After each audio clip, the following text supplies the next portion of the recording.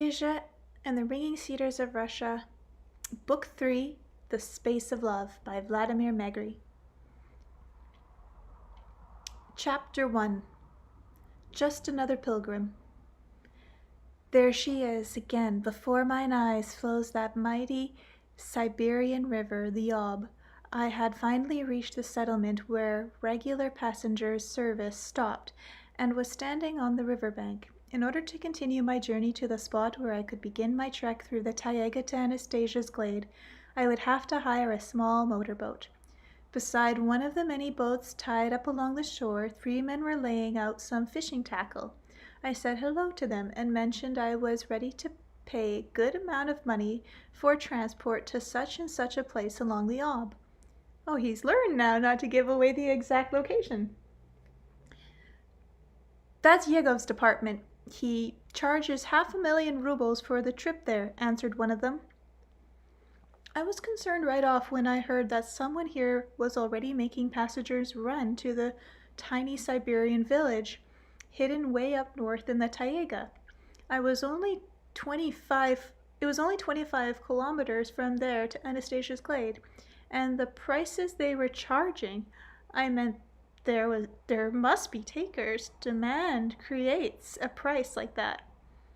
However, bargaining was something one did not do in the north, and so I asked, "And where do I find this Yergov?" "He's somewhere in the settlement, most likely at the store. See over where the little tykes are playing? That's his boat. His grandson Yavis with him. He'll run and fetch him. Go ask him." No sooner had I greeted Yavis, a bright-looking lad of 12 or thereabouts, than he started rattling off. "So you need to go there to see Anastasia? Wait, just a moment. I'll go call my grandpa in a sec." Strange writing. Without waiting for an answer, Yazas went dashing off to the settlement. I realized quite clearly he didn't need an answer. It was apparent that any stranger in these parts, in Yaz's opinion, had but one goal in mind. I made myself as comfortable as I could by the riverbank and began to wait. There being nothing else to do, I stared at the water and drifted into thought. The river was a good kilometer across at this point. Here amidst the bundles of taiga, which you couldn't see the whole of even from an airplane, the river had been flowing on down through the centuries. What had carried away of the past without leaving so much as a trace? What do these Ob waters remember from those times?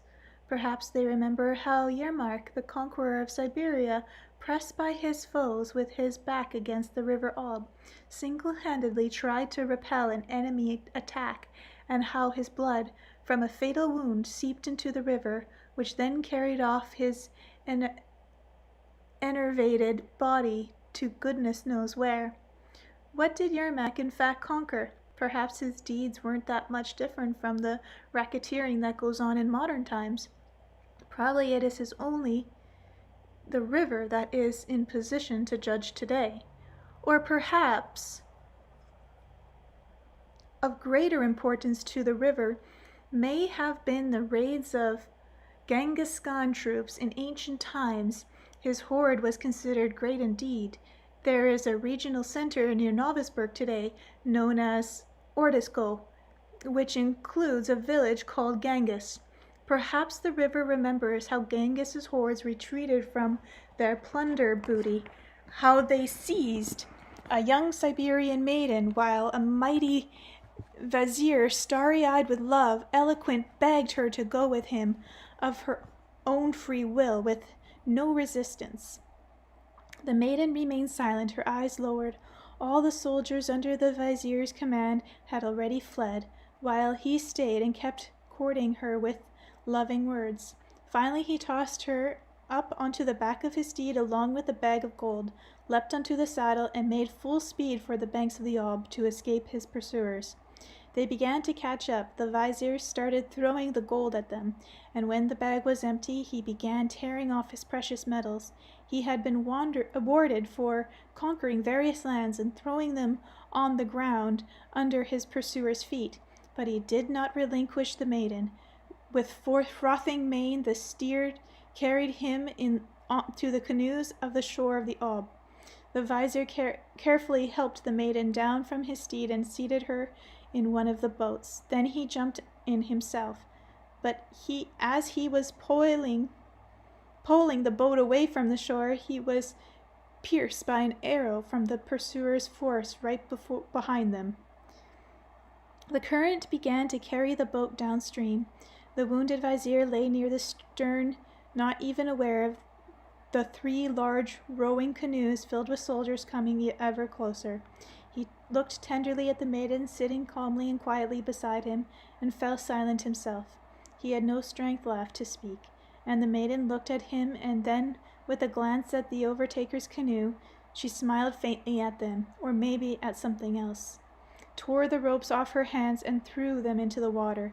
Then this young Siberian maiden took to the oars, and none of the pursuer's craft could catch up to the boat carrying her and the wounded vizier.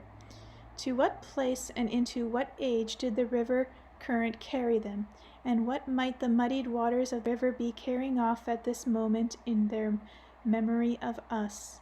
Perhaps, dear river, you consider our big cities to be important. A huge city, Novosibirsk, stands on the banks of the Ob, closer to its source in the south. Can you feel its greater size and majestic, dear river? Well, of course, there's no doubt you would have a great deal to tell about it.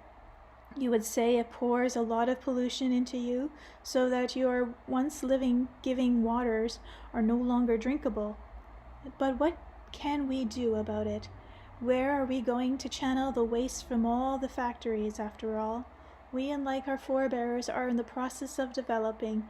We have a lot of scientists working in the multitude of academic centers around Novosibirsk, and if we don't channel our waste into you, we shan't survive ourselves.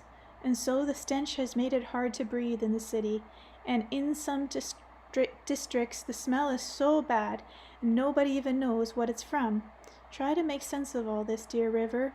Do you know the technology we have today? Instead of noiseless canoes, it's diesel ships, and that are now plying your waters, including at one time my own. I wondered whether the river remembered me, how I sailed up and down it on my ship, the largest passenger vessel in our fleet. It wasn't new, of course. The ship, and it at full speed, all its diesel engines had propelled, made such a roar that it was even hard to hear the music in the bar.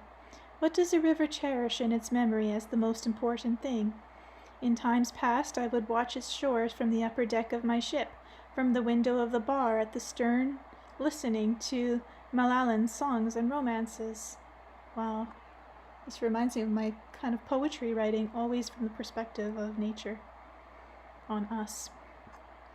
And the song went, I was going to the city upon a white steed, when a pub mistress smiled at me sweetly indeed.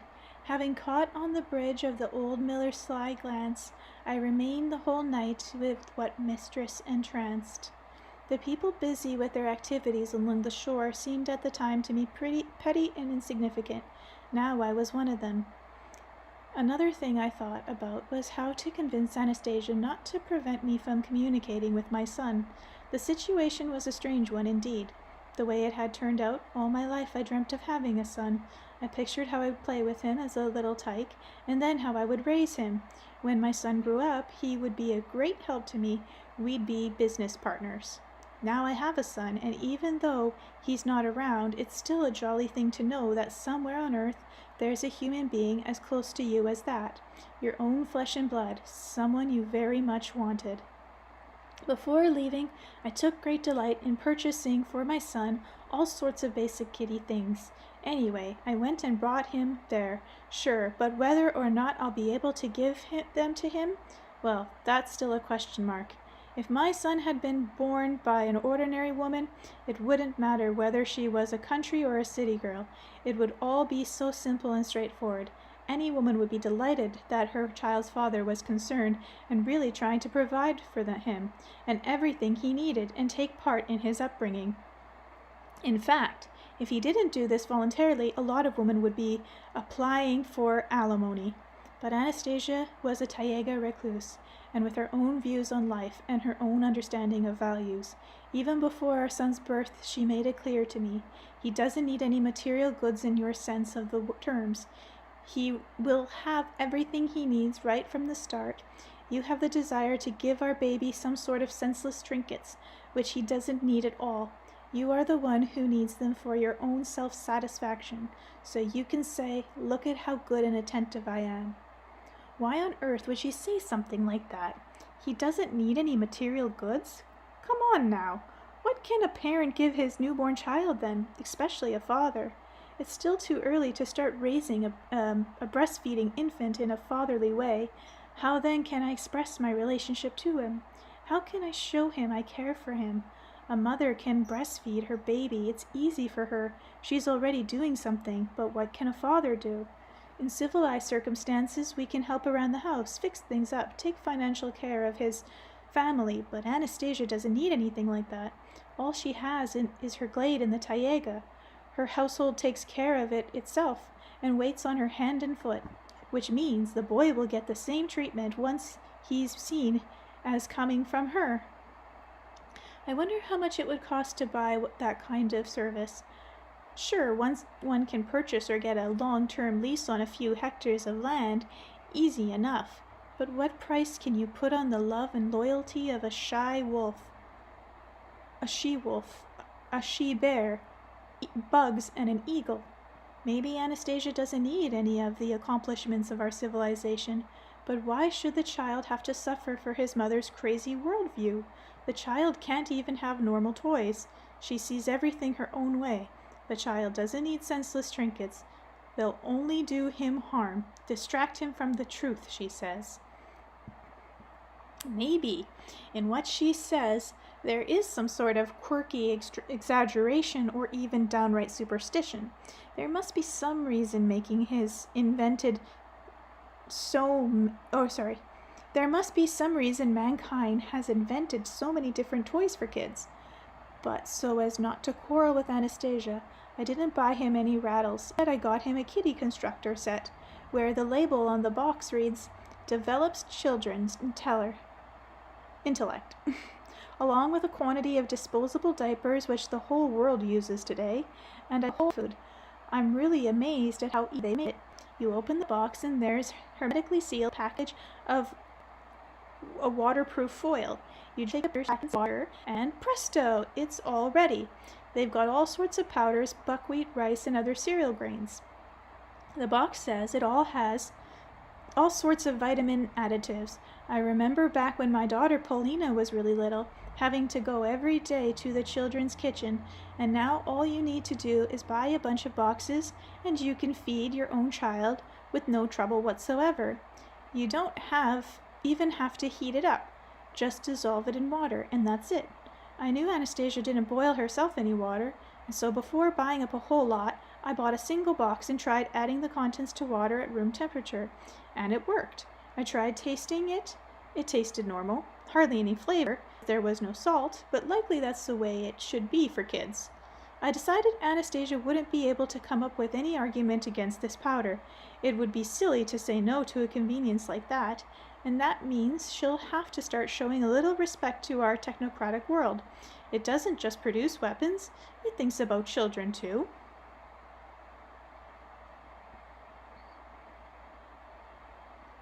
But the thing that disturbed me most about what Anastasia said, especially since it didn't seem to make any sense, was this. She said that in order for me to communicate with my son, I would have to achieve a certain purity of thought, i.e. cleanse my inner parts. Only it wasn't clear to me just what inner parts I should cleanse. It would have been understandable if she said I should shave or shouldn't smoke when I visited the child, or I should wear clean clothing, but she goes on and on about conscious awareness and inner purging, and just where do they sell the can purge anything therewith? Anyway, what have I got inside me that's so dirty? Maybe I'm not better than others, but I'm not worse either. Hey, if every woman started making a demand like that on her man, you'd have to set up a bloody purgatory for all mankind. It's illegitimate. That's what it is. I brought along a clipping from a civil code where it says that one parent has no right to deprive the other of seeing their child without due cause, even if the parents are divorced. Of course, our laws don't mean very much to Anastasia, but still, it's a pretty strong argument. After all, the majority of people do observe the law. I ought to be able to take a hard line with Anastasia, too. We should have equal rights to our child. I had thought earlier of taking a harder line with her, but now I've had some doubts about my initial decision, and here's why. Along with everything else in my backpack, I had brought along some letters from readers. I didn't bring them all because I kept getting so many. I wouldn't begin to have room for them all. Many of the readers care a great deal about Anastasia. They call her a messiah, a fairy of the Taiga, a goddess. They dedicate songs and poems to her, and some of them address her as though she were their bosom friend. This flood of letters got me reconsidering my words and actions in respect to Anastasia. I had about a 3-hour wait sitting beside Yurga's boat, and it was already late in the afternoon when I saw 2 men approaching the company of Yurga's grandson. The first was getting on in years. He looked to be at least 60. He wore a cloth raincoat and rubber boots. He was red in the face, obviously tipsy since he staggered slightly as he walked. The second was younger, around 30, and had a strong build, and as they came closer I noticed streaks of gray in the younger Siberian. Dark blonde hair. The elder of the two came up to me and said, "Hello there, traveler. So, you're off to see Anastasia. We'll take you. It'll be 500,000 for the trip, plus 2 bottles supercharge." It was already clear to me that I wasn't the only one trying to reach Anastasia. That was why the price was so high. To them I was just another pilgrim on my way to Anastasia's habitat.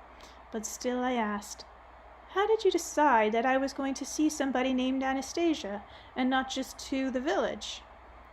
"If you be going to the village or no, you'd better have the 500,000 ready. If you don't have the right amount, we won't take you there." Yurgo's tone towards me wasn't exactly friendly. They charge so much for the trip, and yet don't talk very friendly, I thought. Why would that be? Still, there was no alternative, and I had to accept the terms, but instead of being happy at all the money, and especially the 2 bottles of vodka he spent his young assistant to buy at settlement, his attitude towards me only hardened. He sat down beside me on a rock and kept muttering to himself.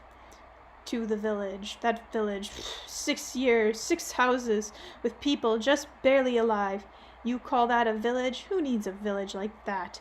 And do you often take visitors to see Anastasia? I'll bet you earn a pretty penny transporting them."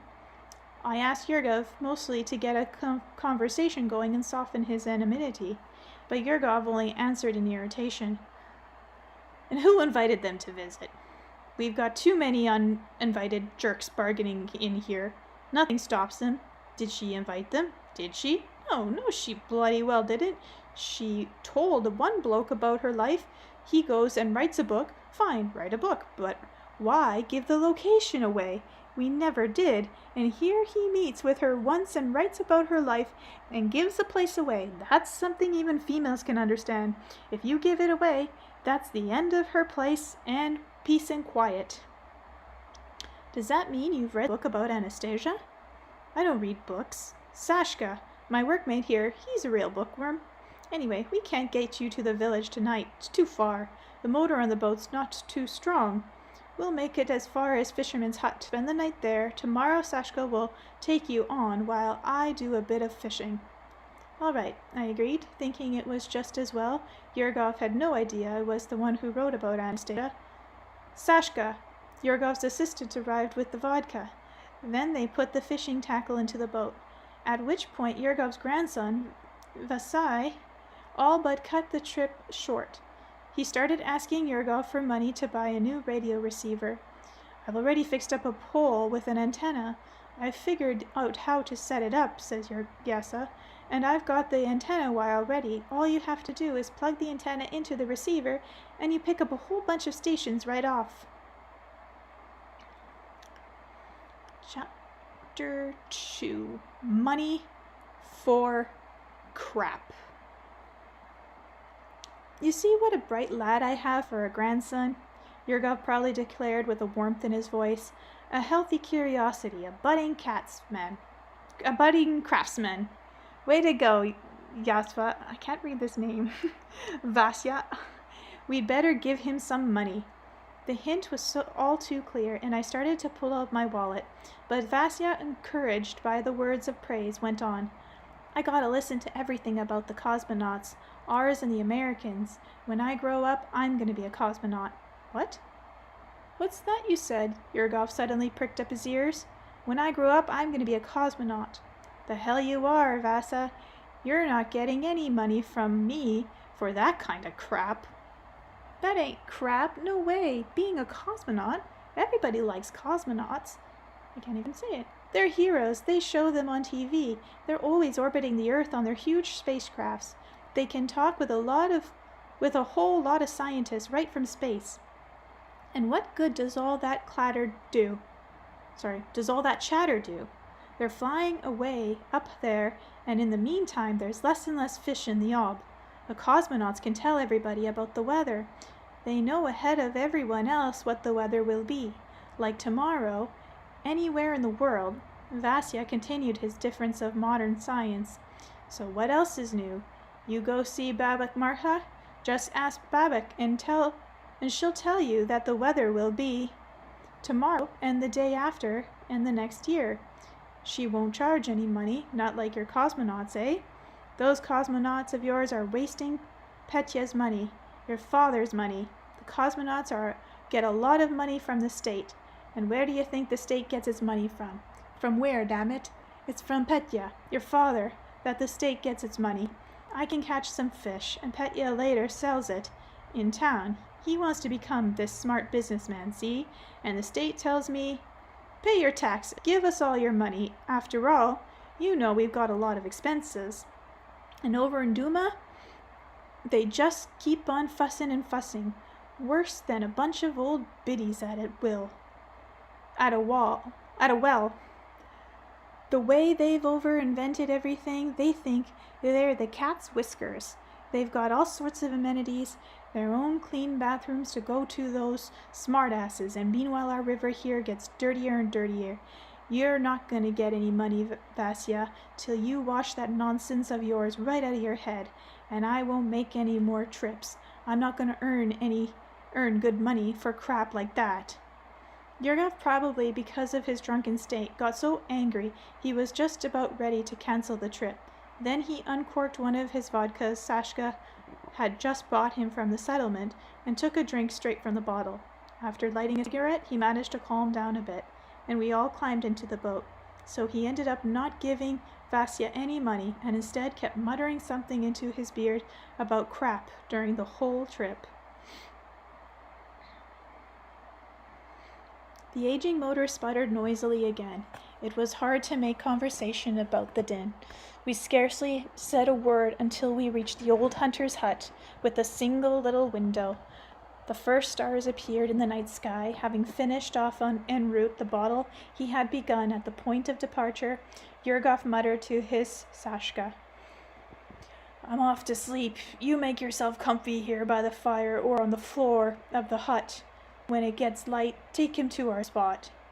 Yurgov was already bending over to get through the tiny door of the hut, but all at once he turned around and repeated with an admonishing tone, to our spot. Got it, Sashka? Got it, Sashka calmly replied.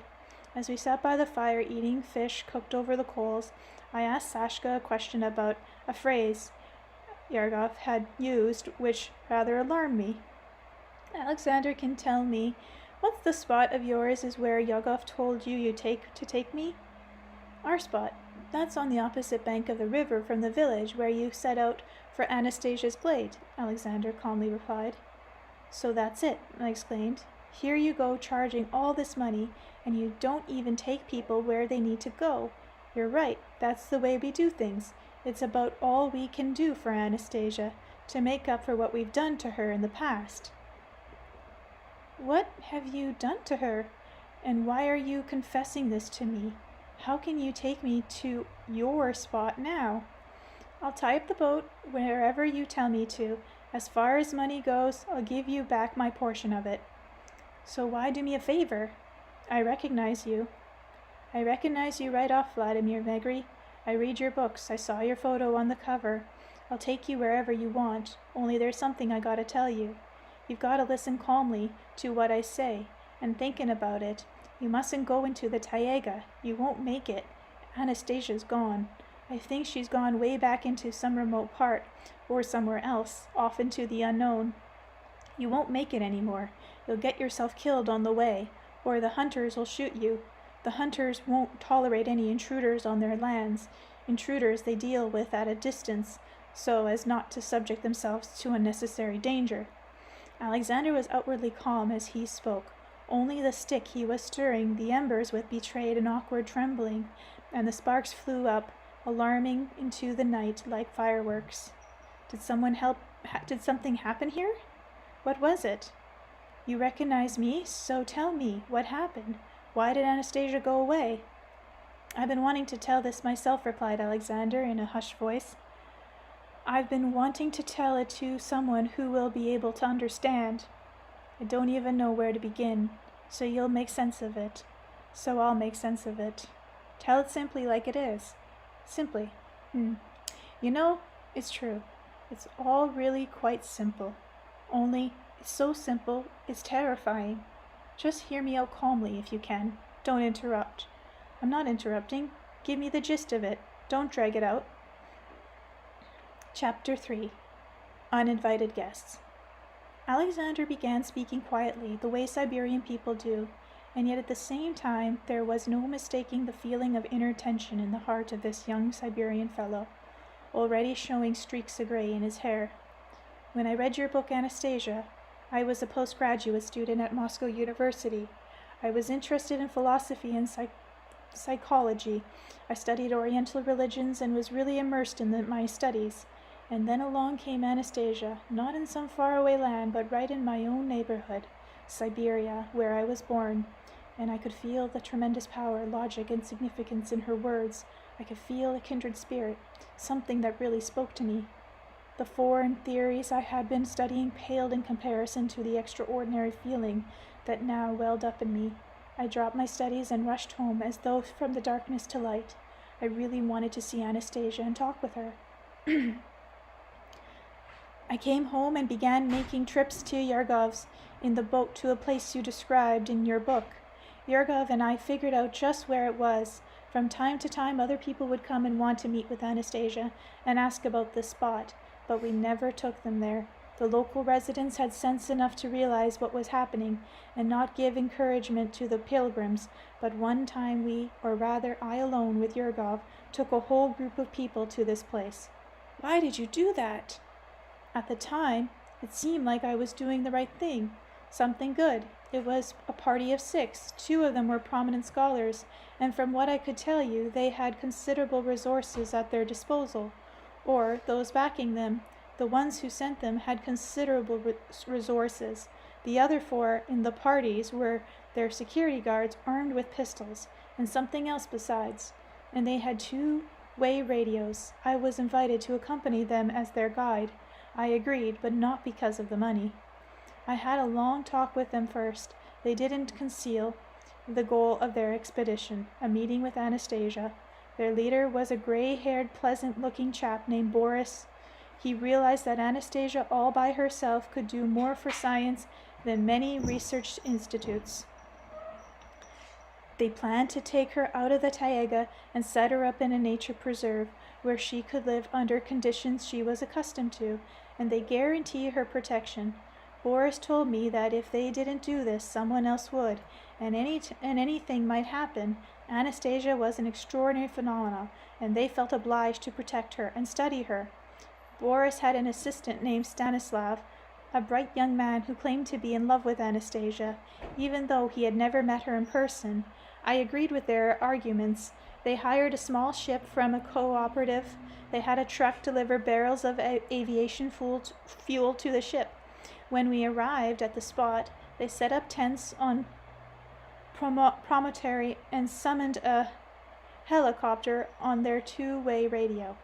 The copter was outfitted for aerial photography, It also had a video camera and some other unusual equipment. Every day the helicopter would fly low over the taiga and take pictures, one quarter after another.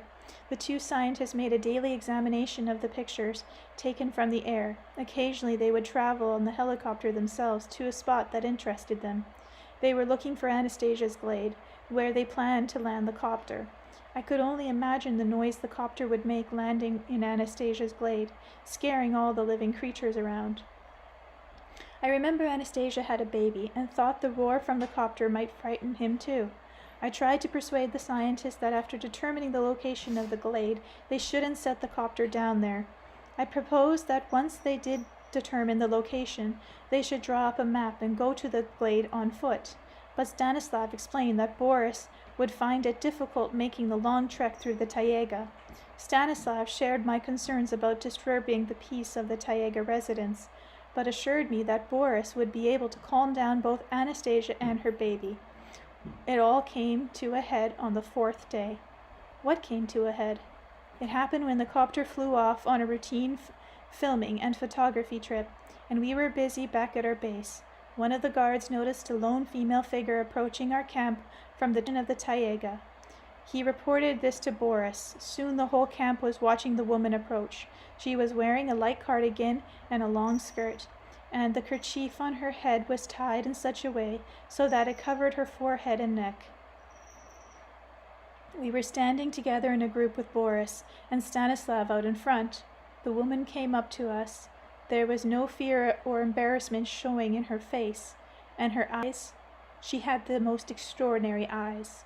They looked at us tenderly and with kindness, and we could feel a warmth from her gaze. It seemed as though she was looking not at our group as a whole, but at each one of us individually.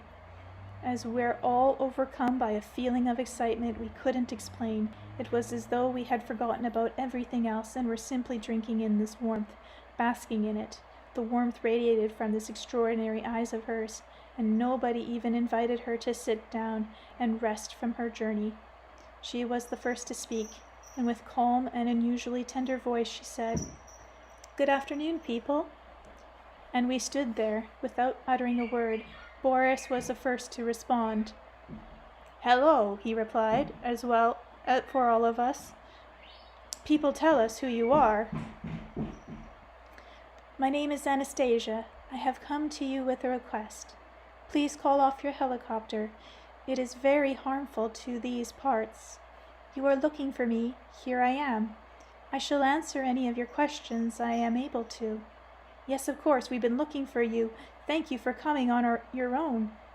"That takes care of so many problems," began, but he still didn't ask her to sit down, even though there was a table and folding chairs by the tent, nor did he take Anastasia aside to talk with her privately. He, too, was most likely distracted by her unexpected appearance. He started in right away, telling her about why they had come. "Yes, that's very good. Come to us on your own. It was you, in fact, we had come for. Don't worry. We'll call off the helicopters right away." Boris at once ordered the senior guard to radio the copter pilot to return to base. The order was carried out immediately. Then he turned to Anastasia and began talking with her in calmer and even more even tone. "Anastasia, the helicopter's coming now. You will climb aboard along with our colleagues. You will show our colleagues the glade where you live with your son. The copter will set down wherever you indicate, and you can fetch your boy. We'll take the two of you to a nature preserve near Moscow. Everything there will be arranged just as you say. That's only right. Nobody will disturb you there. The preserve is under 24-hour guard, which will be reinforced once you settle in there. Just occasionally, scientists will come and talk with you at a time convenient for you. These people will be thoroughly prepared. You will find them interesting to talk to, and they will be most interested in your views on certain natural and social phenomena, as well as your philosophy. Someone who will be constantly at your side and can catch your inner meanings. In spite of his young years, he is already a prominent and talented scholar. Besides which, he has fallen in love with you even before meeting you. The two of you, I think, will be worthy mates. You have the potential to become a fine, happy couple. He is worthy of you, not only because of his scholarship, but in his lifestyle, too. Here he is." And at this, Boris turned to Stanislav's direction and beckoned him over. "Come along, Stanislav. Don't dawdle. Introduce yourself." Stanislav came over and stood facing Anastasia. He looked a little embarrassed as he started speaking. "Well, it looks as though Boris has already proposed for me. I know this may seem a trifle unexpected for you, Anastasia, but I really am ready to ask for your hand. I am prepared to adopt your son and treat him as my own child. I'm ready to help you in working out a host of problems, and I ask you to consider me a friend." Stanislav made an elegant bow before Anastasia, then took her hand and kissed it. He presented a most handsome and elegant appearance. And if only Anastasia had changed her clothes, they would really have looked like the most worthy and attractive couple. Anastasia replied to Stanislav in a tender, serious tone. "I thank you for your kind attention to me. Thank you for caring about me." And then she added, If you really feel you are strong enough to share your love and make another person's life happier and more fulfilled, then remember, there may already be in your circle of women friends someone who is dissatisfied with her life, unhappy about something. Pay attention to her, love her, make her happy. But I want to love you, Anastasia. I am already happy with another. Do not waste your energies on me.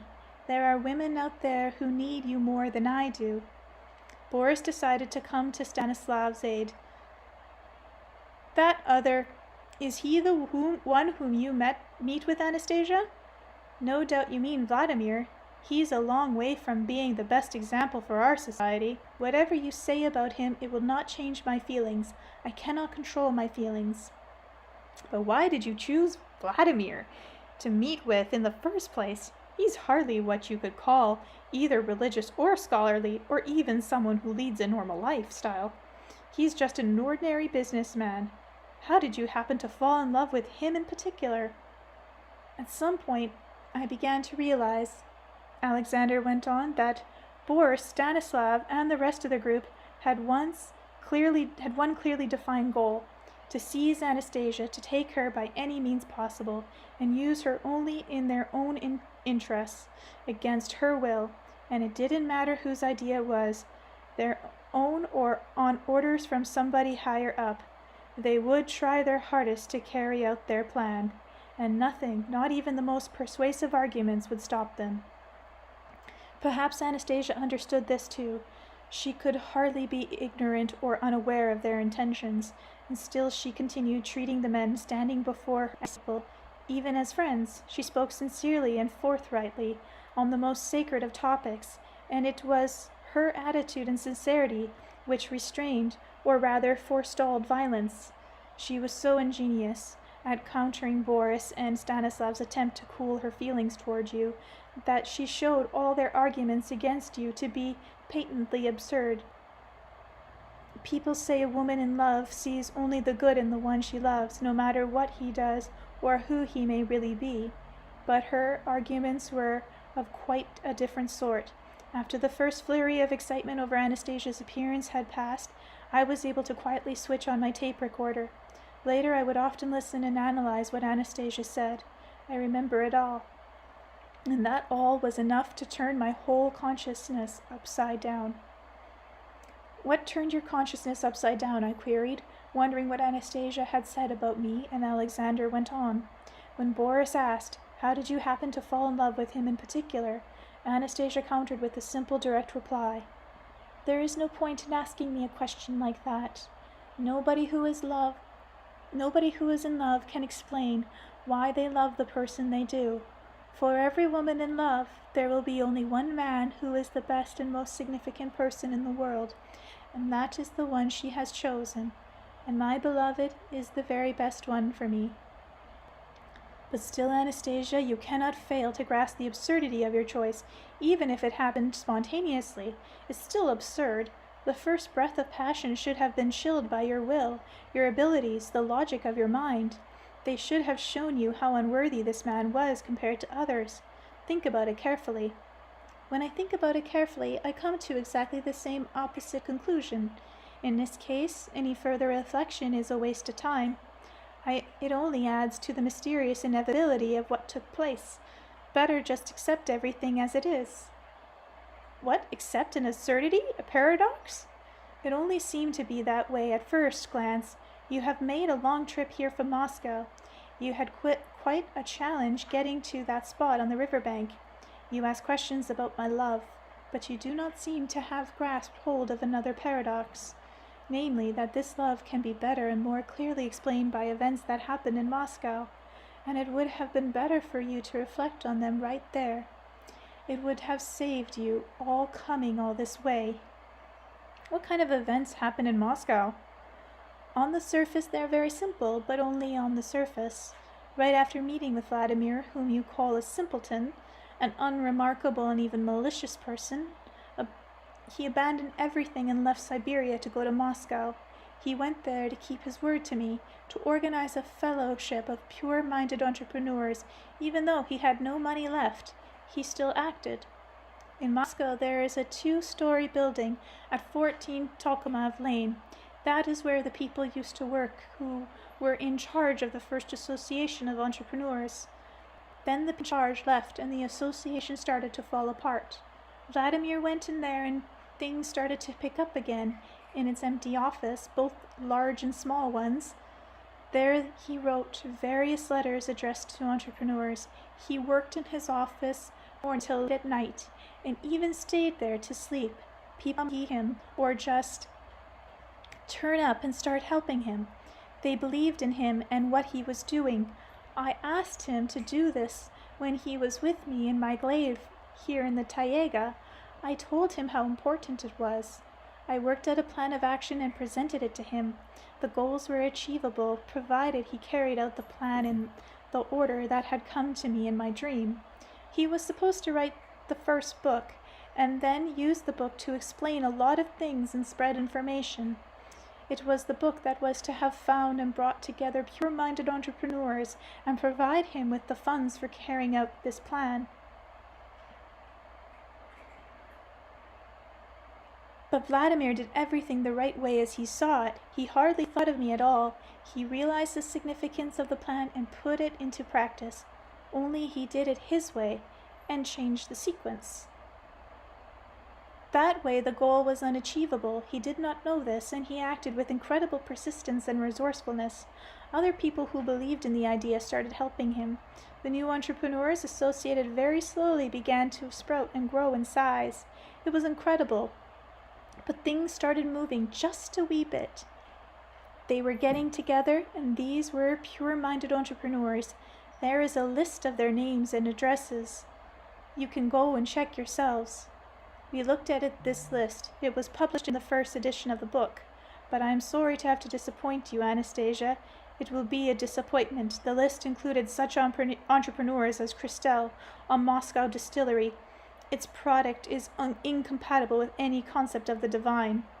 Everything in the world is relative, and perhaps this Christelle is not so bad in comparison with some others. Besides, we are talking about thoughts pure enough to change everything. Today, reality is the result of yesterday's thinking. I can agree with what you are saying there. Still, your Vladimir failed to organize a fellowship of pure-minded entrepreneurs. I assure you, Anastasia, you've pinned your hopes on the wrong man. After changing the sequence of events, Vladimir was unable to reach his goal. He did not have even the slightest or any circular information beyond Moscow. He came up against adverse circumstances, and he lost his means of communication as well as his sleeping quarters. He left the building in Tolkomov Lane along with a little group of local people who were helping him. He could not afford to pay his assistants for their work. He left without a kopeck to his name. He had no place to live, and not even any winter clothing. He had been forsaken by his family. And do you know what he talked about with this little group of helpers as they headed for the metro along the icy streets? He talked about starting everything again from scratch. Even under those conditions, he was working out a plan, trying to get something together. After all, he is an entrepreneur. They, his helpers, followed him. They listened to him and believed him. They loved him. What for, if I may ask? You go ask them, these Moscow people, what for? Ask what they found in him. Go to the building on the Tokimov Lane and ask the security guards there why each time they came on duty they would bring him some food in jars or wrapped in cloth to give him a decent supper. They tried to do it in such a way so that not to offend him with their charity.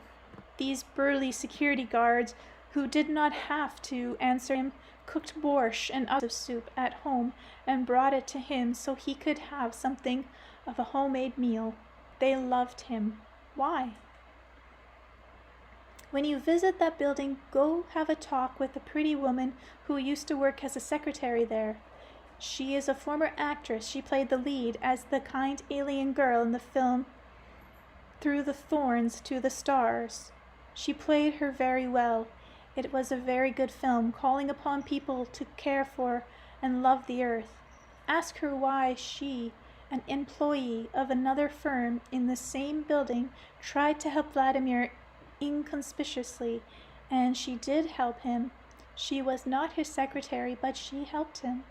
Why did she endeavor to bring him my beloved Why did she endeavor to bring my beloved coffee or tea for his lunch? She made it look as though it were her firm that were simply supplying her with sugar and tea and biscuits. In fact, she brought everything from her own home. She was not rich. She loved him. And at the same time, he, Vladimir, was still losing his strength. He was dying. He was physically exhausted. But even on the death's door, he kept trying to reach his goal. He is an entrepreneur after all, and his spirit is strong. Anastasia, you're talking in metaphors. What do you mean when you say he was dying? In an allegorical sense? In a literal sense? In a literal sense, in Moscow, with his flesh was about dead for several days in a row. People in such a condition usually lie motionless, but he was up and about. Possibly thanks to you, Anastasia. All during those 42 terrible hours, I never ceased warming him with my ray, not even for a moment. But it was not enough. My ray could not retain life in a body if the spirit were weakening. But Vladimir's spirit was fighting back. In its struggles, his spirit did not notice death approaching. It helped the ray. Then other little rays came to the aid of my ray. They were altogether weak and unconscious, but they were there. These were the rays of those around Vladimir in Moscow, people who loved him.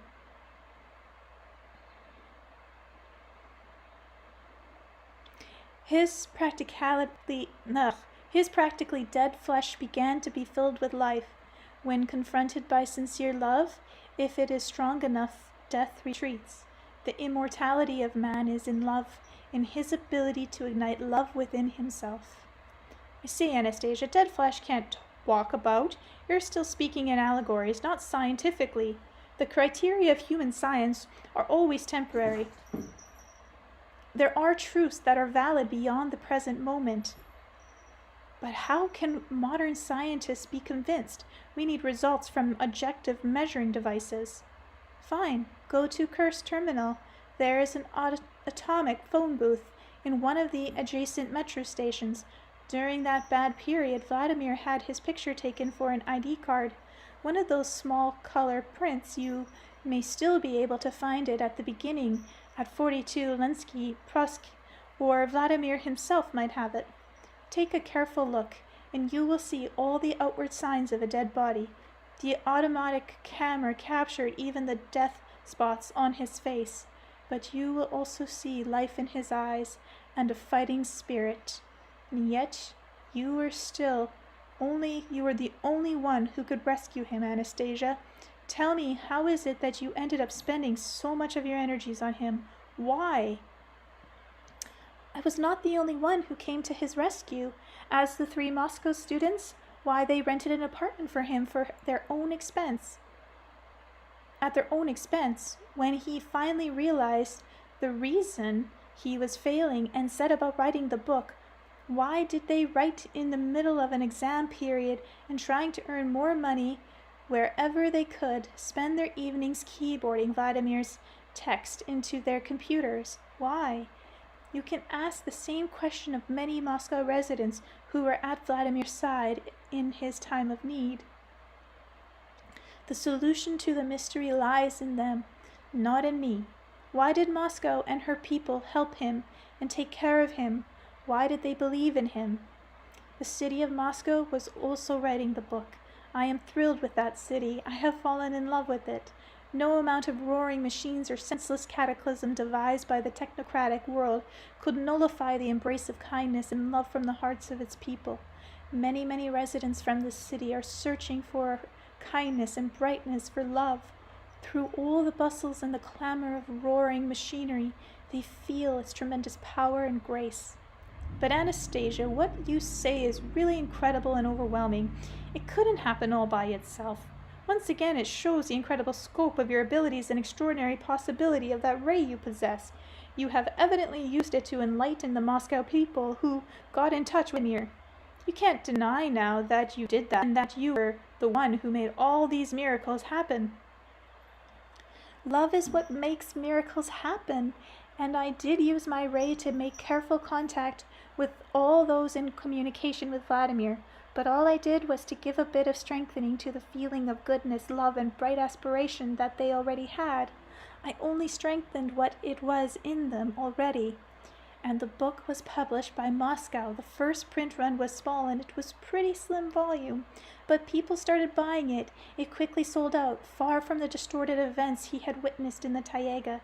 It honestly described the feelings he had experienced in the eyes of many readers. I came out looking clever and good, while Vladimir appeared stupid and none too bright, which is the same thing. People in their homes reading the book did not take into account that Vladimir was with me, one-on-one in the remote Siberian taiga. Everything back then was extremely unfamiliar to him, and I do not know who else could go so far into the taiga with no gear at all, or how much a person would behave upon seeing what Vladimir saw. Vladimir was honest in the way he depicted everything, and yet for many people he began to look stupid. And here you are asking me, why did I choose him, and why do I love him so? In the process of writing the book, Vladimir was already turning his thinking around on a great many things. He grasped everything very quickly. Anyone who has the opportunity of talking with him cannot fail to notice that. But he never tried to paint a rosy picture of his former self. Chapter 4. Chords of the Universe. Anastasia spoke warmly about you, Alexander continued. She knew all about people and events. She told them that the first book you wrote came out in Moscow in the small print run, and it immediately led to enthusiastic reviews, poetry, paintings, and songs. She said that thanks to the sincerity of the writing of the book preserved in the combination of symbols she had sought out in the universe, and these were what aroused extraordinary beneficial Panician feelings in people. When Boris heard that, he began fidgeting and abruptly sat down on the table by the tent. I noticed he was surreptitiously trying to switch on a tape recorder. He was probably so caught up with the pursuit of important information that he completely forgot about everything else around. He didn't even offer Anastasia a chair. He was so bent on extracting so much information from her as he could, and quickly this old gray-haired fellow was excited and fired off more questions. Scientists in many countries of the world are trying to capture the extraordinary sound of the universe with their costly specialized equipment. These sounds are out there. They are known to science. Maybe not all of them, just a few for the time being. Maybe just a billionth part of the whole. What device do you use to capture them, Anastasia? What equipment will allow us to select the sounds that can exert an effective influence on the human mind? The equipment one needs has existed for a long time. Already it is called the human soul. The attitude and purity of the soul will accept or reject sounds from the universe. Okay, fine. Let's assume you've managed to find and select some of the billions of sound, the best that the universe has to offer, and then recombine them in the right way. But sound can only be produced with the help of the device of a particular musical instrument. What's the point of a book, then, after all, if it can't make sounds? Okay. You are right. A book does not make sounds, but it can serve as a score, like a musical score.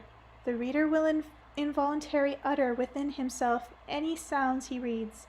Thus, the hidden combinations in the text will resonate in the reader's soul in their pristine form with no distortion. They are bearers of truth and healing, and they will fill the soul with inspiration. No artificial instrument is capable of reproducing what resonates in the soul. How did Vladimir manage to preserve all your combinations if he himself knew nothing about them?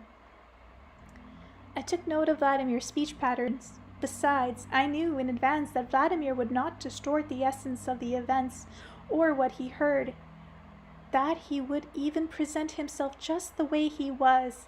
He did not convey all the combinations of signs he needed to carry on writing. After all, he set forth only a fraction of what he knew and was trying to make sense of when he started to write.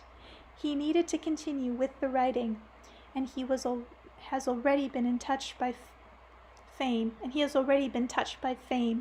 an unprecedented fame at that.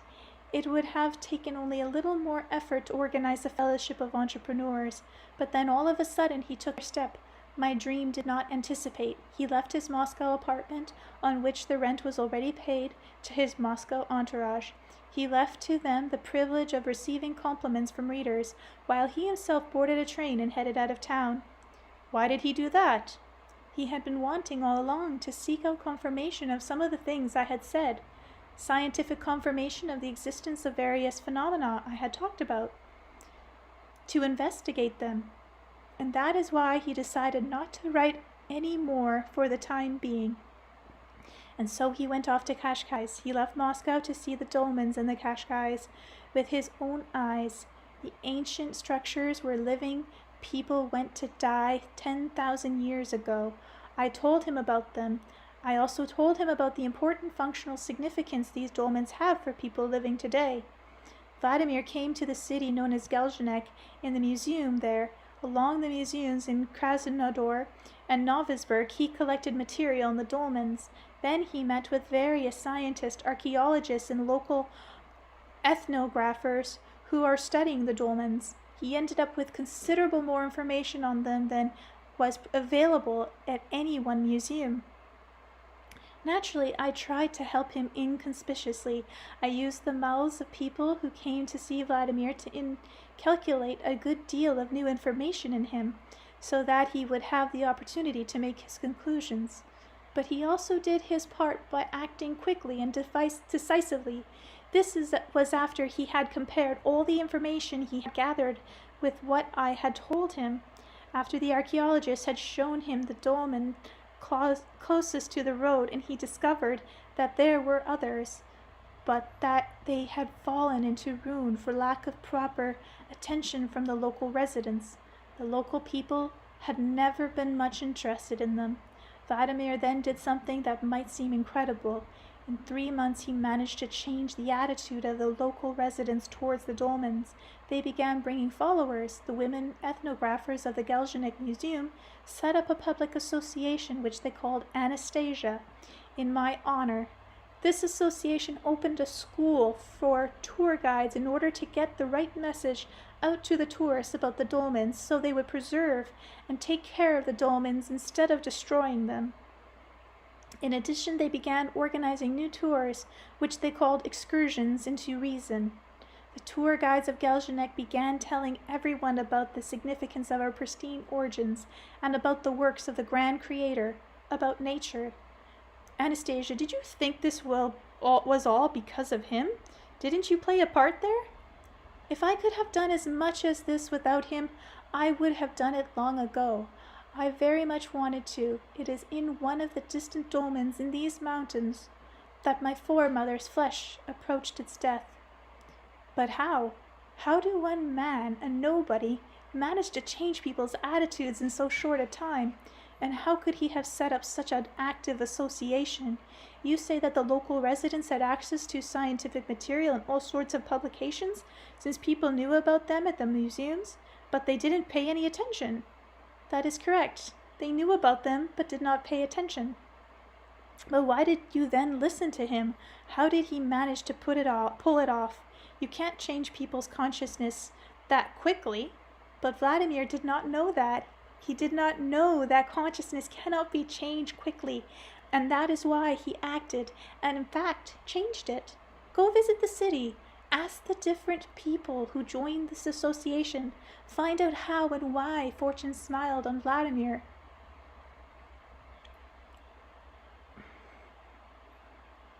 I was thrilled by what was happening there.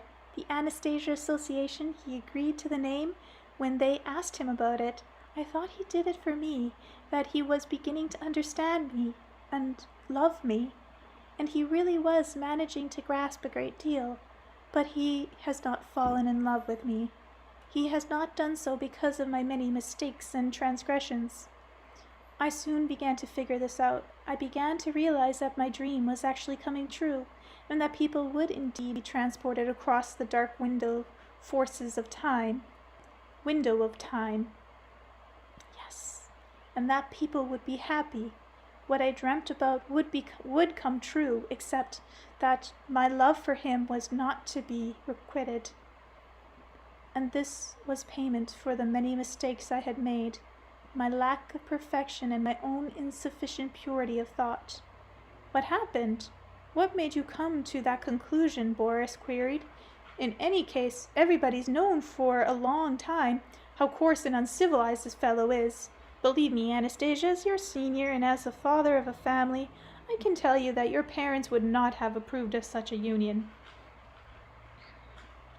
I beg you, do not talk that way about one who is so dear to me. Regardless of how coarse Vladimir may appear to some people, I know differently. What else is there to know about him? Everybody knows what people entrepreneurs are, and he's just a typical example of the species. That's clear to all. Anastasia, I must say, you have a rather biased opinion of Vladimir. No matter, it's still my opinion. Besides, your assumptions regarding my parents' view is wrong. Chapter 5. The Spirit of a Foremother. I realized it one morning, Anastasia said quietly, and her gaze looked as though it were immersing itself in the past, a morning when Vladimir was not at home in the flat he had rented temporarily. I could not find him with my ray. It was the morning of the day when my foremother went into a dolmen to die many centuries ago. I always think of her on that anniversary. I try to talk with her, and she talks with me. You people are accustomed as well to going to the cemetery on a day you remember your loved ones, to think about them, even talk with them. I can do this without leaving my glade. My ray helps me both see and talk at a distance, and they can feel my ray. On that day, I was thinking about my foremother, trying to talk with her as usual, but I could not sense any reply from her. Not at all. None at all. She was not responding to me. This had never happened before. Then I tried to locate her dolmen with my ray, and I found it. I shone my ray upon it with all my might. My foremother did not respond. Something had happened I did not know about. My foremother's spirit was not in the dolmen. Anastasia, please, explain what you mean by someone's spirit. What does it consist of? It consists of all the unseen elements in a man, including certain passions and sensations acquired during the period of existence in the flesh. Does the spirit possess an energy, analogous to any of the energies we know of? That is correct. It is an energy complex consisting of a multitude of different energies. After the end of human individuals' fleshy existence, certain of these complexes break up into separate energies, which are subsequently used in plant and animal aggregates, as well as in essential natural phenomena. What kind of power do they have? What is the energy potential of unbroken complexes? They vary from individual to individual. The weakest one cannot even overcome gravitational energy. They will later fall apart no matter what. Gravitational, you say? The weakest ones? Is it possible to see their presence in anything at all? To touch it? To feel it? Of course, in a tornado, for example. A tornado? You mean a tornado which rips trees up by the roots and overturns things? Then what kind of energy do the strongest ones have? The strongest, well, that would be him. I cannot fully fathom the energy of and the strength of his. I cannot fully fathom the strength of his energy. Then let's say, somewhere in between, something average. The energy complex of many average spirits already contains a released mental energy. What would be the strength of energy potential of an average complex like this? I already told you, it contains released mental energy. What does that mean? What can it be compared to? How would you define it? To what can it be compared? A definition? Tell me, what is the most powerful energy that your mind, your thought, or consciousness can imagine? The energy of a nuclear explosion, no, rather the energy of a reaction taking place in the sun's core.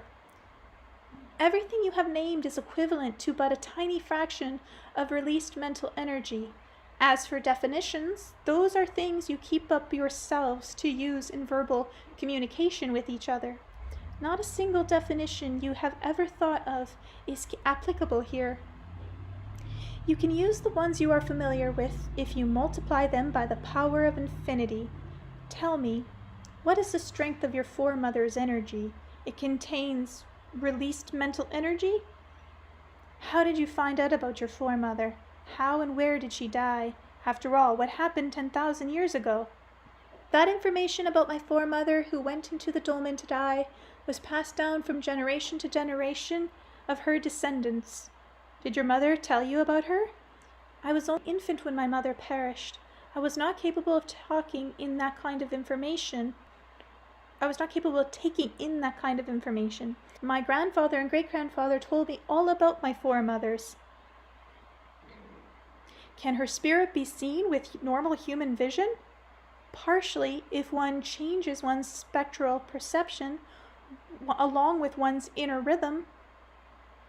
Is that possible? The phenomenon you know as Daltonism suggests that it is possible. You believe it as something beyond the will of man, that it is merely a disease, but that is not so. You said your ancestors, your foremother, was worthy enough to have information about her transmitted from generation to generation over the millennia. What makes this information so worthy and so valuable? My foremother was the last from our pristine origins who knew what a human should think about during the breastfeeding of an infant and had the ability to do so.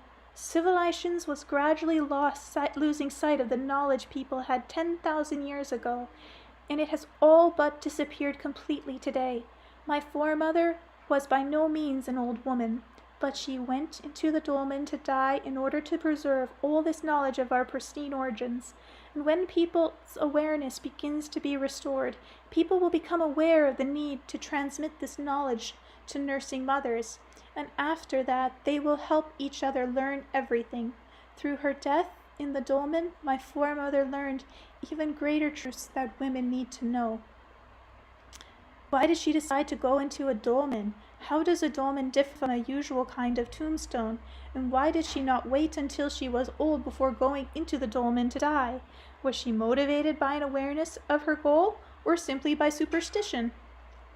Back then, they had already begun paying less attention to the breastfeeding of infants, and women were not offered the opportunity of entertaining a dolmen, even if they wished to. The aging leader revered my foremother, and comprehended that if he did not accede to her request, the leader-to-be would not listen to her at all, and her intentions he might well dismiss as mere fancy. But the menfolk could not be compelled by their leader to build my foremother a dolmen, and so he gave her his own. The men did not approve of the leader's decision and refused to lift the stone slab covering the top so she could go in. So the women got together as one and all night long tried to lift the slab of heavy stone.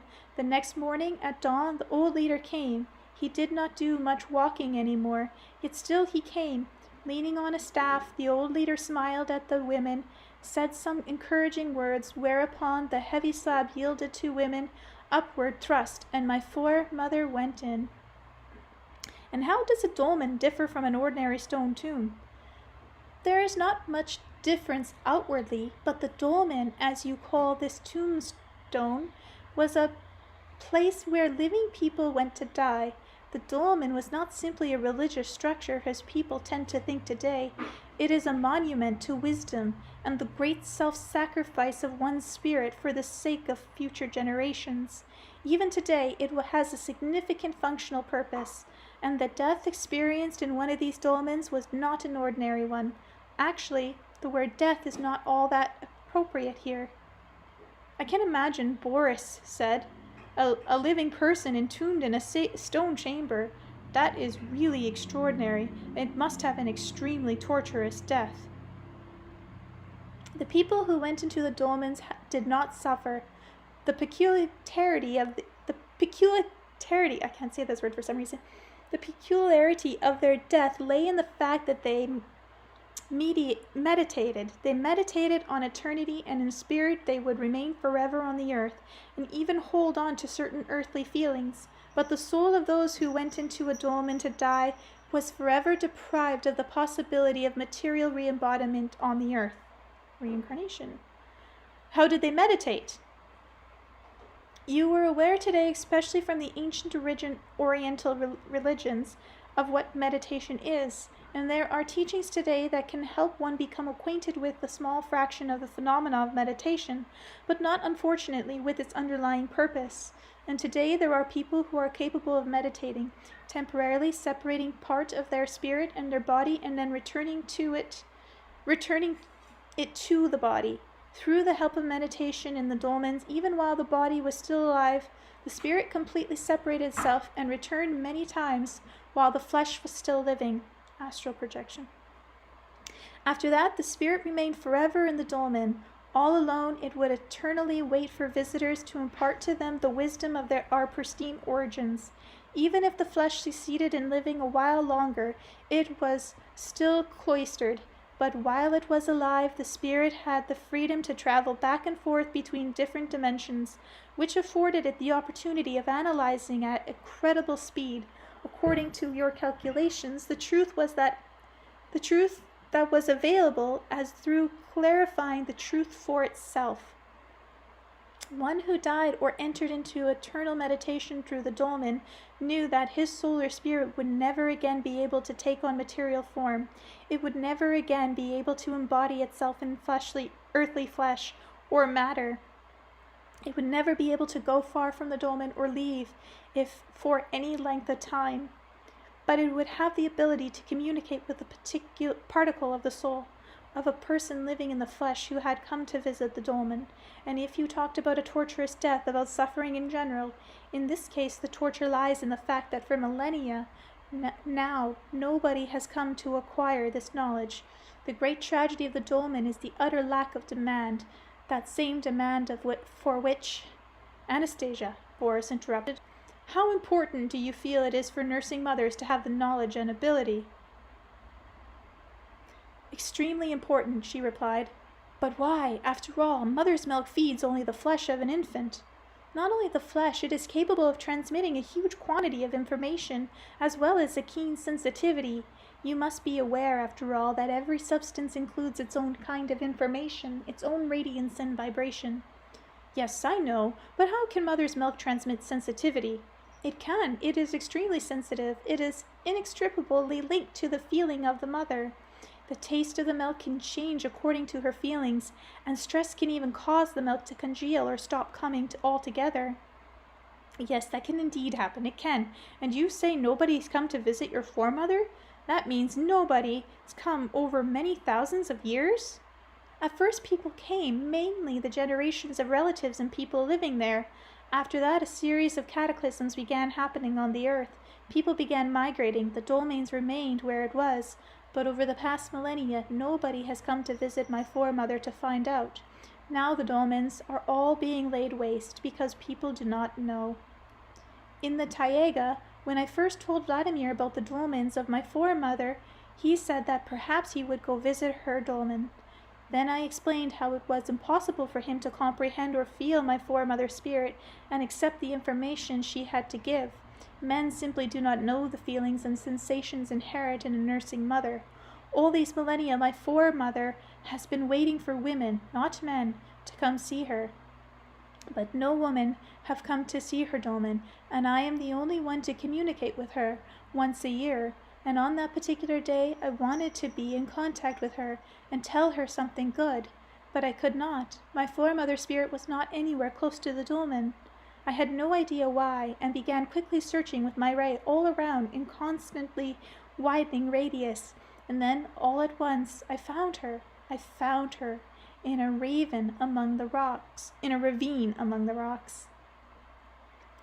Vladimir was lying on the rocks unconscious, and my foremother, her spirit, was bending over Vladimir, taking forms as a conglomeration of invisible energies.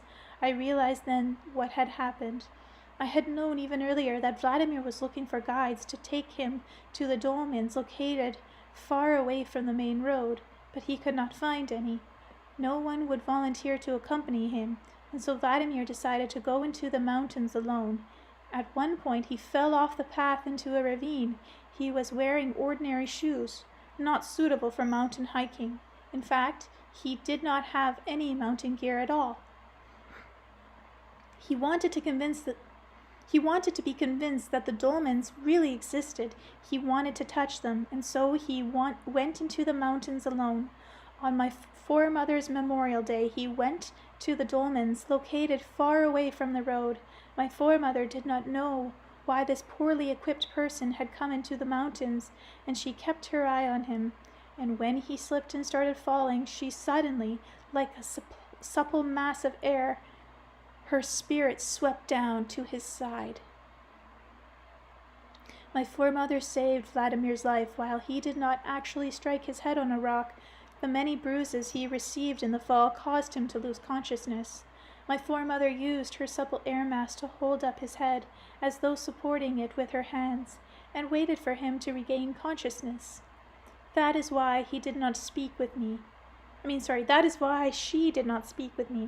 Even when Vladimir's consciousness returned, she still did not go back to her dolmen. She remained in the ravine, down below.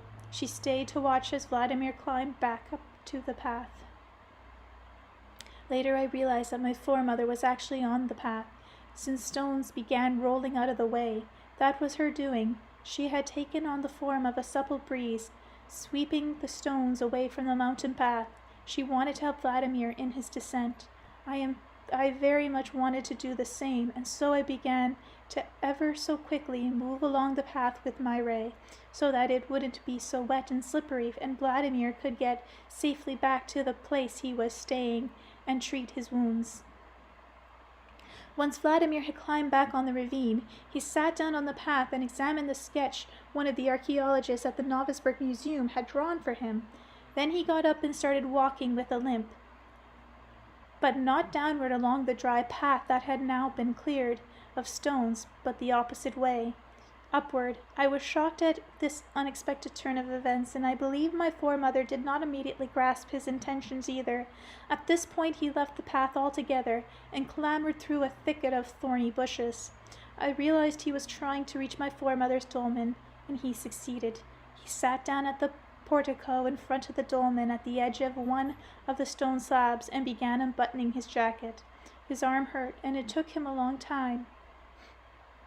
When his jacket was completely unbuttoned and I could see he had a bouquet of flowers underneath, 3 little roses.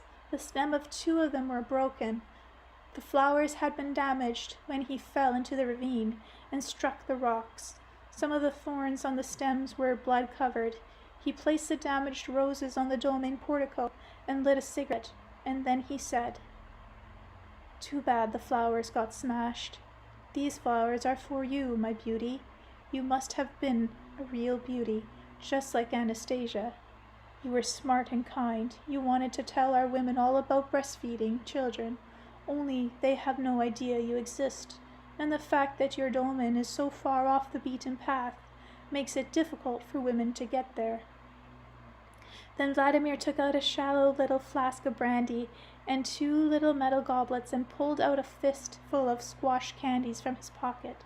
He poured brandy into the goblet, he drank one of them, placed the other on the dome and portico, covering it with a piece of candy, and said, "This is for you, my beauty." Vladimir did everything people do today at cemeteries when they come to see their loved ones or dear friends. As for my foremother, her spirit kept sweeping around him in the form of an invisible energy mass. She was distraught and did not know what to do. She tried to show some kind of response to Vladimir. She tried congealing the air into the shape of her body, but her outlines were transparent and barely noticeable. Vladimir did not notice them. He could not see or hear anything. She kept on trying her best to explain everything to him, but he could only sweep back and forth in frustration. But could only sweep back, so she was frustrated. At one point, her air mass lighting touched the goblet sitting on the portico and overturned it. Vladimir thought a random gust of wind had done this, and joked, "Hey, what are you up to, my wayward friend, spilling expensive brandy like that?" And my foremother's spirit fell still in the corner of the dolmen. Vladimir poured some more brandy, placed a little stone on top, and then put another piece of candy on top of that. And again he started talking as though to himself. "We need to get a decent pathway in here. Just wait a bit. There will be a proper path to your dolmen, and that way women will come to see you. You will tell them everything they need to think about in breastfeeding an infant. Indeed, you must have had very beautiful breasts." Then Vladimir started his descent. It was late at night when he got back to the place he was staying. He sat for a while alone on the sofa in his cold apartment, binding his wounds and watching a video cassette that someone had given him, a tape to watch, which had been copied and passed around by people in various places. On the tape there was a speaker in front of a large audience, made up mainly of women. He was talking about God and how strong the spirit of a righteous man could be. Then he started talking about me. He said I was an ideal woman, a role model to which people should aspire. He said that I had great strength of mind and spirit, and that I was aided by the forces of light, and that now once I became familiar with the lives of people in the usual world, I would be able to help them. He said a lot of nice things about me, and then all at once, he said that I had not yet met a real man, and that the one I had been in contact with was not a real man. Indeed, others had been saying earlier that there was a young man in Australia who was worthy of me, that he and I would meet, and then I would meet a real man. And Vladimir, you see, he is sitting all alone there listening to this. All this time he was trying with one hand to bind the wound on his legs, his other hand still hurting too much from the bruises. I reached out to Vladimir at once with my ray. I wanted to warm his wounds and chase his pain away, and tell him, even though he never hears me when I speak to him at a distance. I thought, well, this time it might work out. Yes, I thought it might work out this time, since my longing for him to hear me was so strong. I wanted him to hear how I loved him, only him and only he, my dearest, only he is a real man. Sorry guys, I'm losing my voice as I'm getting passionate about, I think I've read 50 pages, 60 pages straight. But I got burnt and thrown back on the ground. Something was preventing my ray from getting through to Vladimir. Once again I quickly aimed my ray at the room where he was sitting watching the video, and you know what I saw? There in front of him was this invisible energy mass. My foremother was kneeling right in front of him. Vladimir could not see or hear her. He just kept watching the tape. In the meantime, my foremother was warming the wounds on Vladimir's legs with her breath as he was pouring his terrible, painful cologne on his wounds, and my foremother tried speaking to him, but he was unable to hear. I need a drink.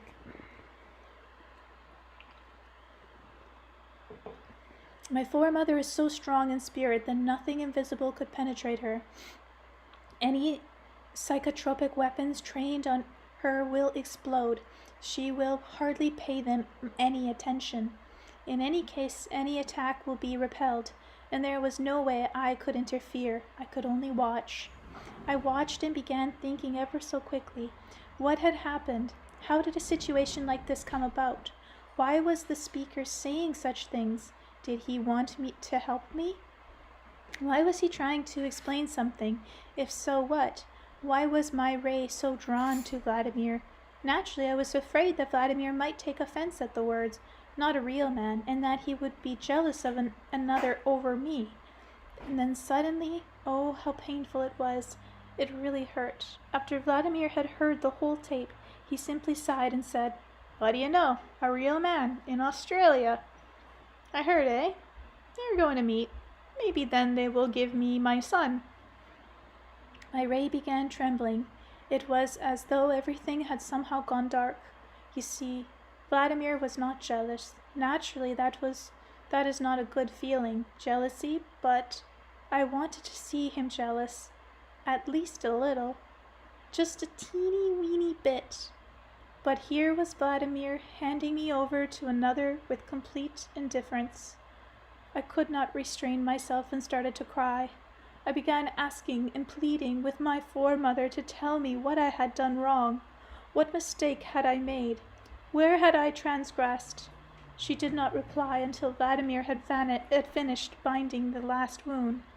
Then she told me sadly, "All you had to do was love, daughter dear, to think about what was good for your beloved without elevating yourself in the process." I tried to explain that I did really want only that what was good, but once again she quietly said, "You wanted something for yourself, daughter dear. Pictures, music, poems, and songs. It will all come to pass. Your dream is powerful, I know. It is for everyone and for the one you love, too. But now it will be more and more difficult for you to obtain earthly love. You are becoming a star, daughter dear, beautiful, and people may admire and love a star, but not as a woman." That was the last thing my foremother said. I lost my sense of self-control. I screamed, and I tried to explain, to argue that I did not want to be a star, that I simply wanted to be a woman and be loved, but nobody could hear me. "Please help me. There is a lot I now understand. I am not afraid for myself. I can take care of myself. But it will take Vladimir much longer to understand, and in the meantime, listening to that kind of talk is leading him away from truth. The distribution of that cassette must be stopped. It suggested to people, including Vladimir, that I am some sort of ideal role model, a star, and that someone else instead of him ought to be with me. I am not a star. I am a woman. I want to love whom I myself want to love. My path is not determined by me alone. I was mistaken. I dreamt things work out so that people would talk about me, dedicate verses and songs to me, that artists would draw me, and that was all to come about. Whenever I dream, my dreams all come true, and this one has too. I am grateful for the verses and the songs. I am grateful to the poets, but I was mistaken all along. That was how I dreamt it. The poems are needed, but I was not supposed to become a star. I wanted to tell that so to Vladimir, would look at the images into the songs and remember, so he would remember me, but I did not know this when I was dreaming it. Now I realized. I am becoming a star. Everyone looks up at stars, but it is a woman they love. Anastasia, do you realize what you're asking for? There's no way to stop a cassette from being distributed, especially when it's one people copy themselves. That's something you can control. You cannot, but Vladimir, he is an entrepreneur, and even it is said to be uncontrollable, he could still do something, but not do anything. He has resigned to the assumption that I am not a suitable mate for him. Forces of light. Alexander continued, forgot about everything else, and went on plying Anastasia with questions such as, "What are the forces of light?" "These," Anastasia replied, "are all the bright thoughts ever participated with them." "Can you freely communicate with them? Can you see them?" "Yes, I can." "Can you answer any questions confronting science today?" "Many of them, perhaps. But your scientists, indeed, every man can find the answers. Everything depends upon the purity of one's thoughts and the motives for asking." "Could you explain certain phenomena for science?" "If the answer does not come to you, it means your thoughts are not sufficiently pure. Such is the law of the Creator. I will not go against it if I feel it is not right to tell you." "Is there something higher than the bright thoughts produced by man?" "There is. They are just as significant." "What is it? How could you define it?" "In a way you are capable of relating to." "Are you able to talk to him?" "Yes, at least sometimes. As far as I know, I talk directly with him." "Is there some kind of energy that exists in the universe that we don't know about on Earth?" "The greatest energy in the universe is on the Earth. We need only to understand it." "Can you, Anastasia, give me at least an approximate description of this energy? Is it like a nuclear reaction? A vacuum phenomenon?" "The most powerful energy in the universe is the energy of pure love." "I'm talking about visible, tangible energy capable of infinite technological progress or producing heat and light, and if you like, an explosion." "And I'm talking about the same thing. All your humanity established installations taken together are not able to supply light to the earth for any length of time, but the energy of love can." "There you go, talking allegorically again. In some other metaphors?" "I am talking in literal sense. As you love a feeling, it's visible. It can't be applied or even seen. Love is energy. It is reflected. It is possible to see it." "What is it reflected? How is it possible to see it?" "The sun, the stars, the visible planets, they are all but reflectors of this energy. The light of the sun, which gives life to everything on the earth, is created by human love. In the whole universe, the energy of love is reproduced only in the soul of man. It takes upward flight, becomes filtered and reflected, and pours itself forth from the planets of the universe as beneficial light upon the earth." Do not combustive chemical reactions take place on the sun all on their own? You only have to do a little reasoning to realize the falsity of such a conclusion. It is like, as you put it, 2 plus 2. Can man control this energy? Not to any significant degree, at least for the time being. But do you know how to do it? Myself, I do not know. If I knew, my beloved would already love me. You say you can communicate with him, a being higher than the forces of light. Does he always answer you? I mean, willingly? Always, and he always answers very gently, because he could not do otherwise. Could you ask him how to control the energy of love? I did ask. And? To comprehend certain answers of his, one needs to have a certain level of consciousness, awareness, and purity, which I myself do not have. I do not understand all his answers. But you will still attempt to do something to obtain this love. Of course, I shall do something. What will you do? I shall think. Help me. I need to ask all the women out there who have ever loved, all who have or have not been loved. They will think, analyze, and produce thoughts which will appear in the dimensions of the forces of light. I shall see them, I shall understand, and then I shall help everyone. Thoughts in the dimension of light are always comprehensible. Anastasia, we can't put a question to all the women of the world at once. Nobody can do that. Ask Vladimir. He will figure out how to do it. He will find a way, but he will not do it. You will have to persuade him that this is very important for all people, for him. If he feels how important it is, he will definitely do something. He will find a way of asking all the women at once. You believe so strongly in him. Why then has he not been able to love you in turn? He is not to blame. I am to blame. I made many mistakes. Possibly I was in a hurry and made myself appear too fantastic to him with my abilities. Possibly he was not yet able to appreciate why his son had to be raised in surroundings that seemed unusual for human beings, that is, in the forest. Possibly I should not have interfered so drastically with his customary habits, not have intruded on his conscious awareness. I know now that men really do not like that. They can even beat women for that. I should probably have waited, and he would have come to understand it all on his own. He should have felt that he is superior to me, at least in something. But I did not realize this in time. I told him that he could not see his son until he purified himself. At that point I was thinking only of our son, about what was best for him, and I inadvertently said it would not be good for him to see his father as a dimwit. So it turned out that I was the altogether clever one, and my beloved was stupid. What kind of requited love could I dream about after that? Why, then, do you need to ask for other women if you're so capable of analyzing things yourself?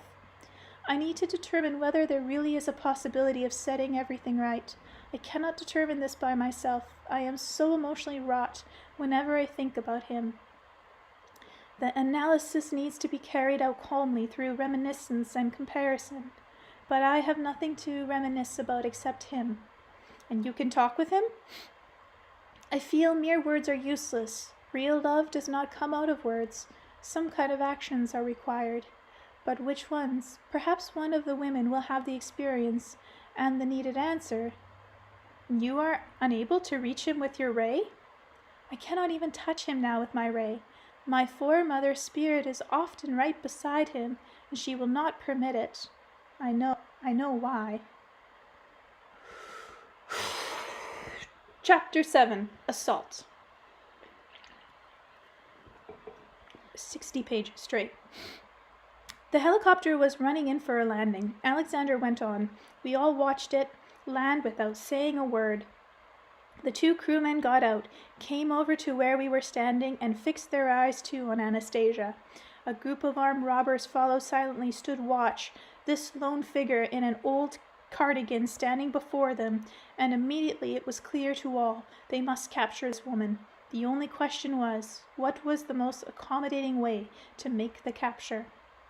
After a long pause, Boris laid it down in black and white. Anastasia, you realize you represent a valuable resource for science. The decision has already been made to transfer you to the nature preserve near Moscow. This is necessary for your own good, among other things. If for some reason you don't understand the situation and refuse to come voluntarily, we shall be obliged to effect the transfer by force. Naturally, you will want to have your child with you in the new place. You show us the location of your glade on the map, and the helicopter will go fetch your son. Later we can capture a few of the animals and transport them to your new dwelling place. I repeat, all of this is necessary for your own benefit, for the benefit of your son, and other people as well. You do what to bring benefit to people, don't you? Okay. You do want to bring benefit to your people, don't you? Yes, Anastasia replied calmly, and right away added, everything I know I am ready to share with all people, if they find it interesting, but only with all people. Science is not something that is available to everybody at once. Its achievements are used first only by localized groups, often for their selfish personal interests. The vast majority get to know about only what the localized groups are disposed to reveal. Who do you present? Who do you represent? Is it not a particular localized group? I cannot go with you. I need to... Oh. Who do you represent? Is it not a particular localized group? I cannot go with you. I need to raise a man. I need to raise my son. That can only be done properly where a space of love has been created. This space has been created and perfected by my forebears, near and distant. It is still small, but it is what ties me to the whole substance of the universe. Every man must create around himself his own space of love, and offer to his child. Bearing children without preparing a space of love for them is criminal. Every man must create around himself a small space of love, and if everyone understands this and acted upon it, then the whole world would become the brightest focus of love in the universe. This is the way he wanted it, and this is man's purpose, for only man is capable of creating such a space of love. Two strong security men approached Anastasia from behind, one on either side. It wasn't clear whether they were acting on orders from the security captain or whether it had all been planned out in advance. They exchanged glances and simultaneously grabbed Anastasia's arms. They did this quite professionally, though not without a certain degree of apprehension. They kept a tight grip on her arms, as though holding a captured bird by its outspread wings. The security captain was a stocky fellow, his hair cut real short. He stepped out in front and stood beside Boris. Anastasia's face showed no sign of fear, but she was no longer looking at us. Her head was slightly inclined towards the ground. Her eyelids were lowered, hiding her gaze, and she began to speak without raising her eyes, with the same calm and gentle in her voice as before. Please do not force us. It is dangerous. For whom? The security captain inquired in a raspy voice. For you. It would be unpleasant for me. Boris tried to restrain what may have been either his fear or his excitement. He asked Anastasia, "Can you cause us physical pain using supernatural abilities?" "I am a man like anybody else. But I am worried. Worry may allow undesirable things to happen." "Such as?" "Matter, cells, atoms, nuclear particles in chaotic movement. You know about them. If one visualizes them vividly and in full detail, perceives and understands them properly, and then uses the full powers of his own imagination to extract from the nucleus even a single chaotically moving particle, then the matter begins to..." Anastasia turned her head to one side, lifting her eyelids just slightly, and fixed her gaze on a stone lying on the ground. The stone began to break apart into small particles, and before long was transformed into a pile of sand. Then she raised her gaze to the security captain, squinting her eyes into a concentrated stare. Steam began to escape from the tip of the security captain's left ear. The tendon slowly, millimeter by millimeter, began to disappear, and suddenly the young guard standing beside him went white with fear and drew his pistol from his holster. He did it automatically, like a professional soldier, without thinking. He aimed the pistol directly at Anastasia and discharged the whole cartridge. No doubt the thoughts of each one of us at that moment were racing at top speed, and something happened which you occasionally hear about with soldiers in wartime when, in extreme conditions, they see a grenade or a bullet in motion. And even though the grenade or bullet is flying at its unusual speed, the acceleration of one's thinking and perceived faculties causes it to be seen as in slow motion. I watched as the bullets from the frightened security guard gun flew at Anastasia, one after another. The first bullet grazed her temple. The rest of the bullets never touched her. They dissolved into dust while still in flight, just like the stone which she had trained her gaze upon earlier. We all stood there stupefied. We stood and watched as a stream of blood flowed down Anastasia's cheek from under her kerchief. The guards holding Anastasia by the arm stepped back from her when they heard the gunshots, but didn't let go of her. They had got her in the depth grip and were pulling her in the opposite direction. All at once a pale bluish glow flooded the ground around us. It came from somewhere up above and quickly intensified. It dazzled us, making us incapable of moving or speaking. In the usual quiet that followed, we said, "Please, let go of my arms. I may be able to let go, please." But the petrified guards did not let go their death grip. Now I realized why she raised her arms in a characteristic gesture when she was talking with you. It was this gesture that indicated to someone up above that everything was in order and that she did not need help. But this time they wouldn't let her raise her arm. The bluish glow continued to intensify. Then something seemed to sparkle, and we saw a fiery spear hanging over us, pulsating with a pale blue light. It was like a huge ball of lightning, and inside it were sparkling networks of hundreds of lightning discharges. Occasionally they would spark out beyond the blue membrane like hull and reach the tops of the nearby trees, or even the flowers beneath our feet, but caused them no harm. One of the thin lightning bolts momentarily made contact with an obstruction with rocks and a fallen tree had made in the creek.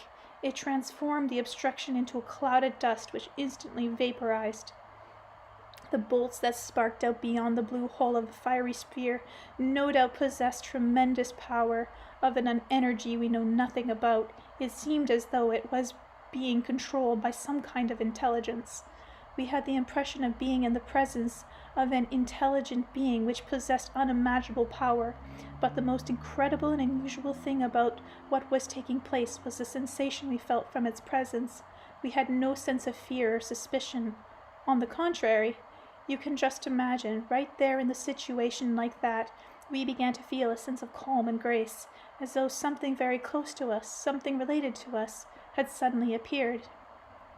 At that point, the pulsating blue sphere soared over our heads and seemed to be studying us, sizing up the situation. All at once, it made a circle in the air and landed at Anastasia's feet. The bluish glow intensified and, like a pleasing languor, relaxed us to the point where we simply didn't feel like moving or even hearing or saying anything. The blue hull of the sphere then emitted several fiery bolts at once.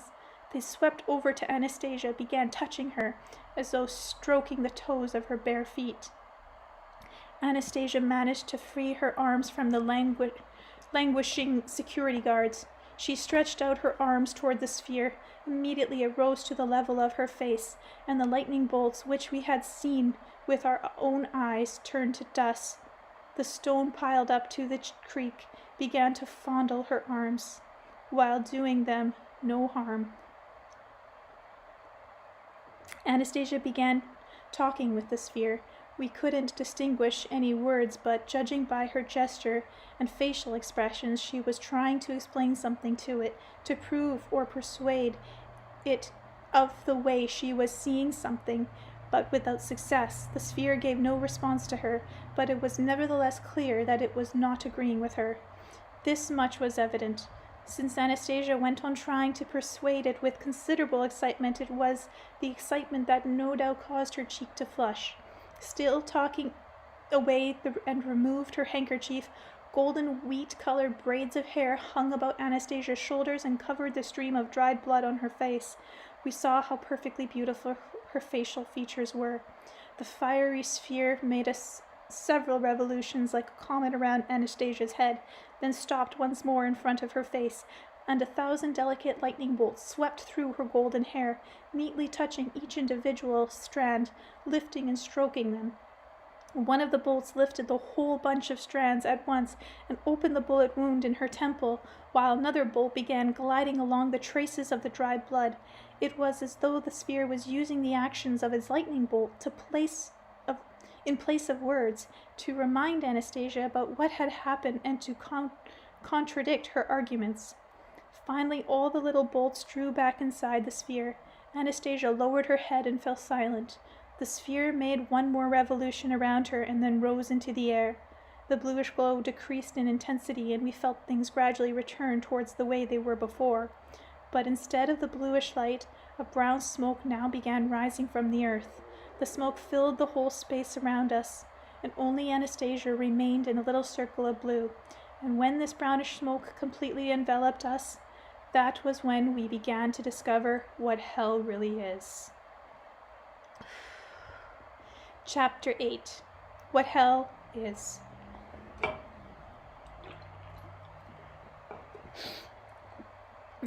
Old Bible pictures showing the beastly tortures of sinners over hot coals, and even the most extreme portrayals of horror film monsters, pale like children's innocent fairy tales in comparison to the hell we went through there on the riverbank. Alexander exclaimed, "Since the beginning of time, mankind has never managed to dream up anything that can compare with it. All the Bible images and horror films stop at depicting all the different ways fleshy bodies can be torn apart and dismembered, which is nothing by comparison with the real hell. But what could be more frightful than the acute torturing of the flesh? I queried. What kind of hell did you see? Once the blue glow had weakened sufficiently to allow the brownish smoke to rise from the earth, it had enveloped us completely. From head to toe, we found ourselves split into two halves. What two halves? Just imagine. I suddenly found myself comprised of two parts. The first was my body, enveloped in a transparent skin through which I could see all my internal organs, my heart, stomach, intestines, the blood rushing through my veins, along with various other organs. The other part, invisible, consisted of my feelings, my emotions, my mind, my desires, my pain, sensibility. In other words, everything about man that we can't see. What's the difference whether the parts are together or separate, as long as it's still you? What happened to you that was so awful, aside from seeing your skin transparent? The difference turned out to be incredibly significant. The thing is, our bodies began to act on their own, independent of our minds, wills, aspiration, or desires. We could observe the actions of our bodies from an external viewpoint, yet our feelings and pains, sensibilities remained with our invisible selves, and we were deprived of any ability to influence the actions of our own bodies, like hallucinogenic trips. Like someone who's terribly drunk? I asked. Drunks don't see themselves external, at least not while they're drunk, whereas we saw and felt everything. Our clarity of consciousness was extraordinarily acute. I could see how beautiful the grass, the flowers, the rivers looked. I could hear the birds singing and the creek bubbling away. I could feel the cleanliness of the air around me, along with the warmth of the sunbeams. But those bodies, all the transparent bodies standing in our group, suddenly trotted down like a herd of sheep to a pond formed by the creek. The pond resembled a little lake. The water in it was clear and transparent. The bottom was covered with soft sand and beautiful stones. Tiny fish were swimming in it. Our bodies ran down the splendid little lake and started splashing around in it. They started urinating and defecating in it. The water became dirty and clouded, yet our bodies began drinking from it. I saw the dirty, stinking liquid flow through my intestines and into my stomach. I was overcome with a sensation of nausea and revulsion. Then under one of the trees by the pond, all at once appeared the naked bodies of two women. Their skin was just as transparent as that of our bodies. The women's bodies lay down on the grass under the tree, lolling about and stretching out in the warm sunshine. My body and that of security captain ran over to the women's bodies. My body began stroking one of the women's bodies. It felt a responding caress and entered into sexual intercourse with the women's bodies. The security captain's approach was not reciprocated, and his body started raping the woman. Then one of the guards came running over and started hitting first my spine and then my head with a rock. But it was I and not my body that felt excruciating pain. The guard dragged my body away from the woman and started raping her himself. Our bodies soon began to grow old and decrepit. It was as though time was accelerating.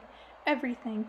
The woman that had been raped now became pregnant, and through her transparent skin we could see the embryo taking form and enlarging itself in the womb.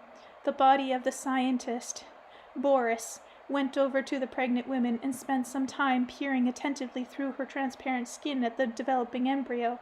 Then all of a sudden he slipped his hands into the woman's vagina and began wrenching out the fetus. In the meantime, Stanislav's body was quickly collecting rocks into a pile, then wildly breaking off small trees and using them, along with any other material he found handy, to construct something resembling a cabin. My body went over to help. When the cabin was just about finished, my body tried to kick Stanislav's body out of the cabin. He resisted, and our bodies started fighting with each other. Even though I myself was invisible, I could still feel terrible pain when he started hitting the legs and head of my body. Our fight caught the attention of other bodies, and they shoved us both out of the cabin, and then started fighting for it amongst themselves. My body became terribly frail, and began decomposing before my very eyes. It could no longer walk, and just lay there under a bush, wasting away with a nauseating stench. Worms appeared on my body, and I could feel them crawling all over me, creeping into my internal organs, and eating away at them. I acutely felt them gnawing away at my insides, and waited the final decomposition of my body to escape from this excruciating torture. Then all at once a fetus emerged from the second woman that had been raped. It began to grow right before my eyes. Soon the little fellow stood up, and took his first timid step. Then another, and then it staggered and fell on its bottom. I could feel a painful sensation as it landed, and I realized to my horror that this was my new body, and it was doomed to survive, to exist among these abominable brainless bodies which were desecrating themselves and everything around.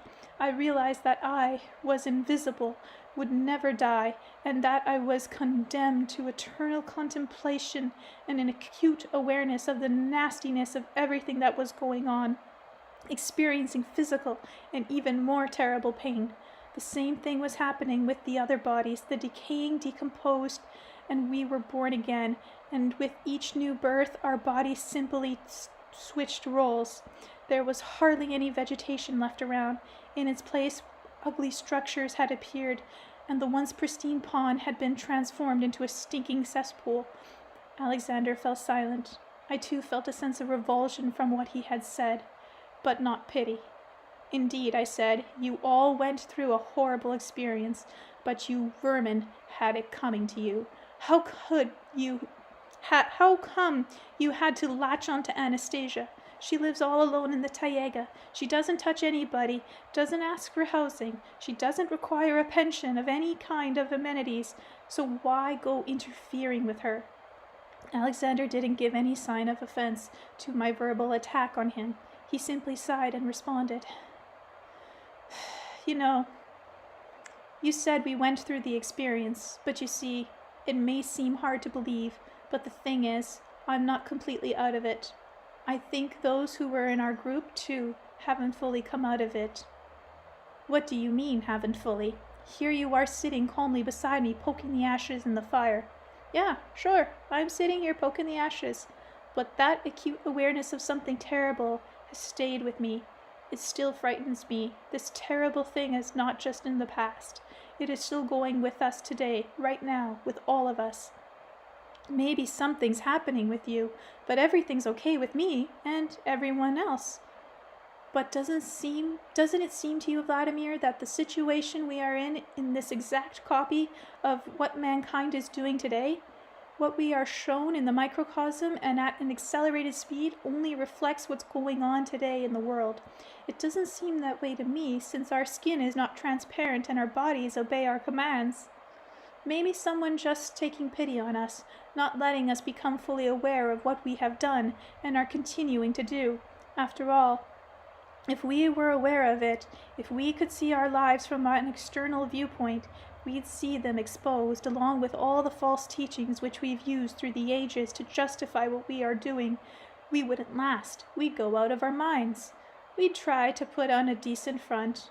We try to justify the evil we do by our own so-called insurmountable weakness. We couldn't resist temptation. We started smoking and drinking, committing murder, then we started going to war to defend some sort of ideals. We started setting off bombs. We were weak. That's the way we see ourselves today. We say there are higher powers. They can do everything. They decide everything. But as for us, we hide behind dogmas like that and feel we can get away with any kind of filth we like. And let's face it, what we do is filth. We all do it, every one of us, only we justify it to ourselves in different ways. But now it is absolutely clear that as long as my consciousness has not lost its control over my body, I and I alone must take personal responsibility for all its actions. And Anastasia is right when she says, as long as man is in the flesh. Don't go citing Anastasia, smartass. She is right, but you yourself practically had her in the grave. Too bad she didn't go just a little further, and then you would all have lost your marbles completely. I was really growing more and more angry at the whole bunch of them, but since Alexander was the only one in front of me, he had to bear the brunt of my anger. Just look at your own self, Alexander replied. Wasn't it thanks to you that we were able to get through to Anastasia? And not just us. You think attempts like ours won't be repeated? Whatever possessed you to specify the exact name of your ship, even the name of your captain? Don't play the documentarian. You could even have changed the name of the river, but you didn't do it, and you didn't think of it in time, and here you expect others to always know the right thing to do? I got what is coming to me, sure. Now my whole life I will have to keep making sense of that nightmare I witnessed. Tell me, how did it end, that nightmare of yours? How did you get out of it? We would never be able to come out of it all on our own. It was something we were to go on reliving forever. At least that was the impression each of us had. Anastasia appeared amidst our decomposing and still active bodies. Her skin wasn't transparent. She was still wearing her old cardigan and long skirt. She tried speaking to our bodies, but they wouldn't listen. They seemed to be programmed to die and be born again, repeating their actions over and over, with only a change of roles. At that point, Anastasia started quickly picking up the garbage near one of the structures our bodies had built. She quickly gathered the scattered stones and brushed into a pile with her hands, loosening the earth a little with a stick touched and fluffy up the grass where we had trampled it. And the little green blades began popping up again. Not all, but those that still could. Anastasia carefully straightened the broken trunk of the small tree, about a meter tall. She mashed up some earth in her hands to soften it and then dabbed it in the broken part of the tree. She squeezed the tree between her hands and held it tight for a while. Then when she carefully took her hands away, the tree remained upright. Anastasia nimbly went on doing what she had to do. She created a small oasis on the ground our bodies had trampled, which had been left almost devoid of vegetation. Boris's body ran over to it, leapt onto the grass, and rolled around on it, then jumped up and ran off. A little while later, and returned with the body of one of the guards. Together they uprooted the small tree and began dragging stones and sticks to the oasis, where they attempted to put together yet another ugly-looking plain structure. Anastasia threw up her hands in frustration. She tried talking to them, but as she met no response, she apparently abandoned her effort at persuasion. After standing for a while in a dither about what to do next, she dropped to her knees, covered her face with her hands, and you could see the hair trembling on her shoulders. Anastasia was crying just like a baby, and almost immediately the bluish glow reappeared, at first barely noticeable. It drove the brownish smoke of our hell into the ground and reunited our bodies and our minds. Only we still weren't able to move about, but this time it wasn't from horror, but from a sweet and pleasant languor emanating from the blue glow. The fiery sphere was again circling overhead. Anastasia stretched out her hands toward it. The sphere instantly changed location to within a meter of her face.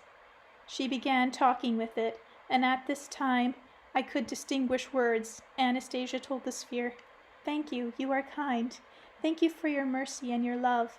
The people will understand. They will most certainly understand everything. They will understand it in their hearts. Do not ever take your beautiful blue light from the earth.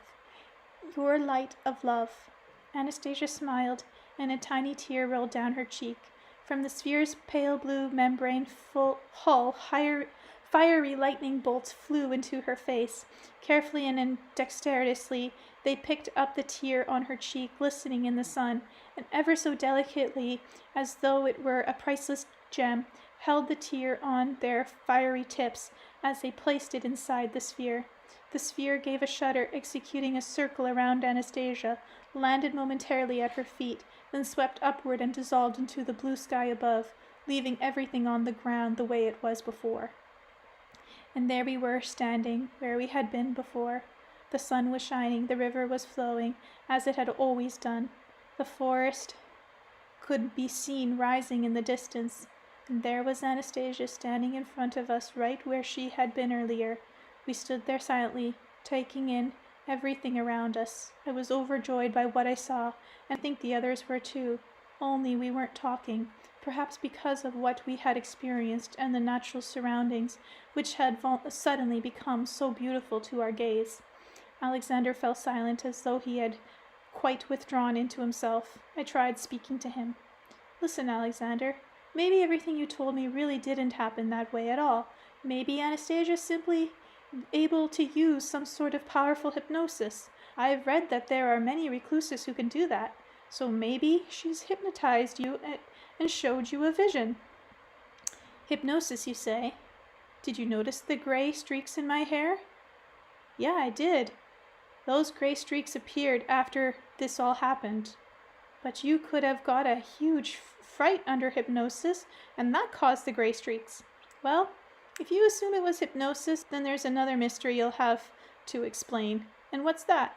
The stone and the log obstruction in the creek. It's completely disappeared. The creek runs freely now, but the obstruction was there before our vision. Everybody saw it. It was there. Okay, that's something to think about. Anyway, what difference does it make what happened to us? There's something more important than that. I'm not the same person I was before.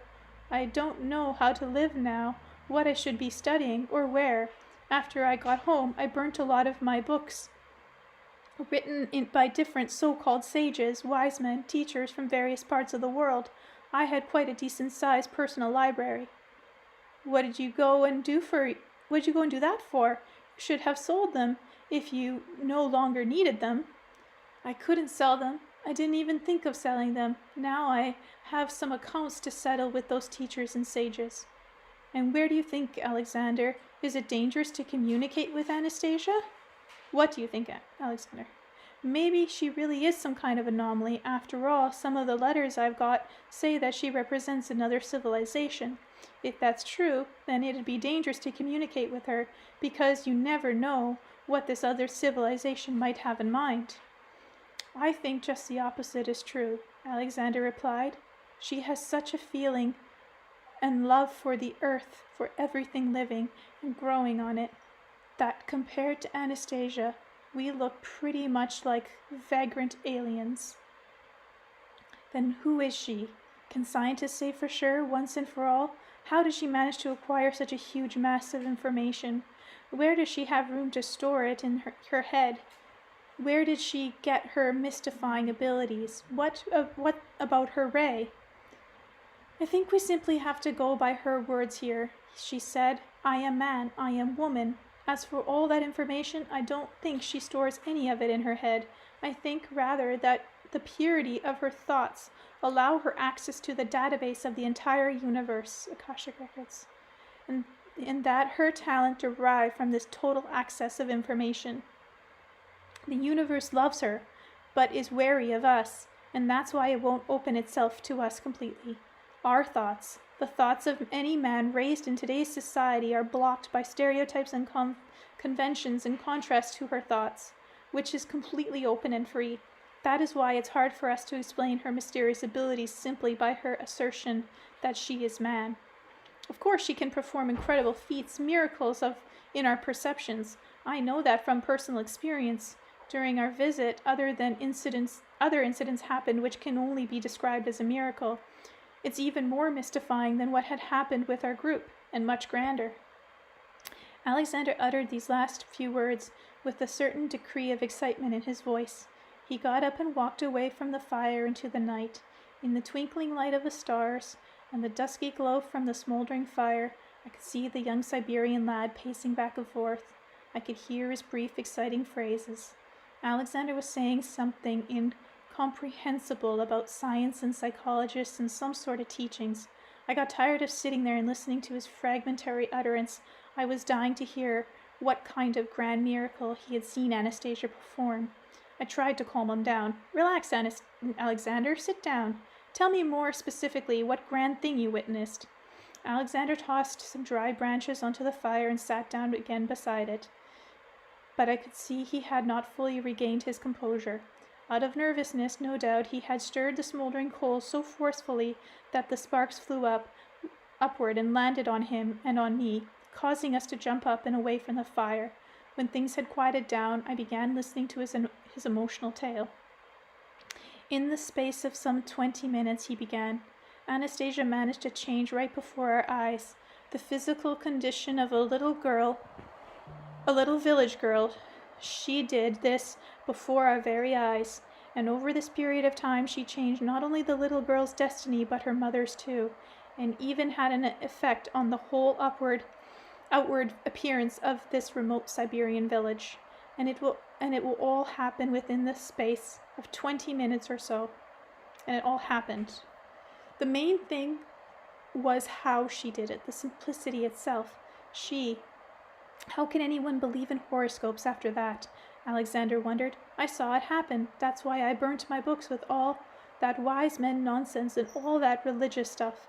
See, I countered. You yourself admit that she performs superhuman miracles, mystical wonders, even if she smashes horoscopes in the process. She makes these things happen all by herself, and then expects to be called a normal human being.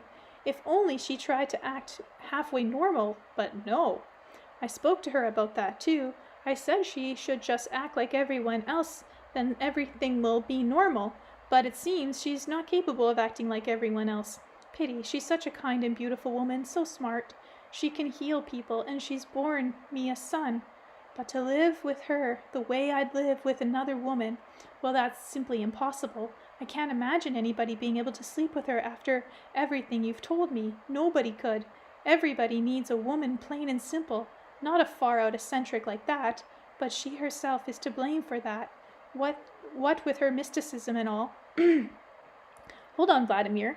Now it's my turn to tell you something. Just think carefully about what I'm going to say. It may seem incredible, but try to understand. Everybody has to understand it. Everybody. Perhaps. Together we can make some sense out of it. Perhaps. You see, Vladimir, Anastasia performed this incredible miracle with the little girl, but there was no mysticism or magic involved. No sorcery, no shamanistic gimmicks or mystery. If you can imagine, Anastasia, did this miracle using just a simple human words known to everyone. Simple everyday words only spoken in the right place at the right time. If psychologists were to analyze Anastasia's conversation with this little village girl, they would realize how psychologically ineffective it is. Anyone uttering these same words could have achieved a similar effect. But to have these words come to mind at the right time, the sincerity and purity of thought Anastasia spoke of are an absolute requirement. So it's not just good enough to memorize the words. We've all known them for a long time. That's not the point. The real question is, what lies behind each of the words we say? Somehow you're losing me. You'd better tell me the rest of what happened with you there. What words could change people's physical condition and their whole destinies?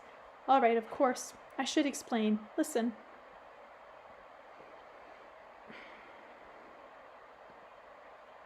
End of the chapter. Stop. I read for 2 hours straight? Wow. Chapter 9. When Words Change Destinies. By the way, I read 2.5 hours straight, that last one. Because I also included read the end of the last book. Okay. After what we experienced, Alexander began, our group took a while to regain a sense of normalcy.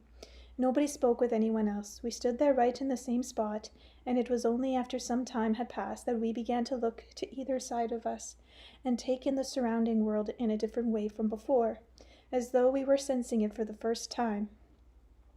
And now we noticed a group of residents approaching us from the direction of the village. The local population was quite small. Only about a dozen people lived in the 6 houses of the remote Siberian settlement, and they were nearly all oldsters, some of them quite frail. One woman was bent over double. She walked with a limp, carried a cane, but she still came out with the others. Those who did not require a walking stick were armed with various tools. One carried a crossbeam, another an oar. They had evidently came to defend Anastasia. These old and frail people were advancing against youth Healthy, stalwart fellows, carrying weapons. They advanced without fear, determined to come to Anastasia's defense, no matter who might be standing in their way. Their resolve was terrifying. When they drew near to us, the old fellow carrying the oar and wearing rubber boots, who was walking slightly ahead of the others, stopped, which brought a halt to the group of villagers as a whole. They paid no attention to us, treating our group as empty space. With a ascetic stroke of his beard, he looked right at Anastasia and greeted her respectfully. Sorry, guys, I'll get it in a second. Reading. I wish you good health, my dear Anastasia, on behalf of all of us. Good day to you, kind people, Anastasia responded, clapping her hand to her bust and bowing to the elderly villagers. The water in the river is dropping early this year, the old fellow went on. The summer hasn't been too rainy. Not so rainy just now, Anastasia confirmed, but more rain will come. The water level will rise, and the river will return to its former strength. As they continued talking that way, out from the group of elderly villagers emerged a frail little girl, about 6 years old, with pale yellow skin. She was wearing an old jacket pieced together from fragments of some old garment. Her thin legs were covered by patched pantyhose, and she had little old boots on her feet. Later I found out the girl's name was Anita. She was a sickly child with a congenital heart disease. Her mother had brought her from the city when she was just 6 months old and left her with the Ulsters, not coming back even once to see her daughter. They say she works somewhere as a painter for a construction firm. Anita went up to Anastasia and started tugging on the hem of her skirt, pleading with her. Bend down, Auntie Anastasia. Bend down to me. Anastasia looked at the little girl and squatted down in front of her. The little girl quickly took off the old white handkerchief she was wearing on her head. She salivated on one edge of it and began to carefully wipe the blood which had already dried on Anastasia's face and temples, saying, You don't come any more, Auntie Anastasia, to sit on your little log by the shore. Grandpa said that earlier you used to come more often. You would sit on a log and watch the river. Now you don't come. Grandpa showed me the little log where you used to sit. Grandpa showed me. I started coming to your log myself. I sat there all alone waiting for you to come, Auntie Anastasia. I really wanted to see you. I have a secret to tell you. But you wouldn't come to sit on your log and watch the river. Maybe because the log is quite old. I kept asking Grandpa, and he brought a new little log for you. There it is, lying right beside the old one. The little girl took Anastasia by the hand and started pulling her over to the log. Let's go, Auntie Anastasia, let's go sit on the new log. Grandpa hewed out two seats on it. Grandpa hewed out 2 seats on it with his axe. I was the one who asked him to do that, so that when you came, we could sit together. Anastasia at once responded to the little girl's request, and they sat down together on the log. They just sat there silently for a while, not paying any attention to anyone. It was as though there had been no one else around, and everyone stood silently without budging. Then the little girl started talking. Grandma told me a lot about you, Auntie Anastasia, and when my grandma died, I began asking Grandpa, and he told me about you too. Whenever Grandpa talks about you, I think about my little secret I have to tell you. Grandpa told me that when I was little, my heart wasn't working right. It wasn't ticking evenly. One time its tick was way off. Then they brought in Auntie Doctor in a boat. Auntie Doctor said that there was nothing they could do with such a bad heart. There was no one it would obey, and that it would die before long. Grandpa told me how you, Auntie Anastasia, were sitting at the time on your old little log and watching the river. Then you got up and came into our hut. You took me in your arms and put me on the grass outside the house. Then you lay down beside me and put your hand on my chest. You put your hand here, where you could hear my heart ticking, right here," and the girl clasped her hand to the left side of her thin little chest. "Grandpa said that you too, Auntie Anastasia, started lying next to me as if you were breathless, since your own heart had started ticking ever so faintly, just like mine. Then your heart started beating faster and called out to mine to catch up. My heart obeyed yours, and together they started ticking the way they ought to. This is what Grandpa told me. Did he tell me everything correct? Right, Auntie Anastasia?" "Yes, Anita, your grandpa told you right. Your heart will always be good now." "That means your heart called to mine and mine obeyed. It obeyed, did it?" "Yes, Anita dear, your heart obeyed. Now I shall tell you my secret." Oh, I want to do it with a kid's voice. "Now I shall tell you my secret, Auntie Anastasia. It is very, very important." "Tell me your important secret, Anita." Anita got up from the log and stood in front of Anastasia, clasping her thin little hands to her chest. Then all of a sudden little Anita fell on her knees before Anastasia. She barely managed to restrain the excitement in her voice when she said, "Auntie Anastasia, dear Auntie Anastasia, ask your heart again, ask it. Ask your heart to call to my mama's heart. Have my mama come see me, even just for a day, to see me. That's my secret. Have your heart, mama's heart, here." Anita choked from emotion, then fell silent, her eyes fixed on Anastasia. Anastasia squinted her eyes and looked off into the distance past the little girl kneeling in front of her.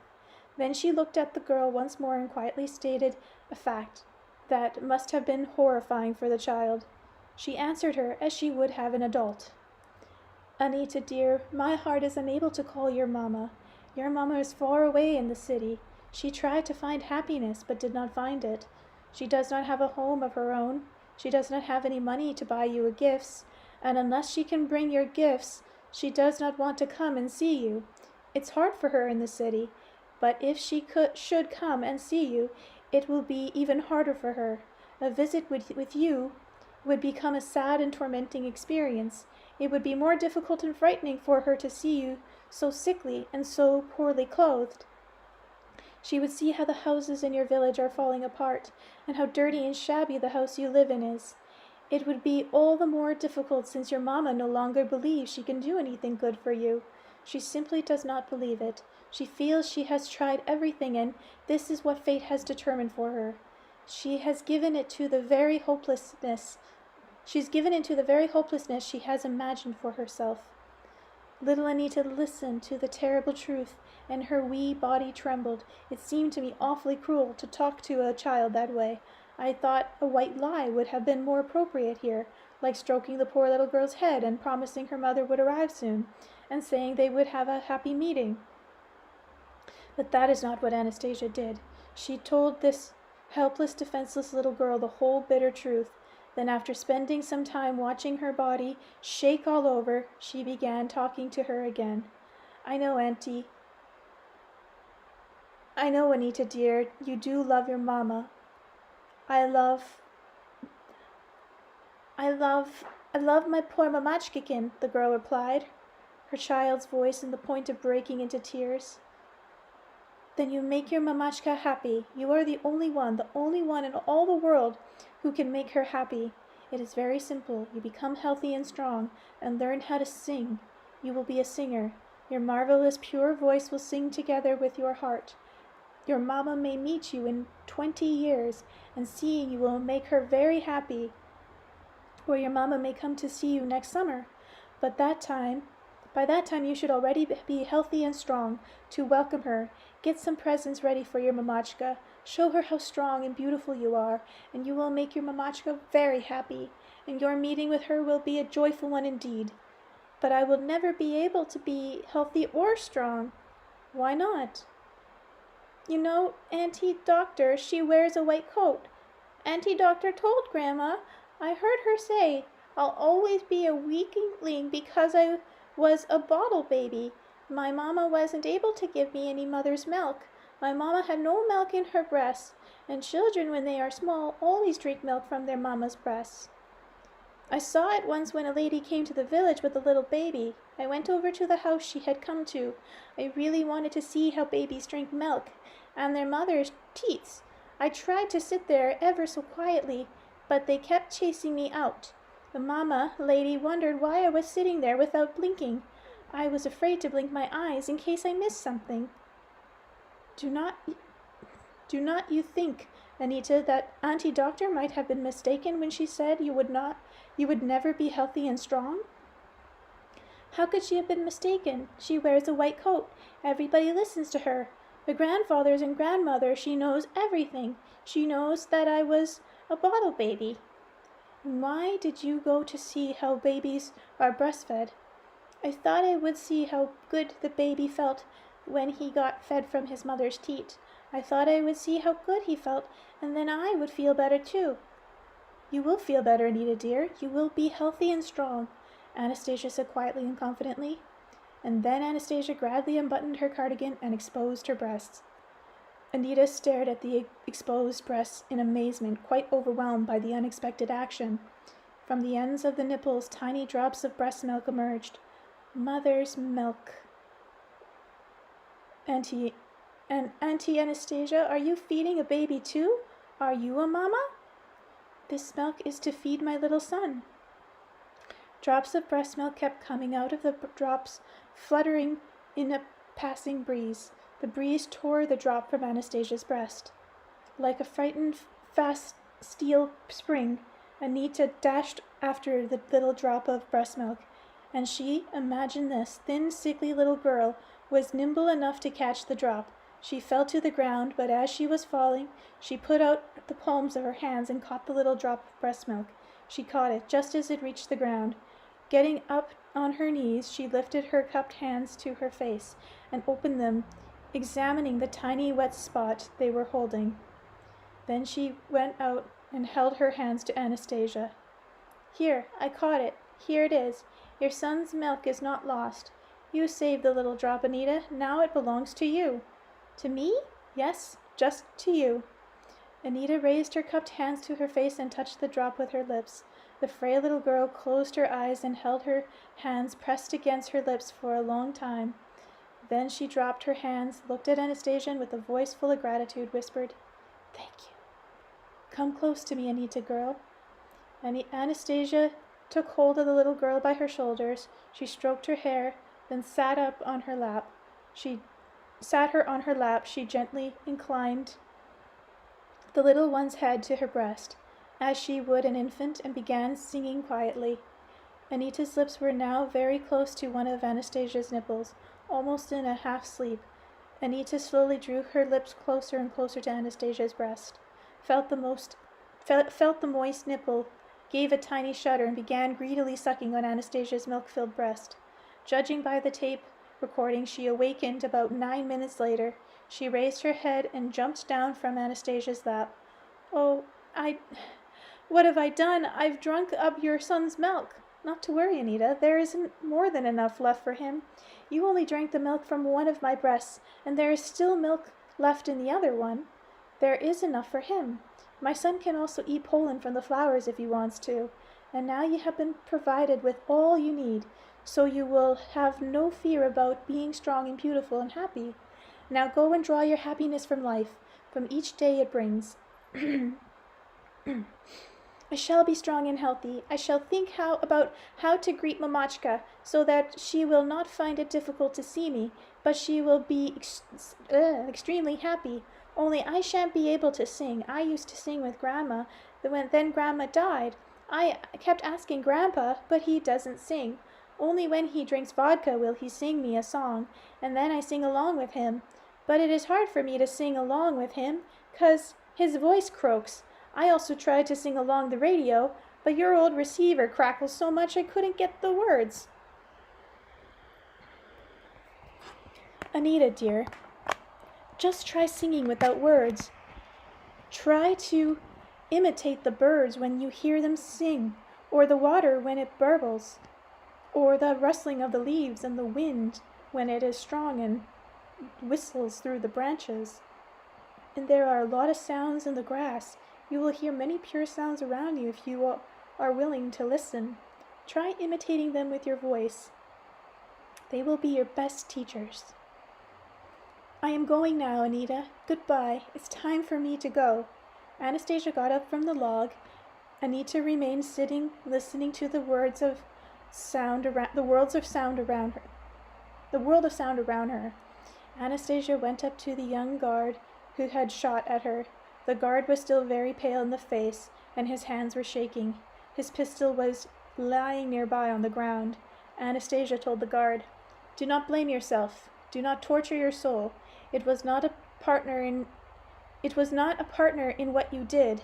You acted out of instinct. You were trained to protect whoever you were ordered to, without thinking about the situation, and your instinct took its course. It's not good for instinct to gain supremacy in man.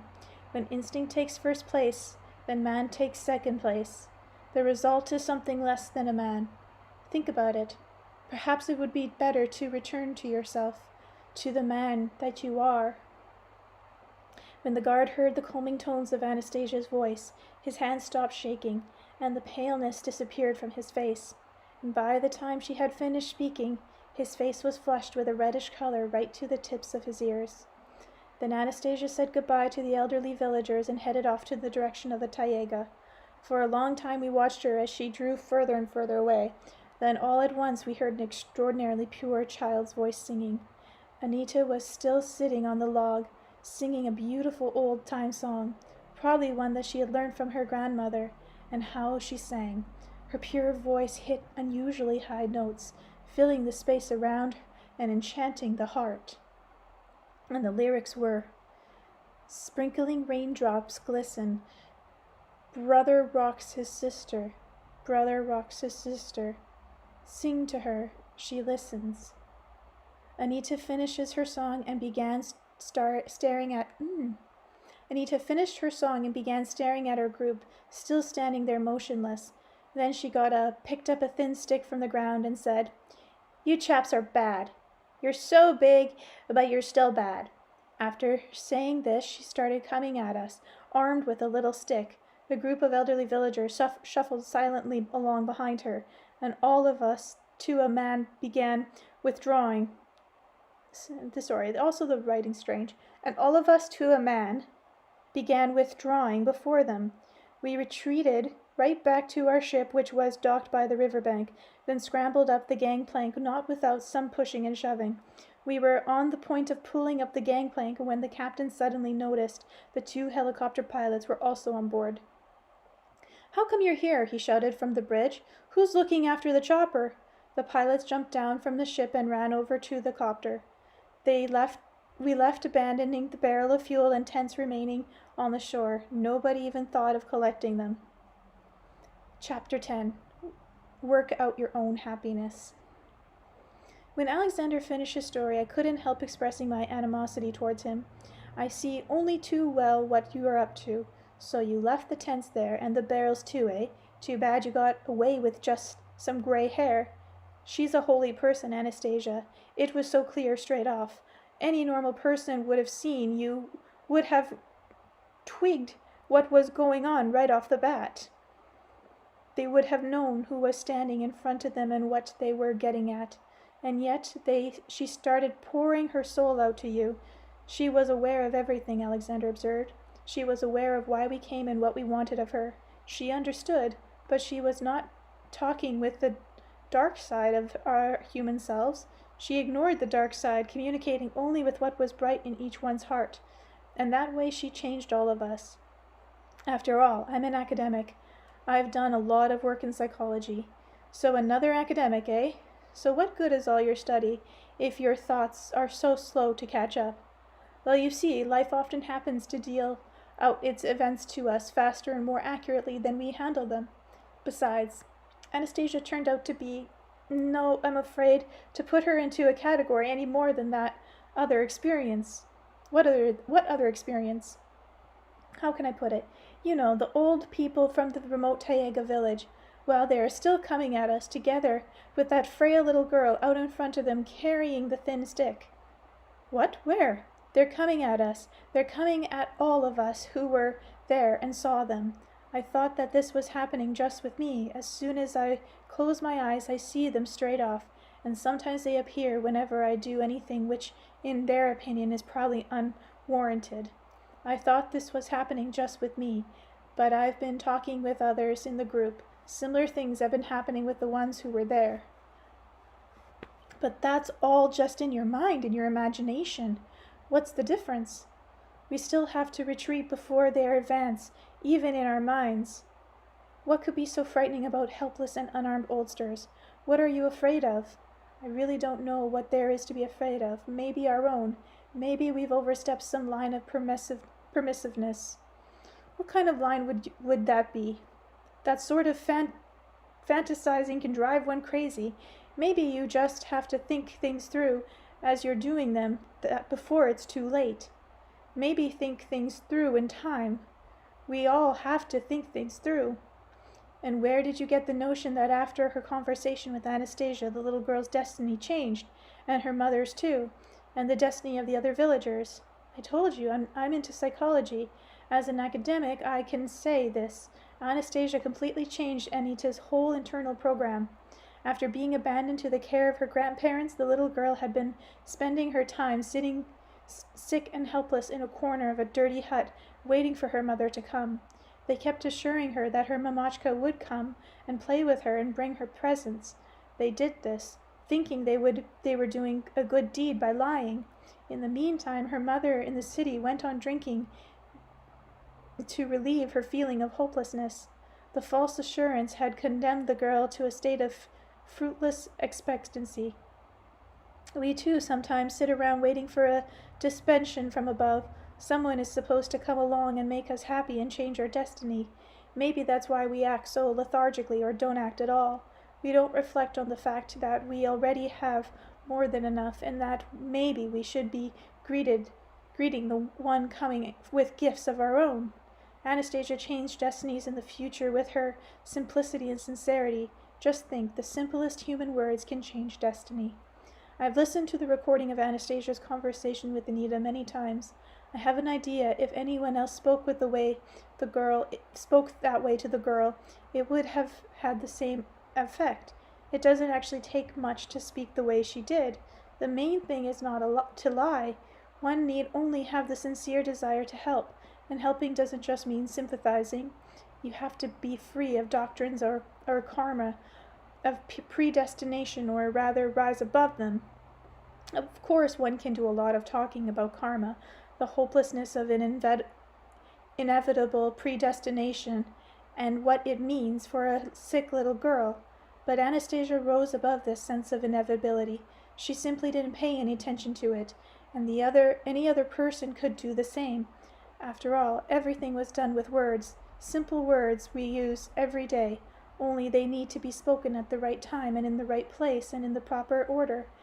It is quite possible that the purity of thought Anastasia talks about causing these words to automatically fall into place in the right sequence, and that is why they are so powerful. Well, Alexander, those are all theories of yours, assumptions. You still have to look at real life and see whether any destinies will change on account of a bunch of words, or not. On account of a branch, sure, why not? Anyway, what could possibly change in life for that little girl unless some sort of miracle happened? A miracle has happened. It turns out that all miracles we need are within ourselves. What kind of miracle happened? Little Anita's whole mind and life got reprogrammed. She broke all the bonds of karma for herself and those around her. What do you mean, broke? How do you know this? I know it. Sometime afterward I went back to the village. I decided to offer Anita my radio receiver, since hers was too crackly, and set up an antenna for her on the roof. So I'm walking along to Anita's house, and I notice that the boards on the wooden sidewalks have been fixed. Before they were quite decaying. And now all the rotting boards have been replaced with new ones. Wow, I thought, what's all this renovation going on here? I saw Anita's granddad sitting on the porch, washing his boots in a pail of water. I said hello to him and explained why I'd come. Well, fine, said the grandfather. Come on in, if you like. Only you have to take off those shoes of yours. You see, we've got new rules around the place. I took off my shoes and left them on the porch and accompanied the grandfather into the hut. Everything was simple inside, as you'd expect in a small village, only extremely clean and cozy. You see, our granddaughter got this new order set up for us. The grandfather told me she worked at it for a long time. She cleaned the floor and then washed everything, spick and span. She was at it from morning till night for over a week, like a wound-up spring. She would have a rest and then start cleaning again.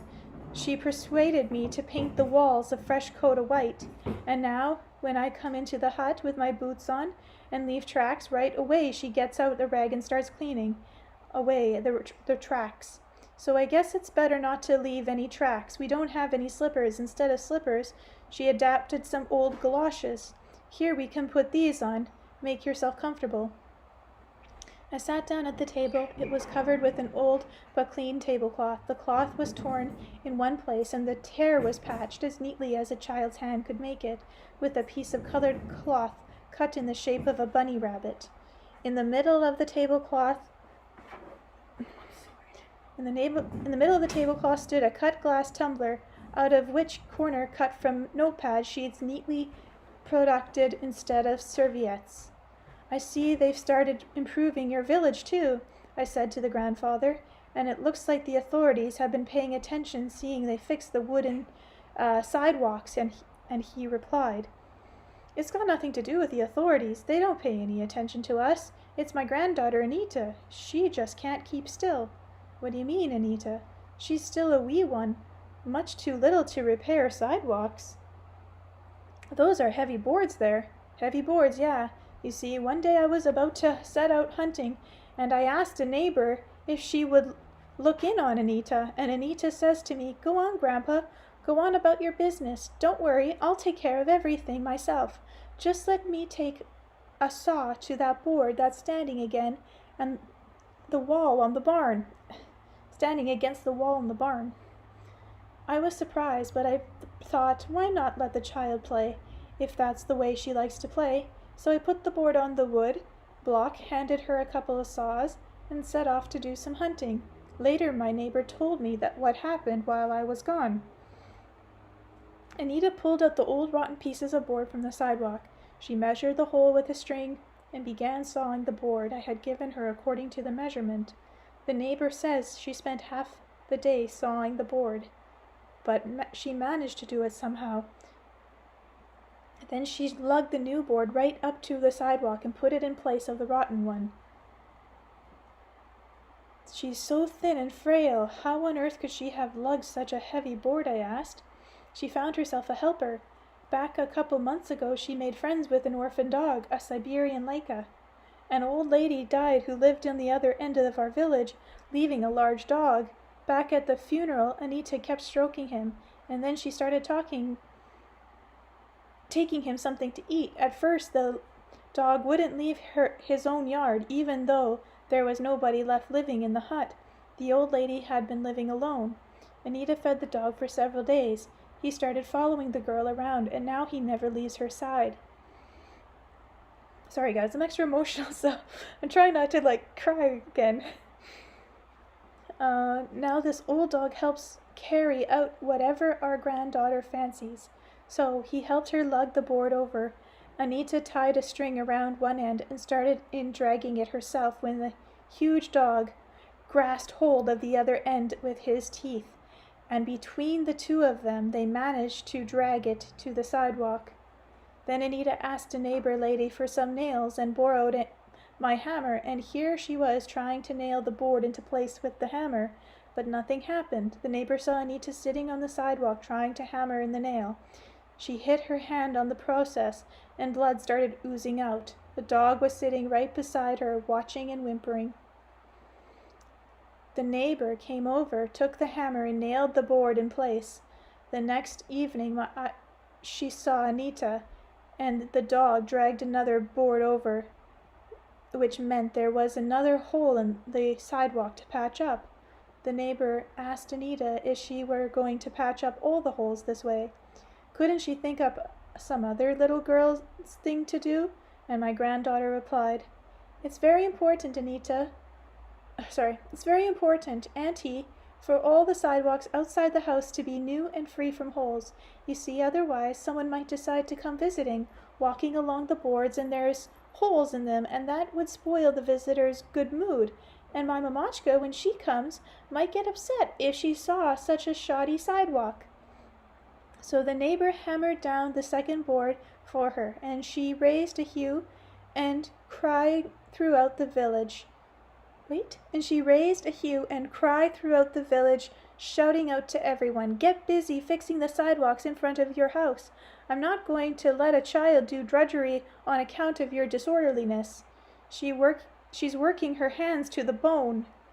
So you can see everyone's fixing up the sidewalk in front of their house, so they wouldn't have to hear the neighbor lady rail at them any more. And where is your grandfather now? I asked the old fellow. Where is your granddaughter? She's lugging a tin of paint over to the house in the far end. She's probably spent the night there with the old Lewison couple. Yeah, she may spend the night there. What kind of paint, and what's it for? Just ordinary oil-based paint, bright orange. She got it from the steamship in exchange for fish. That's her latest fancy. And what kind of fancy might that be? She's decided that all the huts need freshening up, needs to look more cheerful. So when the ships come, that's the ships that collect fish, that's been caught around here, she goes and offers them a whole catch of fish in exchange for paint. And then she lugs the tin of paint to one of the huts. She asks them to paint the nashkins, and the old people start painting. Soon it'll be my turn. What do you know? I'll do the painting. Why not? Maybe it'll be better if the painting gets done. If the huts are going to look more cheerful on the outside. That's why it's too dark. I can't read fully. And where does she get the fish from? She catches them herself. Every morning she brings home 2 or 3 connies. Sometimes more, if only once she'd come home empty-handed, but no, the fish just seem to land on her hook. Though all by themselves, and here I am lying in bed with my back problems, and she says to me, Get up, and keeps to me, Get up, Grandpa, you've got to salt the fish, so it doesn't go bad. Every morning it's the same, the old fellow muttered, but with no trace of annoyance in his voice. So I asked him how Anita managed to cope with the fishing tackle all by herself. See, I told you, he replied, Anita's got a helper. This dog may help. He may be old, but he's smart and obedient. He helps her carry out all her fancies. Anita takes my throw line and with its 5 hooks neatly arranges the bait on the hooks and goes down to her treasured spot on the riverbank every evening with her dog. She'll tie on one end of the line to a post on the shore, then attach the other end to a stick. The dog then takes a stick in his mouth and swims out into the river. He keeps on swimming as long as Anita's standing on the shore, and she keeps encouraging him. Swim, swim, swim. The dog keeps pulling the line until Anita changes the tone in her voice as she calls, Come here, come here. Then the dog releases the stick from his jaws and swims back to shore. Well, that's enough for now. Let's get some sleep. With that, the old fellow climbed onto the stove, and I lay down on the wooden sofa. When I woke up at dawn, I went outside and saw Anita down by the river, tugging on the iron ring to which the fishing line was attached. A huge Siberian dog was helping her. The dog had grasped hold of the ring with his teeth and braced himself with his legs as he backed up. Together they were dragging the line with quite a decent catch on the end of it. Anita was wearing rubber boots 3 sizes too big for her bare feet. Once the catch was almost at the shore, she took hold of a scoop net and ran down to collect the fish. The dog was standing on his hind legs, holding the ring in his teeth. Anita went into the water, deeper than her boots allowed, and the water started pouring over the top of her boots. She drew the catch into the riverbank and unhooked 3 splendid fish. which she put into a bag.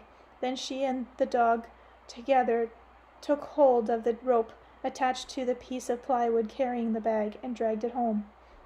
The water was sloshing around in Anita's boots, interfering with her walking.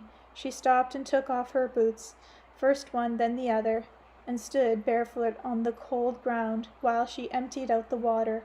Then she put on her wet boots again and continued on her way. As the two of them lugged their morning catch to the porch, I got a good look at Anita's face and was amazed. Her cheeks were a rosy red and her little eyes were sparkling with determination. These, together with the hint of a smile on her face, made her virtually unrecognizable. By comparison with the sickly, sallow-skinned little girl I had met earlier, Anita set about rousing her grandfather. With a rather loud wheeze, he climbed down from the stove and put on a jacket. Then he took a knife and salt and proceeded to cut up the fish. In the meantime, Anita served me tea, and I asked her why she got up so early every morning to bring home the fish. "Those fellows on the steamship on the river, they come and collect our fish," she said. "They give me money, and I ask them to bring me paint for the house in our village. They brought me the paint in exchange for the fish, along with some lovely material for a dress. For what I gave them all the fish I had caught that week, and when they said that, she went and fetched a huge piece of magnificent silk fabric. 'Well, and Anya,' I observed, 'I see there's enough here for more than one dress. How come so much?'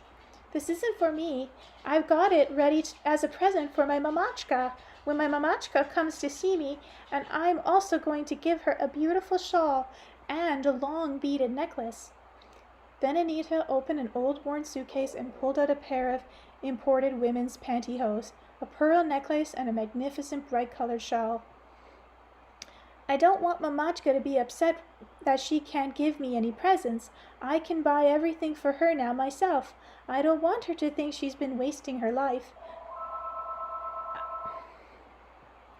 Sorry. I'll try to keep reading. It's not for me.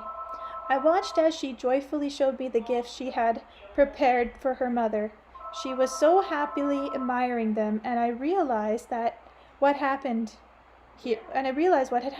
Anita had transformed herself from an utterly helpless, pitiful little girl, waiting for somebody else to help her, into an active, self-confident individual, and happy that she has known such great success, or maybe her happiness stems from an entirely different source. Sorry. Where am I? Okay. "Now I believe that each one's happiness lies within themselves, within each one of us, if it is there at a particular level of awareness. The only question is, how do we reach that level? Anastasia helped little Anita reach it. Will she be able to help everyone else do that? Or maybe we ourselves need to learn in some way how to figure things out ourselves." Alexander fell silent, and we each became absorbed in our own thoughts. I wrapped myself in a short, thick coat and laid my head against a log. I began looking up at the bright northern stars, and it seemed they were quite low overhead, and were also being warmed by the flames of the fire. I tried to go to sleep. Sorry, I have to stop it. After about 3 hours asleep at dawn, Alexander and I headed for the motorboat, but before casting off, Alexander suddenly announced, "I've been thinking. Now I'm certain it's not worth your while going into the Taiga. You won't find Anastasia there now. Nobody can find her, including you." "Why not?" "Anastasia's gone. She's gone deep into the Taiga. She couldn't help leaving. If you try to go after her, you might get killed. You're not suited for the Taiga. Besides, you've got to write some more to fulfill your promises to her. In order to write more, I've got to hear her answers to the many questions from my readers, questions about children, about different religions. Nobody will find her now." "Why do you keep parroting? She can't be found. She can't be found. I know where her glade is. I'll find her." "I tell you, you won't. Anastasia can't help but realize that there are people out to hunt her down." "What do you mean, they're out to hunt her down? Is somebody bribing the local hunters just like they pay you and Urog?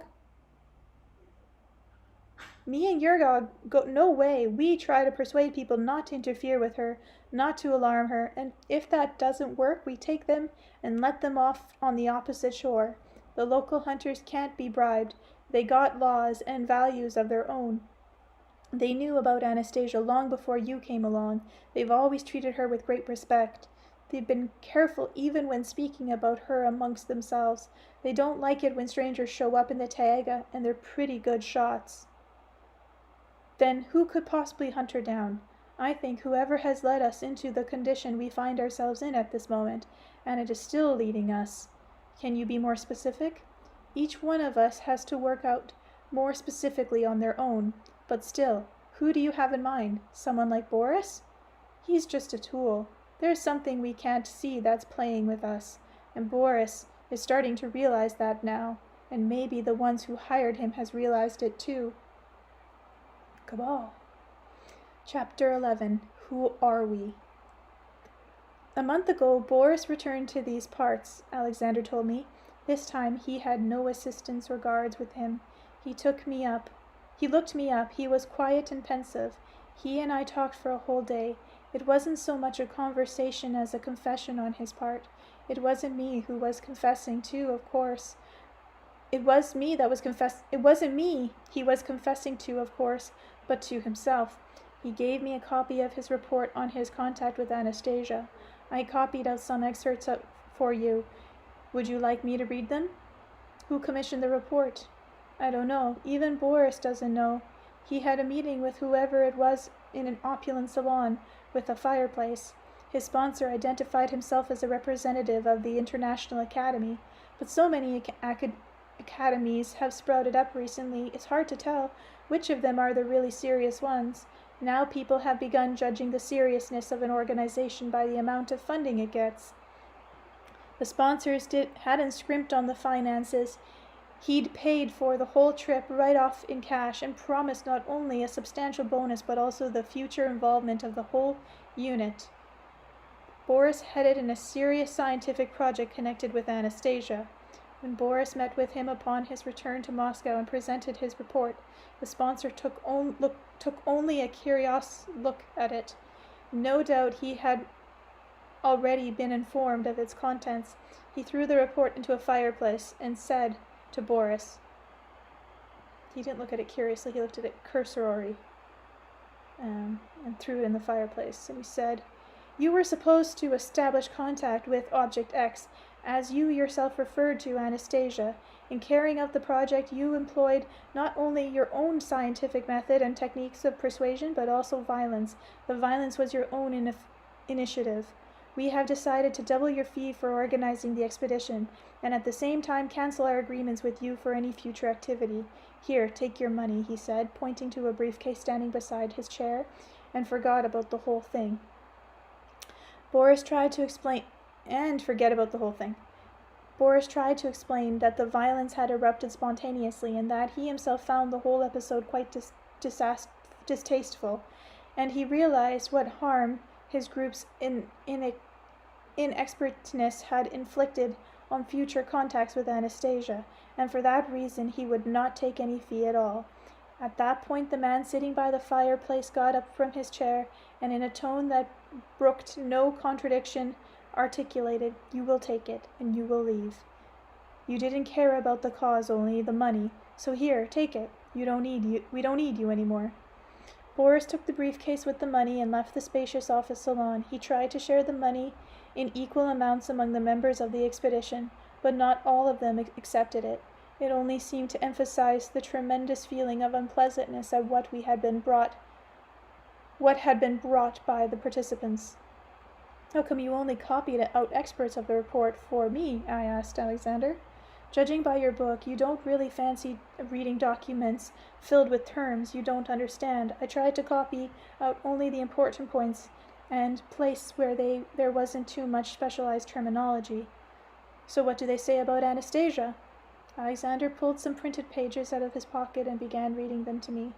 "Object X cannot be studied by traditional scientific research methods known to us today. The evaluation criteria currently accepted in scientific circles inevitably post particular frameworks which automatically exclude properties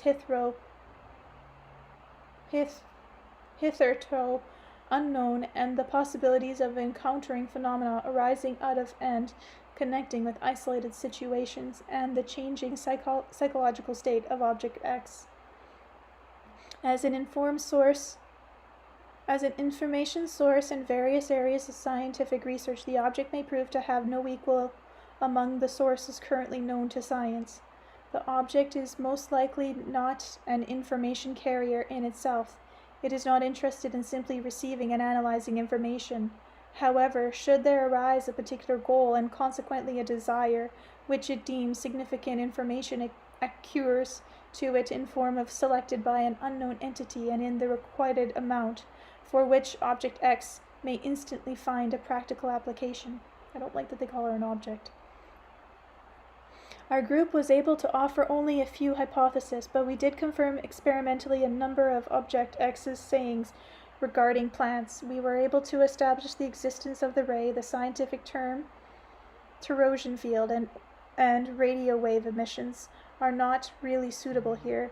If they are used at all, it is only because there are no other more suitable terms.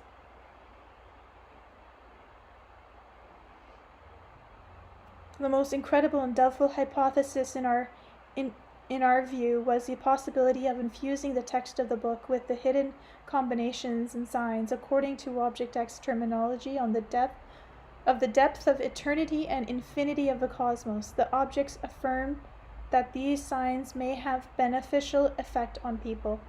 We were recommending conducting a series of experiments compared to the parameter of the psychological changes in human beings before and after reading the book with the help of a measuring device used in medical practice. This does not make much sense to anymore. Already we were compelled to confirm that the fact of their existence is indisputable. These charges are not affected through the material psychological organs of the body, but at some intangible non-material level of society as a whole. One has the impression that within the milieu of the community of people living on the earth, a reaction is beginning to take place which we are not in position to arrest, or, for that matter, not even control. The basic evidence of such a reaction is the psychic response observed in those who have come in contact with the book. Questioners, along with the examination and analysis of readers' correspondence, attest to the fact that a majority of readers have experienced a creative urge expressing in the form of poetic compositions, sketches, drawings, along with the writing and performing of songs. Many readers have felt the impulse to make contact with the cultivate plants, or to change their profession. In certain cases, the reading of the books is followed by a significant improvement in one's sense of well-being and the disappearance of symptoms of disease. We conducted an experiment on 30 people having various ailments. In a psychotherapy, sleep therapy unit, they asked to read the text of the book. In the case of 27 of them, an emotional concentration was observed along with a lack of sleep and an increased hemoglobin count in the blood. If we assume that the reaction on the part of these readers is due to the vividness of the image of literary art, one can confirm that in terms of psychological effect, this particular image far surpasses by several degrees all those hitherto unknown, including classical and biblical images. The indisputability of such a conclusion is confirmed by a percentage of readers who have expressed their relationships to the book in poetic and other creative forms. According to our statistical survey, this has happened with as many as 1 in every 19 readers. Moreover, it should be noted that the author's expository style is primitive to the extreme. It does not follow any established norm of the literary arts, and the text is replete with grammatical errors. Sounds like my writing. But a computer analysis of the book's readability shows that it has a readability rating of 80% or higher. In our direct contact with Object X, we noticed a phenomenon encountered nowhere else before and with no counterpart in any data observed or recorded by ufologists. We observed a spheroid energy mass resembling large ball lightning, its energy potential far surpassing existence scientific concept of the power of natural energies. Its ability to change the Earth's gravitational field in a specific location affords it the possibility of instantaneously transforming anything not rooted in the ground into cosmic dust.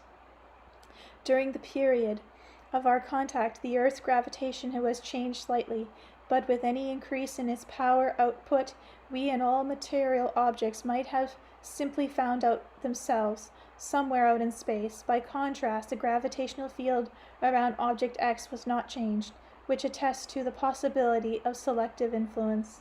It was evident that the change in the Earth's gravitational attraction was preceded by a reduction in the blue spectrum of natural light.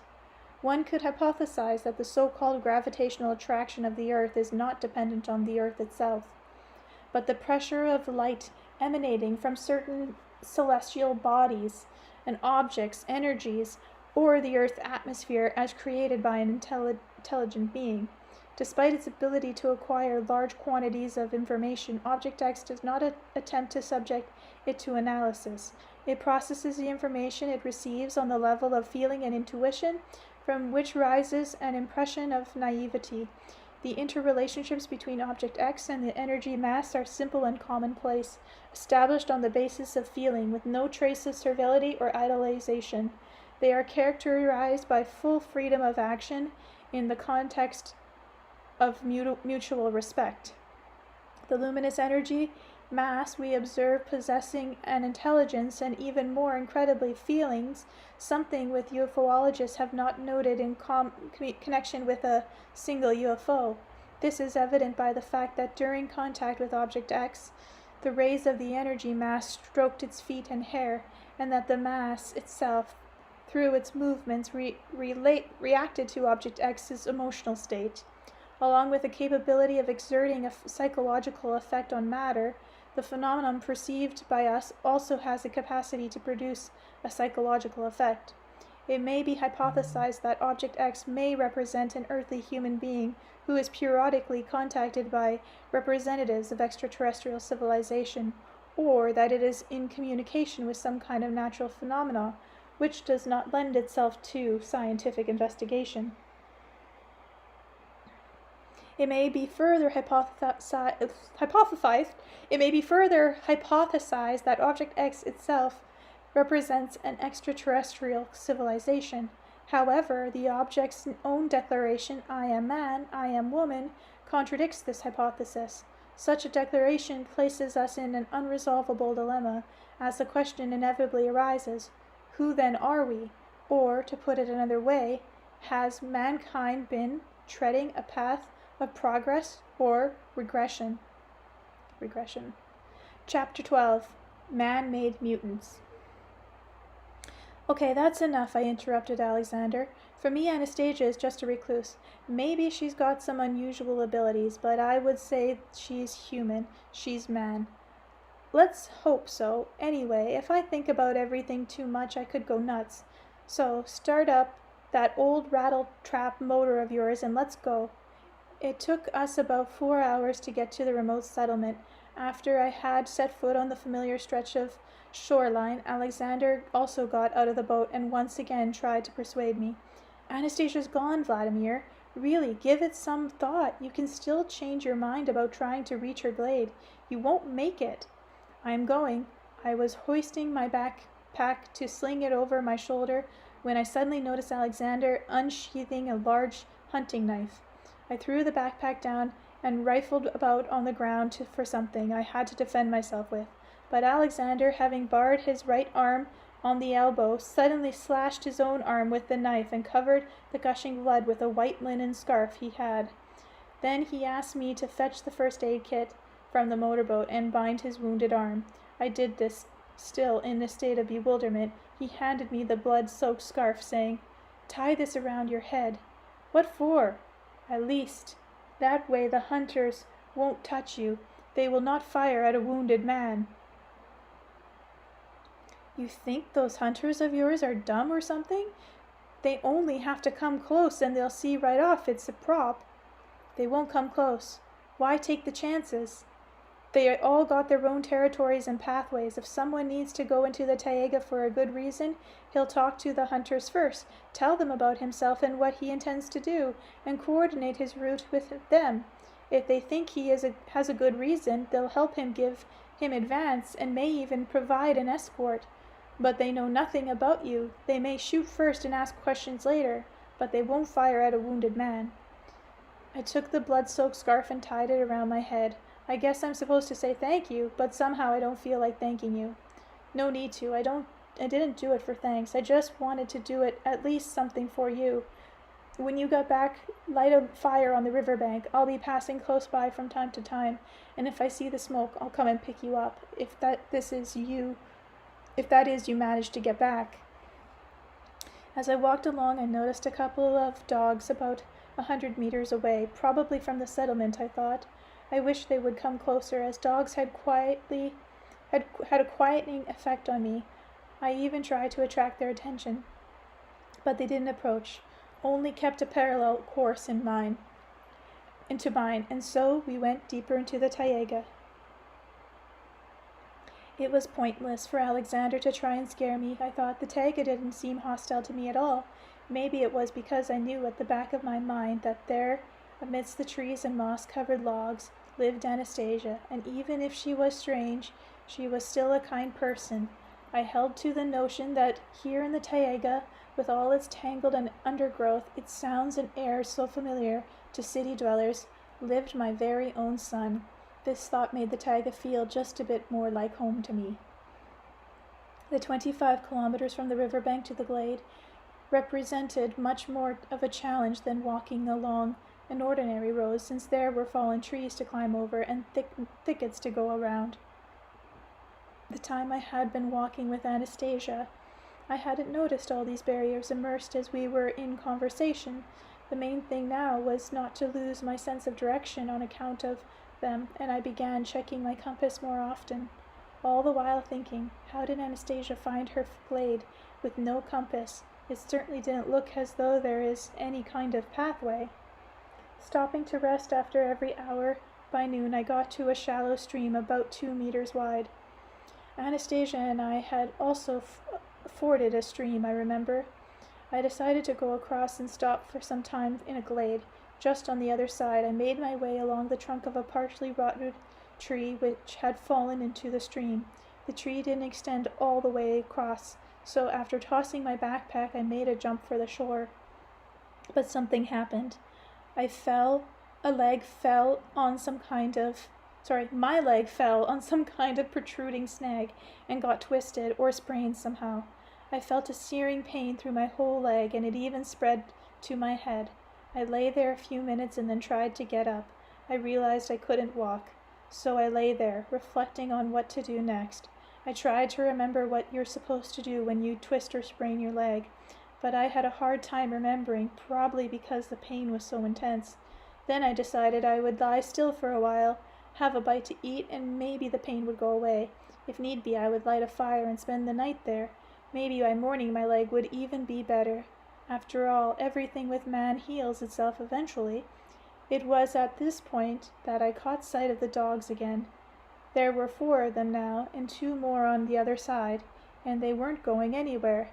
They took up their position on either flank, about 10 meters from me.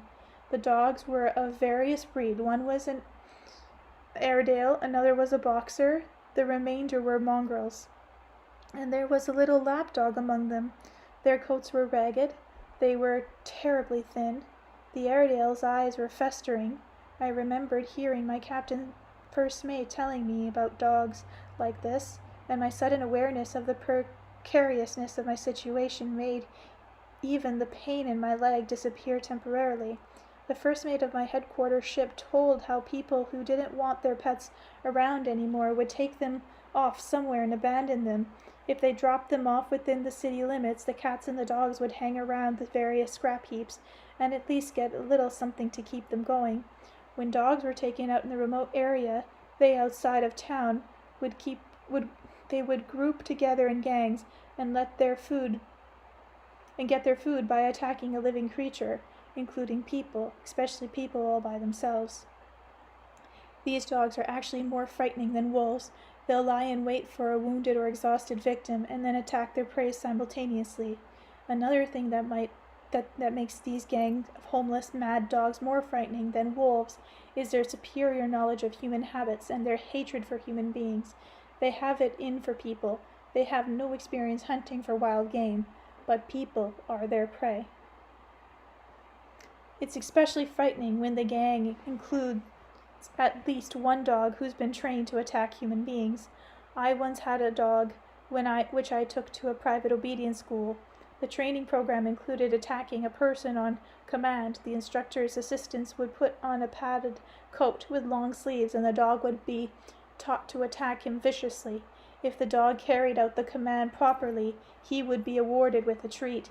They sure went through their paces, these smart asses. I wonder if there is any other creature on earth apart from man that finds it necessary to teach another species to attack one of the teacher's own kind. The dogs around me began to tighten their circles. I needed to show them I thought that I was still alive, that I could move about and defend myself. I picked up a short stick and chucked it at the closest mangy bitch. I managed to dodge the stick. It managed to dodge the stick and take up a new position. There weren't any other sticks within reach. Then I got a couple of tins of preserves out of my backpack. As I was getting them, the smallest of the gang, the lapdog, stole up from behind, tore a piece out of my trouser leg with his teeth, and then jumped back. The other dogs watched, probably to see my reaction. I took one of the tins and chucked it at the nearest large pooch. The other I threw at the lapdog. There was nothing else to throw. My consciousness was overwhelmed with a sense of hopelessness. I began imagining how the dogs would tear apart my body and eat it in pieces, and how I would still be conscious for some time and witness it all, and writhe in pain, since the dogs would be able to finish me off all at once, and I had nothing with me to bring on a quick death and escape extended torture. One thing I felt especially bad about was that I wouldn't be able to deliver my backpack containing the gifts for Anastasia for my readers, along with various kitty items a young child would need. Half my backpack was taken up with reader letters, full of questions and requests. A lot of letters, most unusual letters. They wrote from the heart. They wrote about their lives, and there were lots of poems, maybe not too professionally crafted, not always rhyming, but still there was something good about them, and now they would all be lost, rotting away here in the taiga. And then a thought struck me out of the blue. I decided to write a note and place it on the plastic bag with the letters. A note. If anyone found my backpack, they would take all this content and the money too, and they could send in the readers' letters back to my daughter Paulina. I told her in the note to publish them once there was enough royalties from my book to cover the expense. It would be a crime for so many soul-inspired poems to be lost forever. Many of their authors were likely writing the first poem in their life, something that came straight out of their heart, and now the only poem they ever wrote in their life would be lost. It was quite a challenge writing the note. My hands were trembling from fear, most probably. And just why does man cling so tight to life, even in a situation where it is absolutely clear that it's all over? But I managed to finish the note and put it in a plastic bag with the letter. I tied the bag tight so moisture wouldn't get in, and then all at once I noticed that the dogs, which had already come quite close to me, were beginning to execute a rather strange maneuver. One by one they started crawling away from me. Some of them were sitting up on their haunches looking in the other direction, away from me, and then lay down again, as though in ambush. I managed to get up on one leg to take a look and see what had distracted them. And then I saw how along the stream with leaps and bounds came running none other than Anastasia. Her magnificent golden hair trailed in the breeze, and her sweeping stride was so utterly beautiful that I completely forgot about my own danger in admiring the scene. And all of a sudden it hit me, the dogs.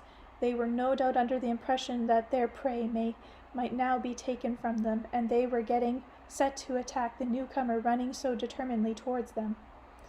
These starving dogs, brutalized by the wild, would viciously fight for their prey to the end. Anastasia would not be able to do anything about them all by herself. The dogs would tear her apart, and I cried out as loud as I could, "Stop, Anastasia, stop! Dogs! Wild dogs here! Don't come this way!" Anastasia stopped.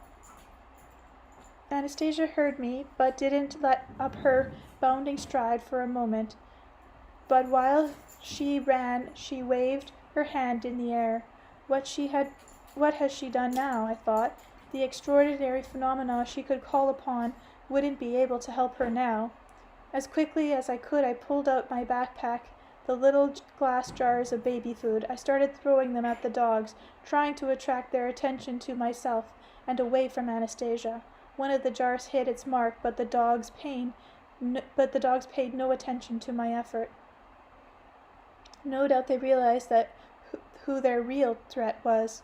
No sooner had Anastasia entered their circle than the dogs attacked her from all sides at once. And then, oh, what a sight it was! You'd have to see it to believe it. Anastasia transformed all the energy of her run into a spin. All at once she broke her stride and spun about sharply like a top, or a ballerina twirling on stage, only faster. Upon striking Anastasia, rotating body, the dogs flew off in different directions, without causing any harm. But then, once she had stopped spinning, they got ready to launch a new attack. I crawled over towards Anastasia. She was wearing her short, lightweight dress. If only she'd been wearing her quilted jacket. It would have been harder for the dog to bite through. Anastasia got down on one knee. As she knelt there in the circle of the vicious dogs, they were half crazed by hunger. Her face betrayed no fear. She looked at me and said briskly, "Hello, Vladimir. Only do not be afraid, just relax a little. Let go. Don't worry. They will not do anything to me, these starving little dogs. Not to worry." Two huge mutts once more launched an attack on Anastasia from either side.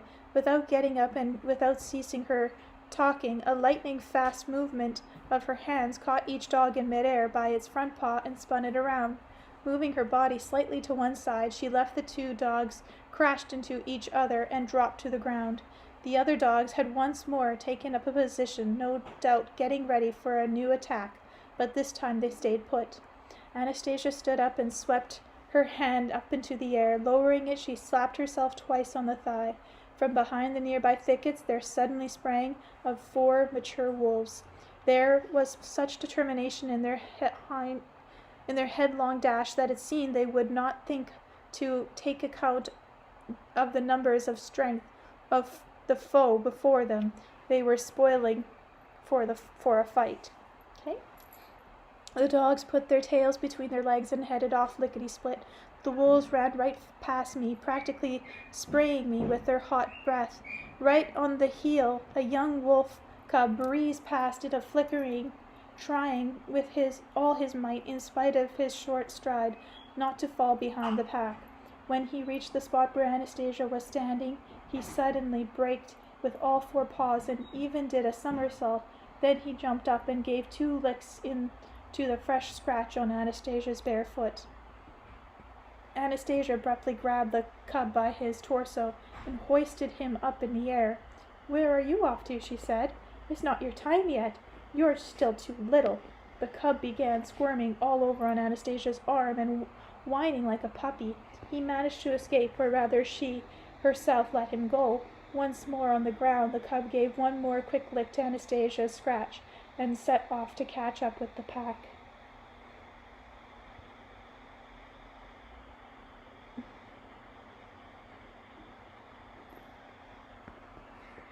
Just a moment. "But why?" I began, questioning Anastasia as she headed over to me.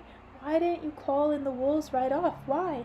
Anastasia smiled and proceeded at once to feel my arms and legs. With her pure, calming voice, she said, "Please don't worry. I need to show the dogs that man is always superior to them. The wolves will fear in any case, but the dogs have begun making attacks on man.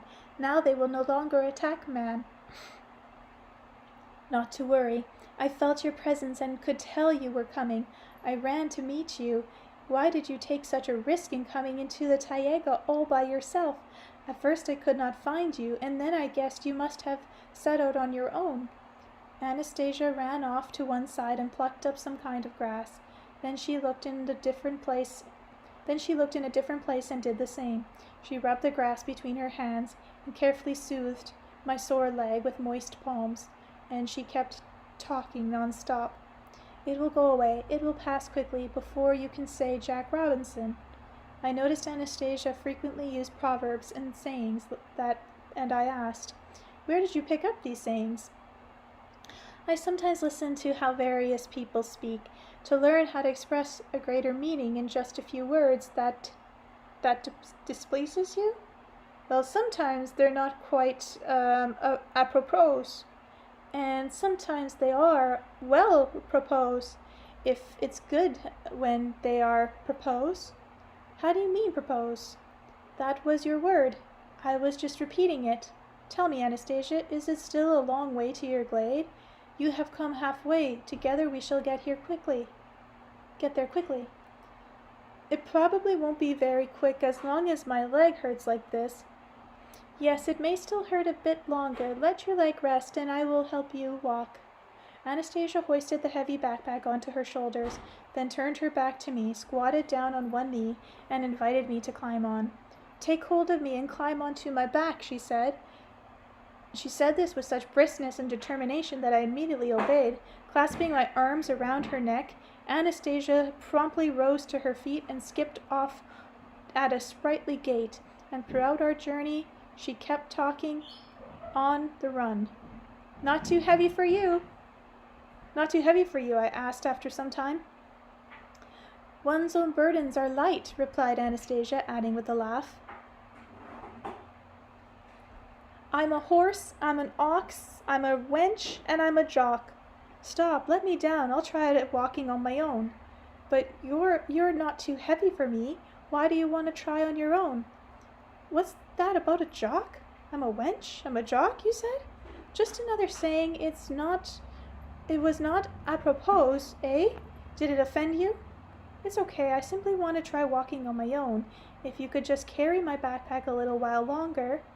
If you want to walk on your own, you will have to rest your leg at least another hour, she advised as she gently lowered me to the ground. You sit there for a bit. I shall return before long. At that, Anastasia ran off a little while on her own. She presently returned with a bundle of various grass and once more began rubbing them onto my leg near my ankle. Then she sat down beside me and smiled as she slyly eyed my backpack.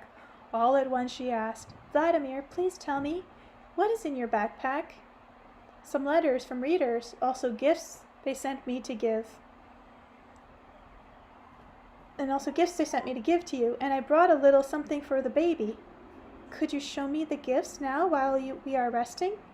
And will you show me the baby, our son?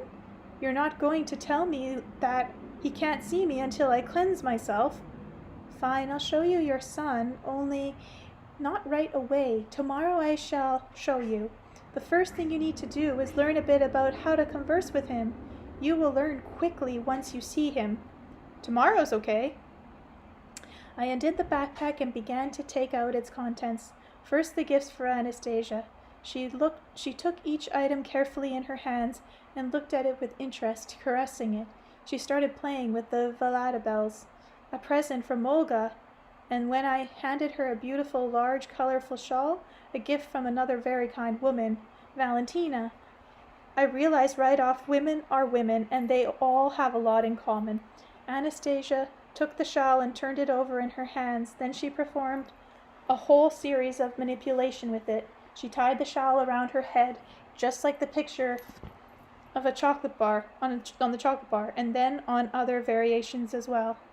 Then, with a laugh, she tied the shawl around her waist in gypsy fashion before throwing it over her shoulders and parading before me in some kind of folk dance. Then she neatly folded the shawl and placed it over the presents spreading out on the grass and said, "Please, Vladimir, say thank you for them. To each person, thank these women for the warmth of their heart that they sent along with each of these things. I'll thank everyone I see, but I have nothing more to show you. The remaining things aren't for you. They're for our son. All the things he needs. You can't use these things. I'll show them to you on the spot when we get there." Why do you not want to do this now? We are just sitting here resting. I would be most interested to see what you have." I didn't want to show Anastasia right off what I had brought for our son, since I remembered what she had said back at the first time we met. "You will want to get our son all sorts of senseless toys, but he will not need them at all. You're the one who needs them for your own self-satisfaction, so you can say, 'Oh, look at me, I'm so good and caring.'" But then I still decided to show them to her, since I myself was interested in how she would react to the achievements of our civilization on matter of childcare. I started showing Anastasia the diapers I had brought, explaining how effective they absorb moisture when the baby wets them, so he doesn't perspire. I told her everything I had seen on the TV commercial. I showed her the baby food. "You see, Anastasia, this baby food is simply a marvel. It contains all the substance a baby needs. Vitamins, supplements too. The main thing is, it's so easy to prepare. Just dissolve in warm water and the food's ready. Got it?"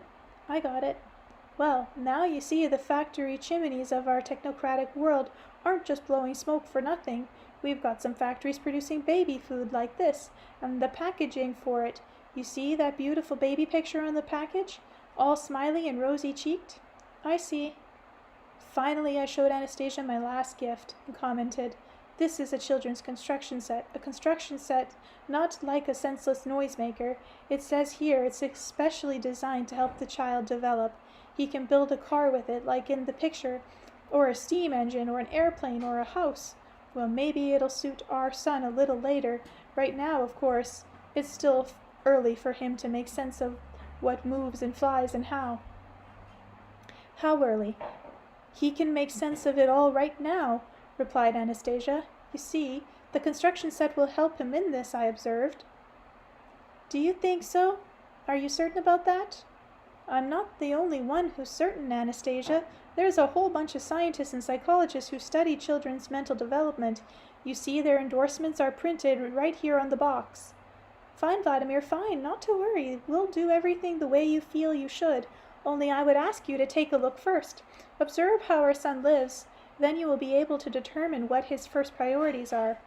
"Right. Whatever you say." I was glad that Anastasia did not argue with the need for the things I had brought. I would be able to have to look for myself and decide. "In the meantime, let us hide your backpack here," she said. "Then once you determine what things is needed first, I shall run and fetch it, or I shall fetch the whole backpack if necessary. Right now it's too heavy to carry. Your legs still hurt after all, and you do not wish me to carry you." "Well, okay, let's hide it for the time being," I agreed. "Only I'll take the letters with us. There are a lot of questions in them for you. I didn't memorize them all." "Fine, we shall bring the letters," Anastasia agreed, taking the packages. Once she had hid my backpack in a safe place, I leaned my arm on her shoulder, and the two of us headed off in the direction of her glade. It was late at night by the time we arrived. As before, the glade was empty, no structures, not even a lean-to, but somehow I got the feeling that I had come home. Even my mood was uplifted, and a sense of calm had set in. I felt like going to sleep, probably because I had been talking all the previous night with Alexander. Wow, I thought, there's absolutely nothing in this glade, and yet I get the feeling I'm home. Evidently, one's sense of home is not the size of one's living space or even a castle, but in something else. Anastasia once took me to her lake and recommended I bathe. I really didn't feel like bathing, but I thought I should be obedient to her in everything, at least for now, so I get to see my son sooner. When I came out onto the shore after bathing, it was colder than in the water.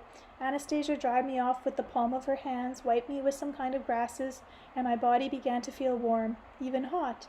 Then she handed me her dress and said with a laugh, Please put it on, Vladimir. It'll be like a nightshirt for you.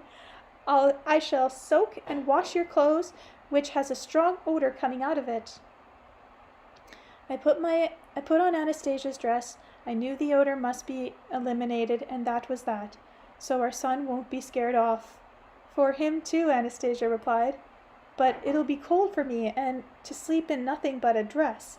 Not to worry, I've already arranged everything. You will have a good night's sleep, and you'll not be cold. You can put the packet with the letter under your head for a pillow, and I have thought of everything. You will have a good night's sleep, and you will not freeze. With the bear to keep me warm again, eh? I will not sleep with the bear. I'll manage somehow on my own. I have made up your bed so that you will not be cold or too hot. I went to the dugout where I had slept before. Anastasia pushed aside branches hanging over the entrance.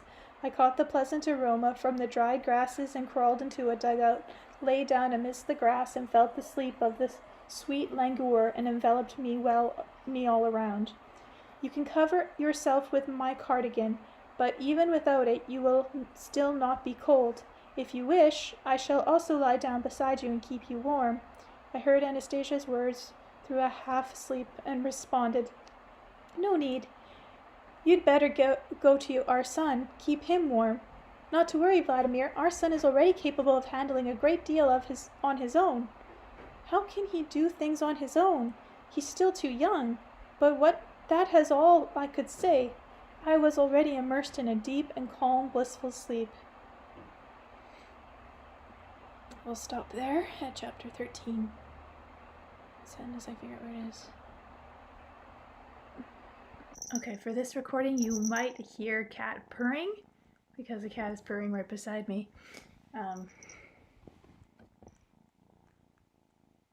Anyway, it's a nice background noise. Chapter 13. A New Morning, a New Life. I woke up in the morning and I felt such an extraordinary good mood that I just lay there thinking I'd better not budge for the time being, lest the good mood suddenly vanish. What kind of night did I have anyway? And why did I get the impression in the morning that over the past night my whole body and consciousness were literally bathed in love? By the light of the day it became clear to me why I had felt neither too cold nor too hot during the night. I was lying immersed in dry grass and flowers which gave off a pleasant warmth and aroma. Readers often ask how Anastasia keeps from freezing in the wintertime during the cruel Siberian winter frost, but it's really all so simple. If you bury yourself in a haystack, there are no frosts to fear. Granted, she has some sort of alternative source of warmth, given that she can walk about semi-nude, even when it's about 5 degrees out, and doesn't get cold. She even goes swimming then and doesn't give so much as a shiver when she comes out of the water. I continued to lie there in the bliss of my dried grasses and thought about how the morning breaking meant a new day had come, and I got the impression as though a new life were beginning. I thought if only this were the way it could be every morning. Then in one lifetime one could live 1,000 ages, as it were, and each age would be as magnificent as this morning. But how does one make each day turn out as magnificent as this morning? I didn't get up until I heard Anastasia's cheerful voice calling up to me. God surely gives to him who rises early. I crawled out of my splendid night-time lodgings. Anastasia was already standing right up there in the entrance. Her golden hair was woven into a braid which was tied with grasses at the end, like a bow. Her new hairdo looked very nice on her. Let's go to the lake. You can wash yourself and get dressed, Anastasia proposed, tossing her braided coquettishly to the front. Well, now women are women after all, I thought, and said to her out loud, That's a very pretty braid you have, Anastasia. Pretty, huh? Very, very pretty. She laughed as she twirled around. We ran to the lake. There on the shore, over some branches, were hanging my shirt, trousers, and undershirt. In some, everything I had taken off the night before. I felt them, and they were dry already. How did you manage to dry them so quickly? I gave them some help, Anastasia replied. I put them on myself and I ran about a little wearing your clothes, and they dried out very quickly. Now you will be able to put them on after your dip in the lake. And are you going to be taking a dip too? I have already done everything I need to greet the day. Before I went into the water, Anastasia rubbed my body down with some sort of paste made from grass, and when I plunged in, the water all around me began to sizzle and my body smarted a little bit. Smarted, okay. But when I came out, I felt really refreshed, as though the pores of my skin were starting to breathe, and with great intensity, all by themselves, each one taking in air individually. My overall breathing was free and easy. Can't do that today with the masks. Just as she had done the night before, Anastasia ever so cheerfully and playfully began once more to rub the moisture off my body with her hands. As she was rubbing my back, I suddenly felt something hot unexpectedly spurt down my spine. It happened once, then again. I turned about sharply, and there she was, squeezing her breast with both hands, aiming a stream of warm breast milk right into my face. Then from the other breast, a stream of milk spurted onto my chest, and then she let loose with a fast rub up and down my body, accompanied by a roar of laughter. What are you doing that for? I asked, when I had recovered from my surprise.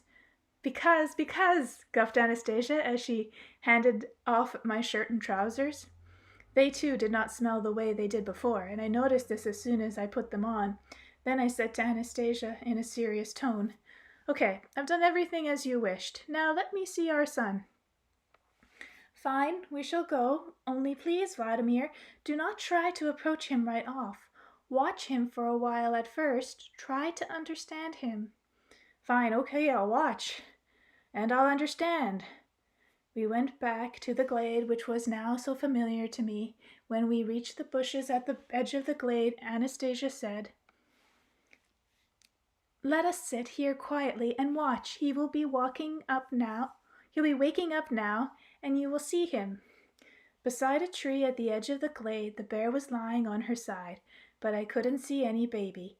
I was getting more and more excited, and my heart started beating strangely. Where is he? I asked Anastasia with bated breath.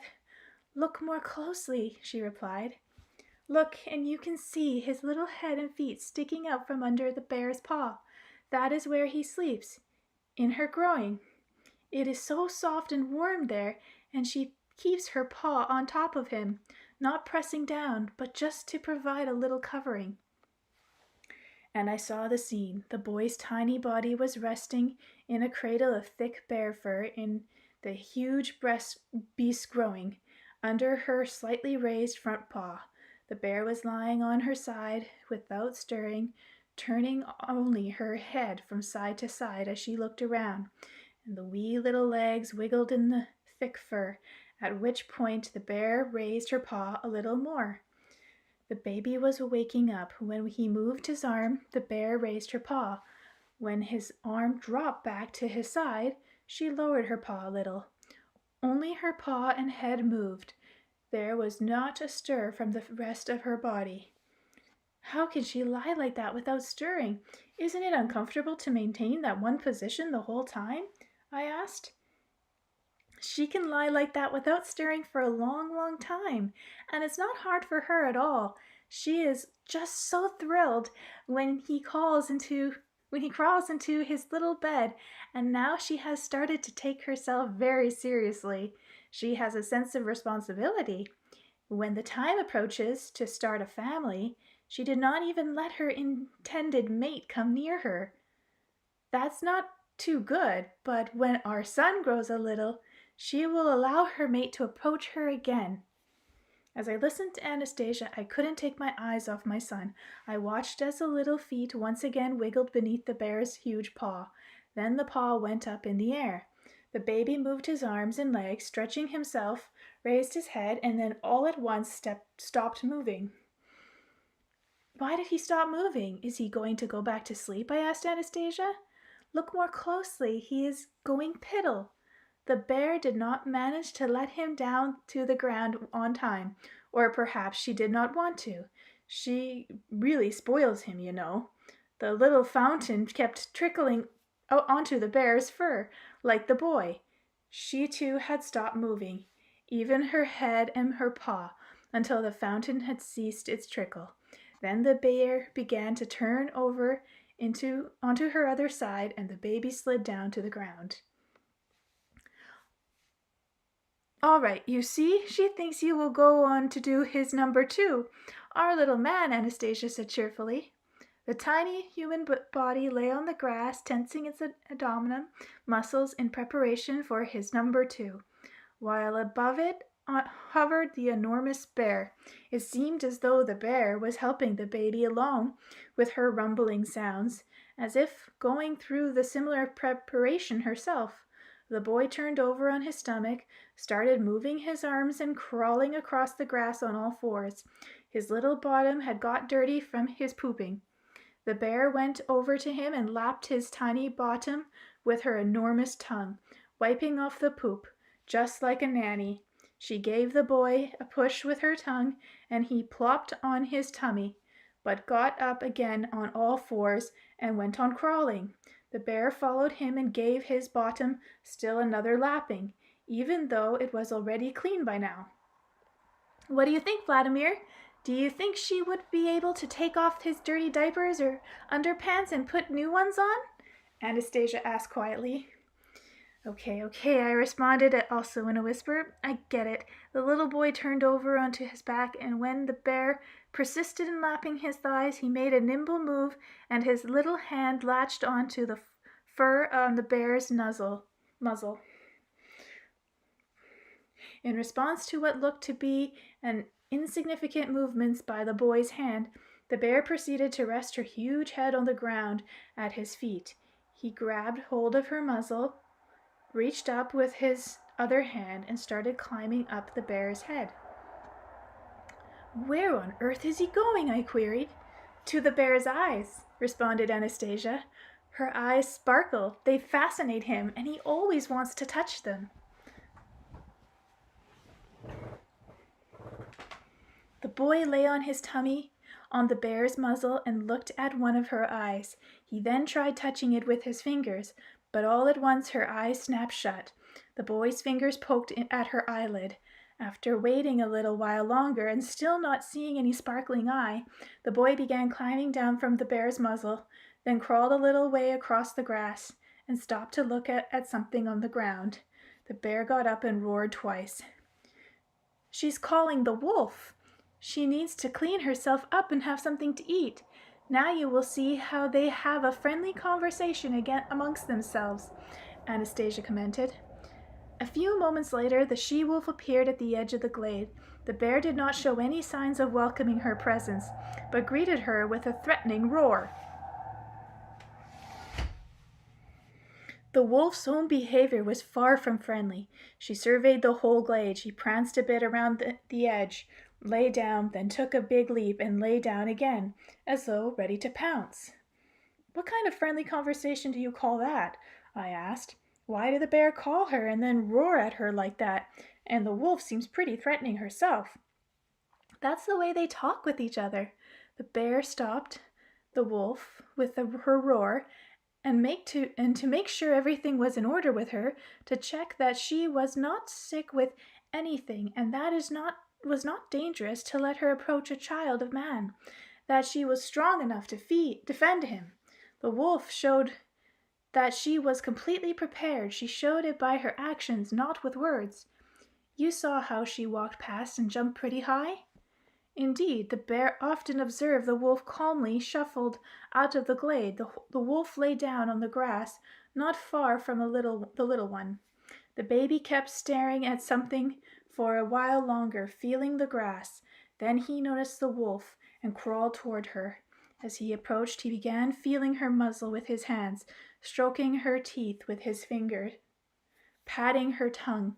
The wolf lapped his face at each point. Little Vladimir crawled onto his stomach, felt the wolf's nipples, sucked his hands all over, and screwed his face into a frown. Time for our son to eat. Anastasia began speaking again, but he is not yet so hungry that he will drink the wolf's milk. I am going to leave you for a little bit while you sit here at the edge of the glade. If he sees you and is interested, he will crawl over to you. Only do not pick him up by yourself. He is already a man, even if small in appearance.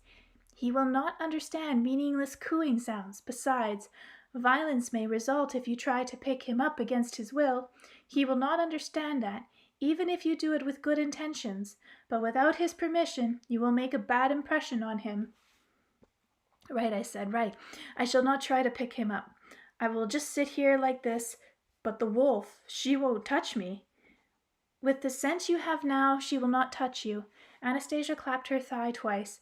The wolf got up, turned her head in Anastasia's direction, then after a glance at the baby, who had started playing again with some kind of bug, she ran over to Anastasia. Anastasia came up very near to me. She summoned the wolf to approach closer, then gestured her to lie down. Can I stroke her? To finally make friends with her, I suggested.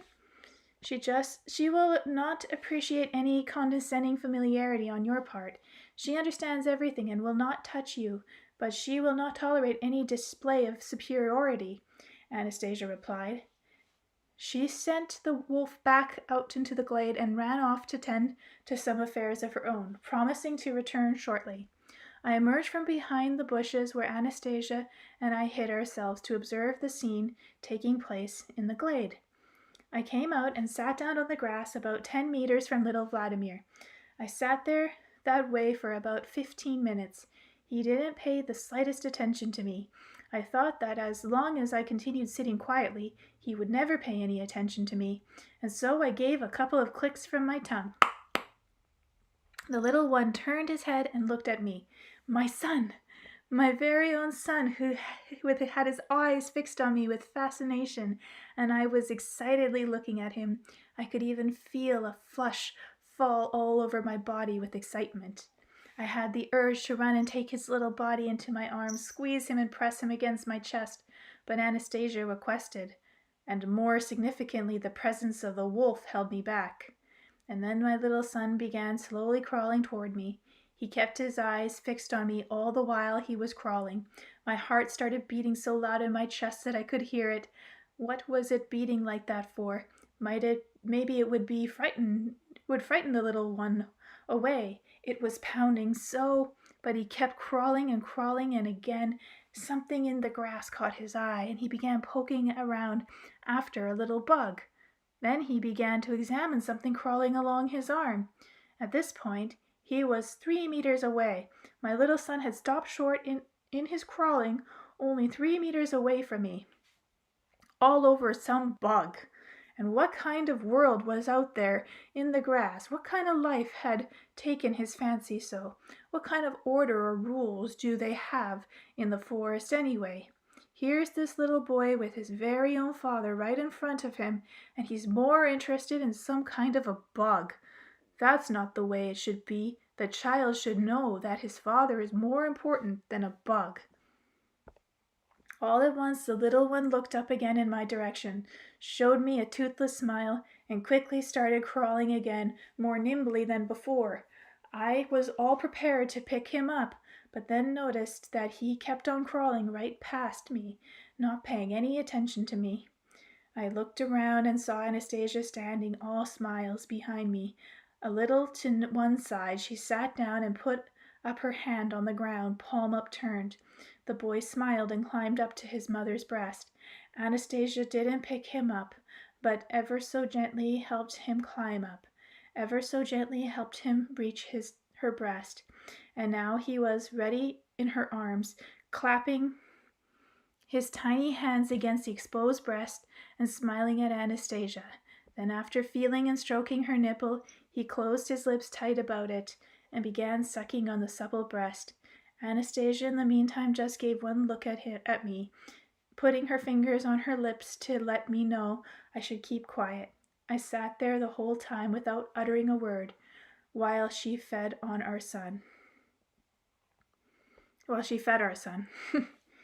It seemed as though All during the feeding, Anastasia was totally oblivious to my presence. Indeed, she did not seem to be aware of the world around at all. The whole time she concentrated her gaze on our son, and it also seemed as though they were somehow communicating with each other.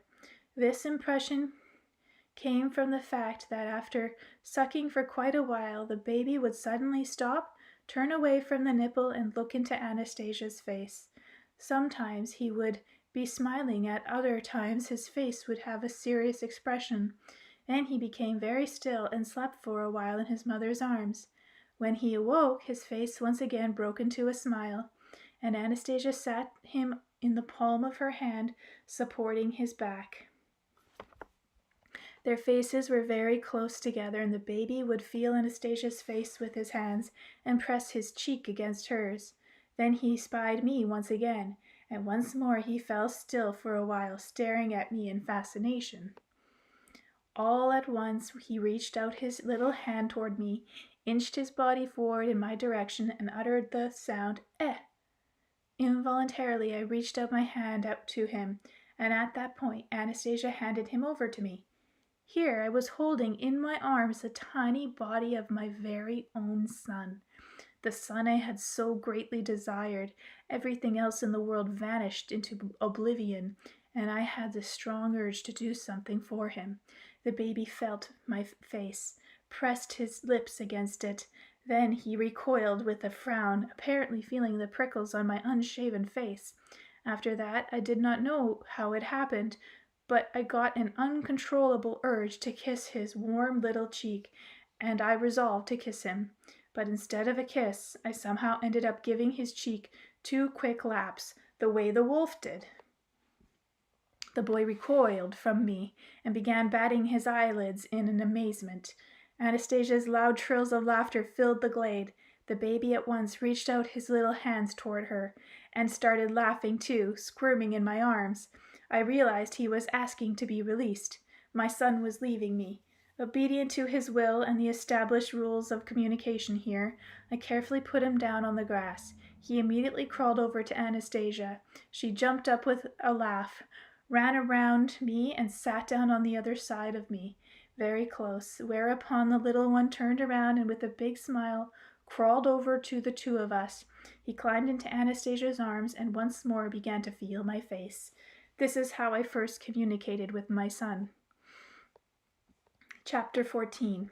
A Father's Role. My son, my little Vladimir, finally fell asleep. After his feeding, he played for a while with something in the grass, probably another bug. He felt a cedar cone which had fallen to the ground and tried to lap it up. He looked up at the clouds floating by in the sky. He listened to the birds sing, then climbed up a little hill where the grass was thicker, curled up closer, closed his eyes, smiled at something, and fell asleep. Anastasia ran off to take care of some sort of tasks of her own. I set out for a walk in the forest alone, immersing myself in thought to the exclusion of everything around me. At the same time, I couldn't get rid of the alternating feeling of joy and disappointment. I sat down under a cedar tree at the edge of the lake and decided to just sit there without moving until I thought of some way that I, as a parent, could contribute to my child's upbringing. I had to think of something to make him feel his father was the most important thing in his life. When Anastasia approached, I didn't feel like talking with her at first. It was her laughter, in fact, that had distracted my son from me. Anastasia sat quietly by my side, her hands clutching her knees, thoughtfully contemplating the calm waters of the lake. She was the first to speak. "Please do not be offended to me. Your communication struck me as so funny. I could not restrain myself." "That's not what I'm bothered about. What is it then?" "Many readers' letters ask about how to bring up children. They want me to ask you everything about your system of raising children and to describe it in my books. But what is there here to describe? There is no system. Quite the opposite. What you have here is some kind of anti-system.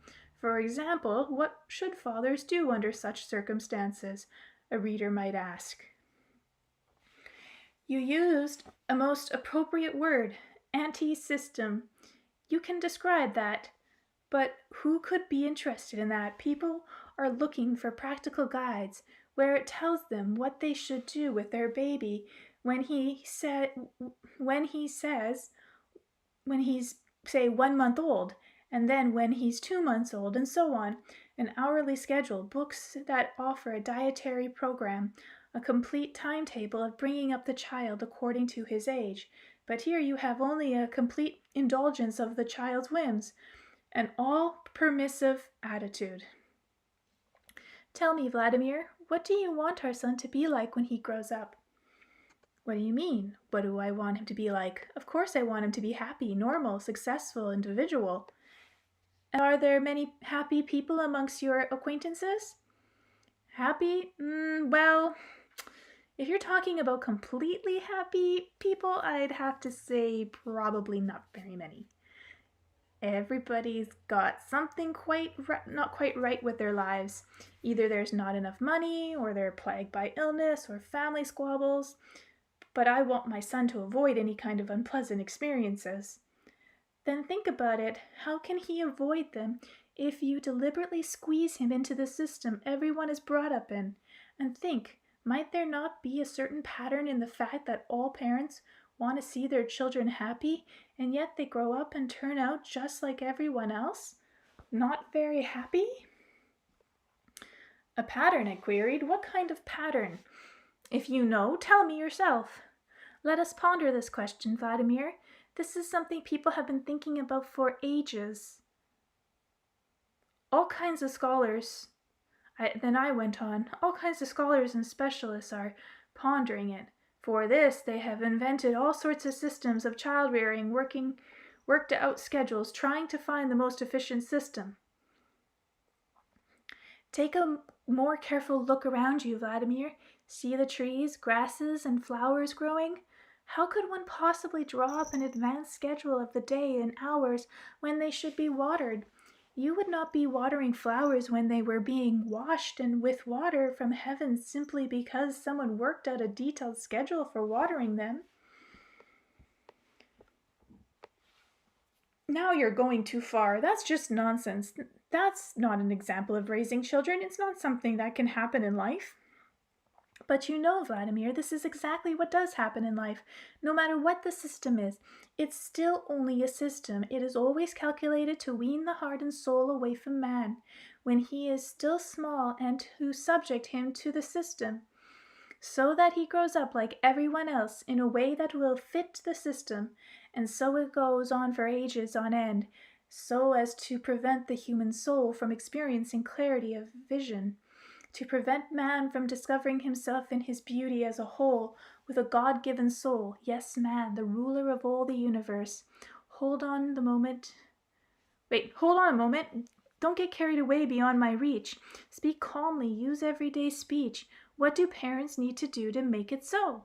So that children will grow up, as you say, with a soul that is free, to be rulers of the universe and happy as God himself has wished. He must not interfere.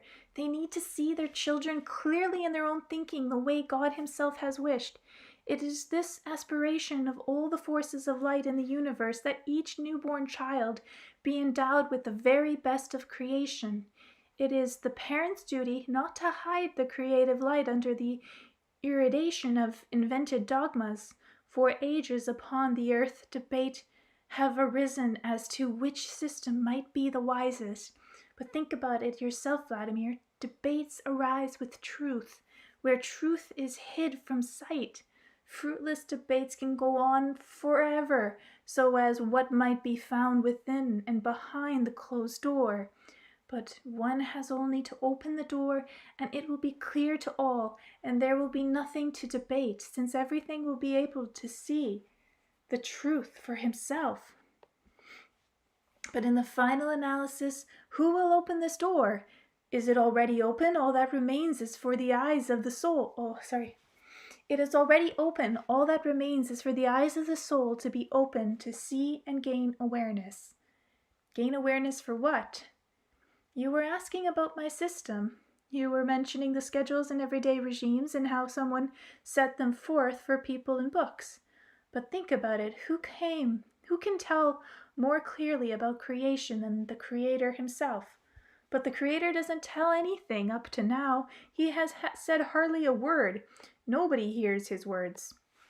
Words thought up by man have many meanings. The Creator patiently and lovingly speaks with each one of us through splendid, imperishable acts. The rising of the sun and the silvery sheen of the moon, the soft mist and tender dew, playing in the sun's ray and drinking in the heavenly blue. The universe is filled with so many clear examples like that. Just look around you. They touch you, and everyone else too. Again, if everything Anastasia said about what child rearing were to be laid out, the result would probably be the complete opposite of how we handle this matter today. I have already said that Anastasia, along with all her forebears through the ages, treats newborn as a deity or an immaculate angel. They consider it totally unacceptable to interfere with the child's thought process. Anastasia's grandfather and great-grandfather were able to observe for long periods at a time how their little granddaughter would be fascinated by a bug or a flower, or the contemplation of something. They tried their best not to distract her with their presence. They would converse with her only when she herself paid attention to them and showed a desire to communicate. Anastasia maintained that at the very moment I was observing little Vladimir contemplating something in the grass, he was becoming aware not only of the bugs but of all creation. According to her, a bug is a more perfect mechanism than any manufactured product, let alone a primitive construction set. A child provided with the opportunity to communicate with these perfect beings will himself become more perfect. Then through the communication and primitive lifeless objects. Besides, as she maintains, every blade of grass, every bug is interrelated with the whole of creation, and subsequently aids the child in becoming aware of the essence of the universe, and of himself as part of it, to become aware of his innate purpose. Artificially created objects have no such connection and do not arrange priorities and values in the child's brain in the right way. To my observation, that the condition in which she and our son were being brought up were totally different from those in which children of our civilized world are to be raised. She responded as follows. Even in the mother's womb, and especially when a helpless infant is given birth in the world, the forces of light in the universe rejoice. They rejoice in the trembling hope that the newly arrived immaculate godlike man will become their kind ruler and intensify the light of love from the earth. Everything has already been provided for him by the Creator, through a bug, a tree, a blade of grass, a seemingly ferocious beast. The universe is prepared to be a good nurse for him. Even in a man outwardly small, we see the great work of the Creator of all. In a burst of bright inspiration, man has been co-created by the Creator, and with his birth has been created for him a paradise on earth. Nothing and no one has the power over the Creator's supreme co-creation. His burst of love and bright inspiration are already comprehended in each engendered moment of the world and for the world. Of all the beings in the unfathomable universe, only one is capable of influencing his destiny by coming between God, paradise, a star of happiness, and man. So I queried, does that mean that there is a being in the world more powerful than God? There is nothing more powerful than divine inspiration, replied Anastasia. But there is a being equal to in power, capable of coming between God, the most tender educator, and the angelic child, man. And who is it that, and who is that? How is he called? That being is man the parent. What? But how can it happen that parents can wish unhappiness for their children? Everyone wants happiness, but they have forgotten the path to happiness. That is why they are perpetuating violence out of good intentions. Can you offer proof, even just a little, for what you say? I asked. You spoke of various systems of raising children, Anastasia. Think about it. There are many systems, but there is only one truth, and this one alone means that the many are leading in the wrong direction. How can one tell the true system and the false one? Try and look at life and with an open heart, purity thought from vain and fruitless art, and then you will see the world, the Creator, and the universe, and yourself. Where are the eyes of the heart in place of ordinary eyes? Who is capable of discerning all this? Couldn't you talk about... sorry. It's Vladimir again.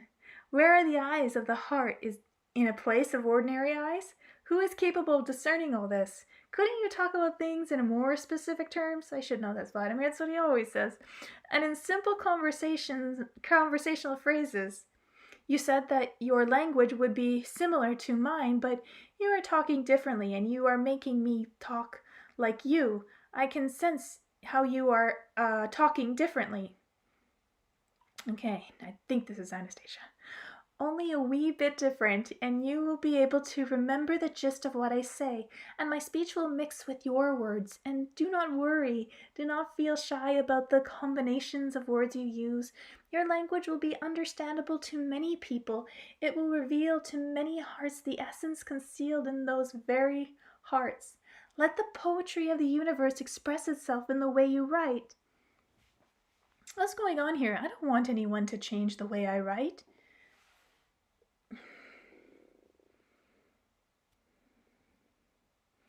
But yet you were offered when a journalist called out your language stilted. You were offended. Is that it? Yeah. I, along with your readers, can make it so your language may leap from stilted into the best sounding of all time. Well, okay, let's have it that way down the road, but for now I just want to hear simple language as it is. The issue is so complex, it is incomprehensible. How does it all happen, and how come parents are closing off the path to happiness for their children? And is that in fact what is really happening? First of all, I have to be convinced that that's really the case. Fine, if you want to be convinced, try recalling scenes from your own childhood. But that's hard to do. Not everyone can recall things that happened in their infancy. And why might it be? Is it not because memory attempts to spare our feelings and exercise what is empty and fruitless? It tries to erase any suggestions of hopelessness, to rub out what you experience in your mother's womb when you sense the world verbal abuse through the suffering of your mother. Do you want me to help you recall the other things? Well, you can give it a try. What other things were there that have gone from my memory? Some people do remember being in the womb. I know a few. Very fascinated with memory. The other things are not things you wish to remember. You are reluctant to remember how you, the ruler of the universe, lay all by yourself, helpless in your crib. You were so tightly wrapped up, it was like being bound in a cocoon, and smiling people decided when you should eat and when you should sleep. You wanted to think everything through for yourself to make sense of what was going on, but so often they would simply make cooing sounds and toss you up towards the ceiling. But what for? You never got a chance to think about that. After growing a little, you began to see a great many things around you that had no voice and no heart. But you were not allowed to touch them. You could touch only those things which people handed you, and you resigned yourself to trying to figure out where was the perfection in any of the joy toys you were offered. But there was no way you could have found in this absurd primitive object what you have never been there in the first place, and you never could.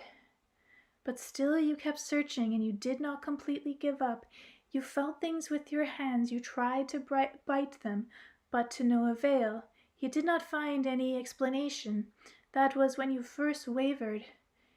You who were born to be ruler of the universe, you decided that you were unable to decide anything for yourself.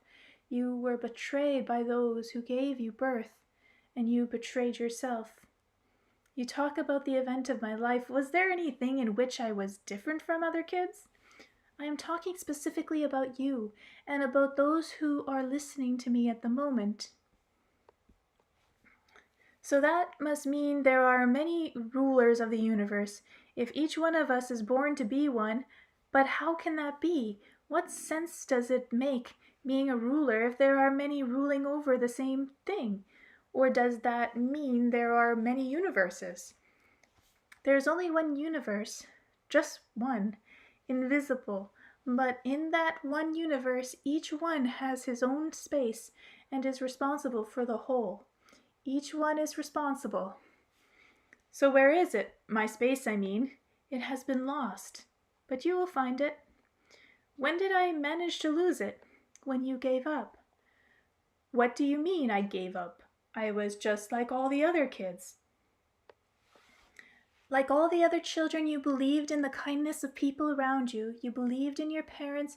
You began more and more to repress your own desires, and you accepted their belief that you were nothing but an ignorant, insignificant youngster. And the sensation inoculated in you by the abuse of your childhood keep on haunting you throughout your life, even to the point of attempting to reproduce themselves in your offspring. You went to school like everyone else. There you were told how man was nothing but a monkey, how he was a primitive creature, how foolish he was to believe in God. You were told about how there was just one leader who knew everything, a leader chosen by the people, a leader who alone was more worthy and more intelligent than anyone else. And you got carried away with poems about that leader. You began glorifying him without a second thought. It wasn't just that I extolled the reader verse as I was told. I actually believed it back then. Yes, many people read verse. There were even competitions who could extol him better than anyone else, and you tried to be the best. So did everyone else back then. Yes, the whole system demanded that everyone have the same aspirations, and thereby perpetuating violence on everyone. It tried to break people to preserve itself. But then all at once, part way through your life, you discovered that there were a lot of systems out there and that they were all different. Then you discovered that man, quite possibly, was never a monkey. And the very wise leader turned out to be a very stupid tyrant. And it turned out that your generation had been living life all wrong. Now there was a new system to live by. Communism to religion. And then you became a parent, and unthinkably you handed over your daughter to a new system, as though you were doing her a favor. You were not thinking as you did before. You used to wonder when your toys made noise, but you don't wonder anymore. Having accepted abuse yourself as normal state of affairs, you began abusing your own child. Century after century, various systems have come and gone, one after the other, but all the while with a single goal: to kill you, a ruler and wise creator, and transform you into a soulless slave. The system always operates through parents and through those who proclaim themselves to be wise teachers.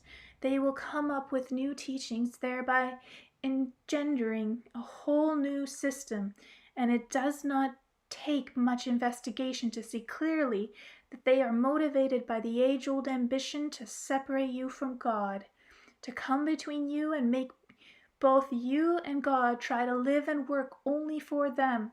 This is the core of any system, and you, Vladimir, started asking me to create yet another system. I shall not be able to fulfill your request. You must look around you, try to make sense of the things through your heart alone. Tell me, Anastasia, what about our son? Do you mean to say that living out here in the dense taiga among all the wild beasts, he has not known violence even in the least? He knows neither violence nor fear. He has ever more confidence that everything here is subject to man, and that man is answerable for everything. But wasn't it violent, at least in a small degree, when the bear lapped his dirty bottom after he woke up? When he fell on his stomach after the bear lapped him? And she did the second time after he began crawling again? And the second time he fell down? The way I saw it, he really didn't like the bear lapping him like that.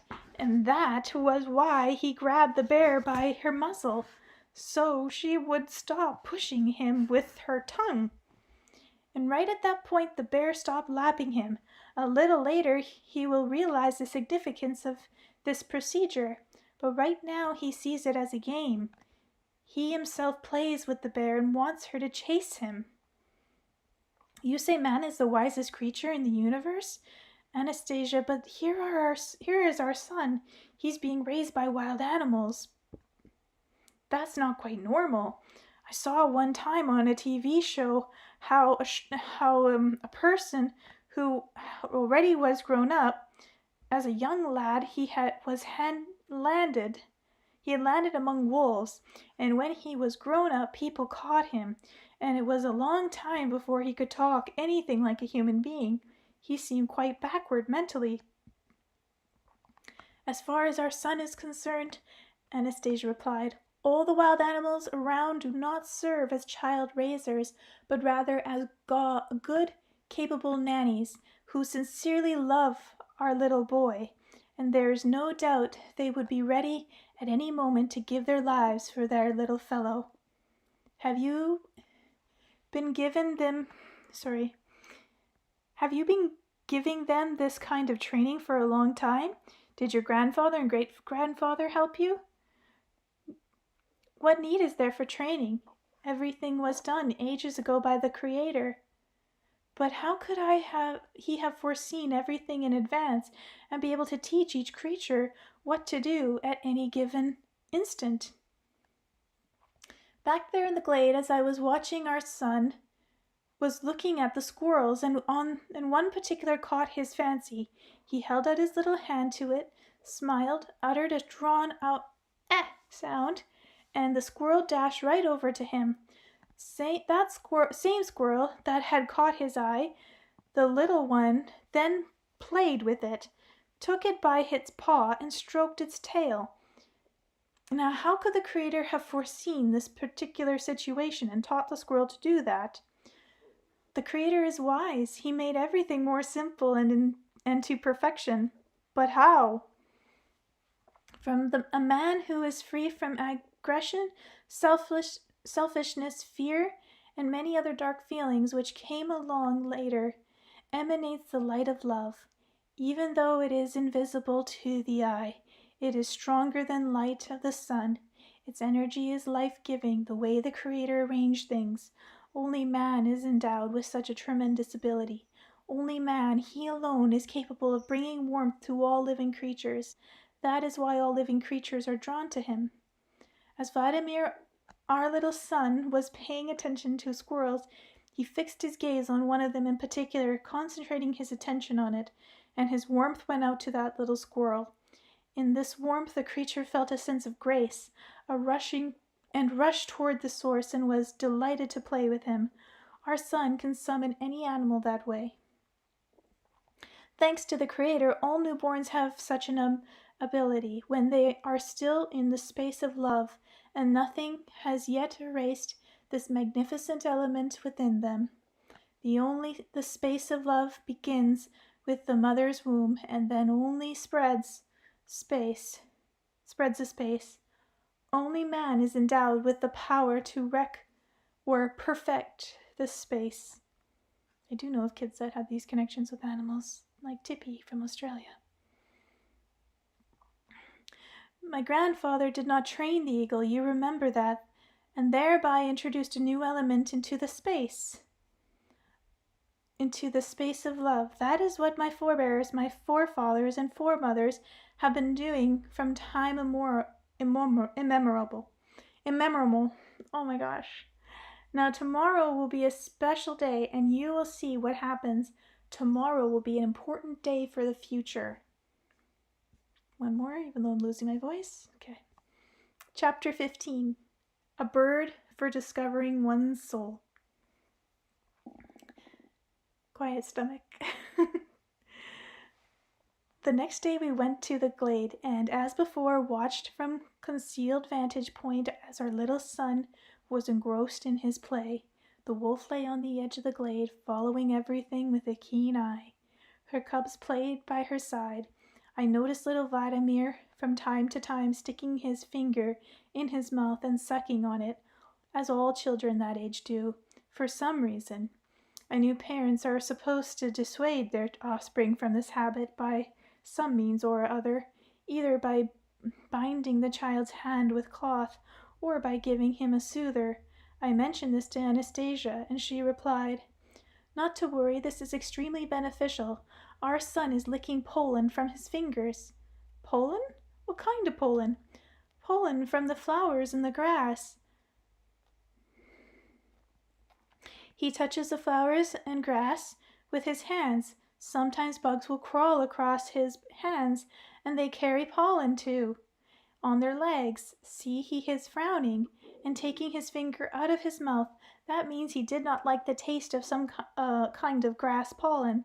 Now he is bending down and trying to put a flower into his mouth to see how it tastes. Let him do that. Let him taste the universe. The universe and a little flower. What's the connection? Or is it simply a figure of speech? Everything alive in the world has a connection with the universe. But how? Where? Where can one see the connection? What instrument is capable of measuring it? Oh, Vladimir, you're so annoying. But necessary for this story.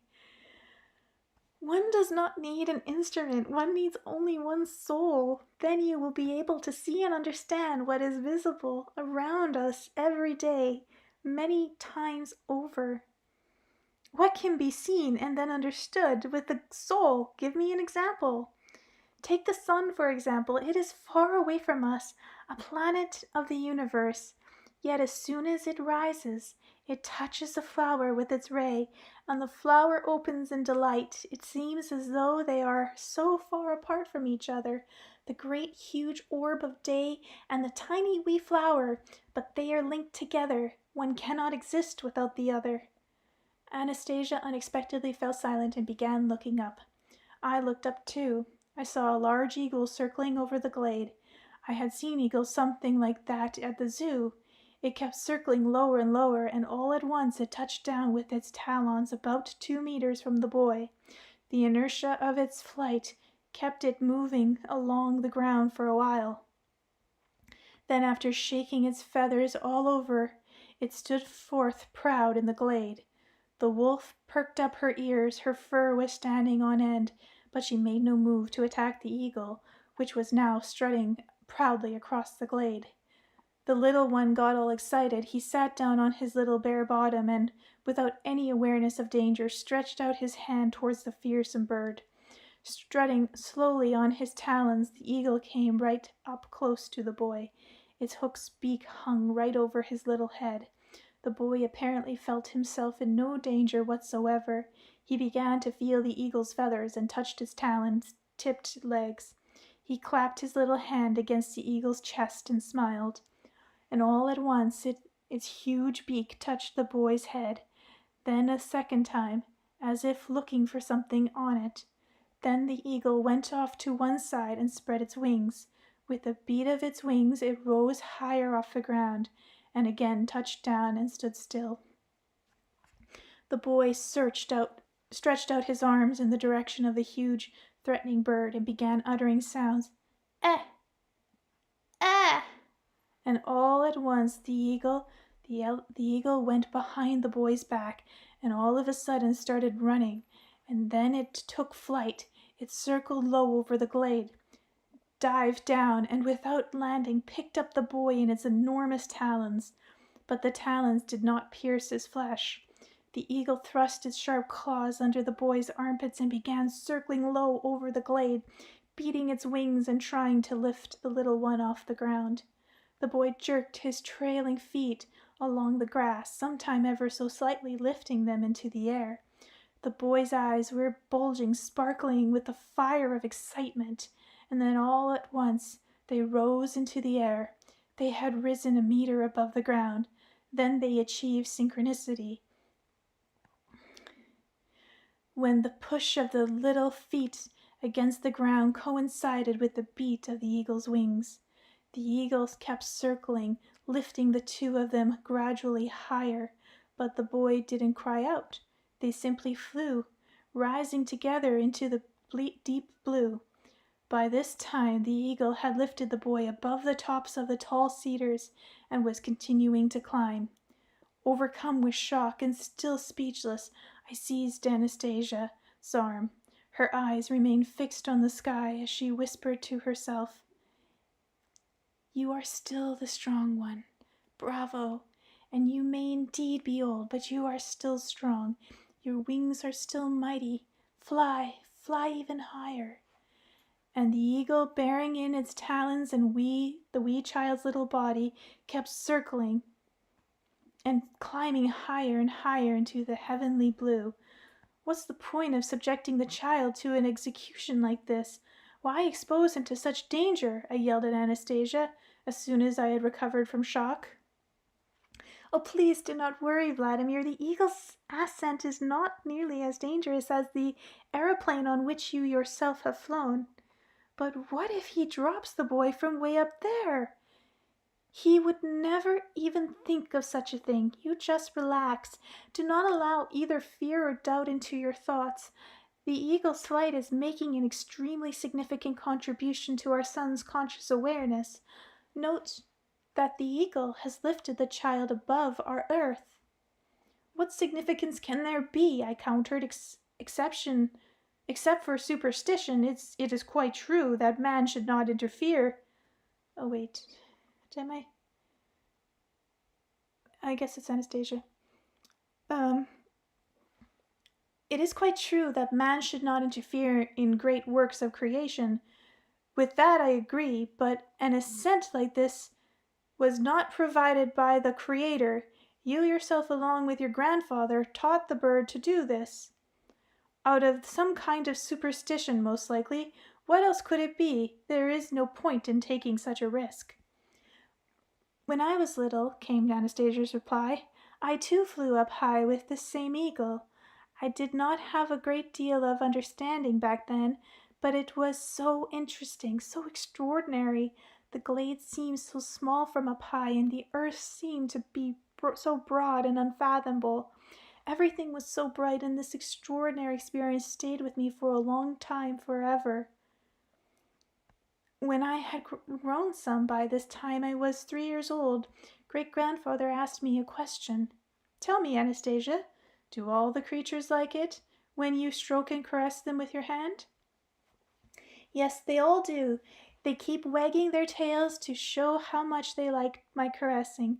The grass and the flowers and the trees like it too, but not all of them have tails to wag to show how good it feels to be stroked."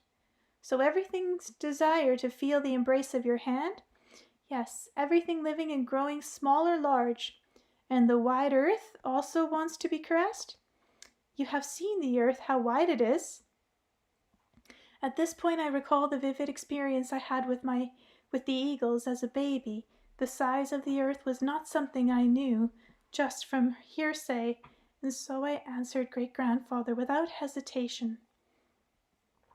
"The earth is wide and you cannot see its edge, but if everyone wants to be caressed, that means the earth must want it, too. But who would be able to embrace the whole earth? It is so great that even your arms, great-grandfather, would not be able to embrace the whole of the earth." Great-grandfather stretched out his arms to either side, looking at them and nodding in agreement. "You are right, even my arms are not long enough to embrace the whole earth. But you said that the earth, like everyone else, wishes to be caressed." "Yes, it does.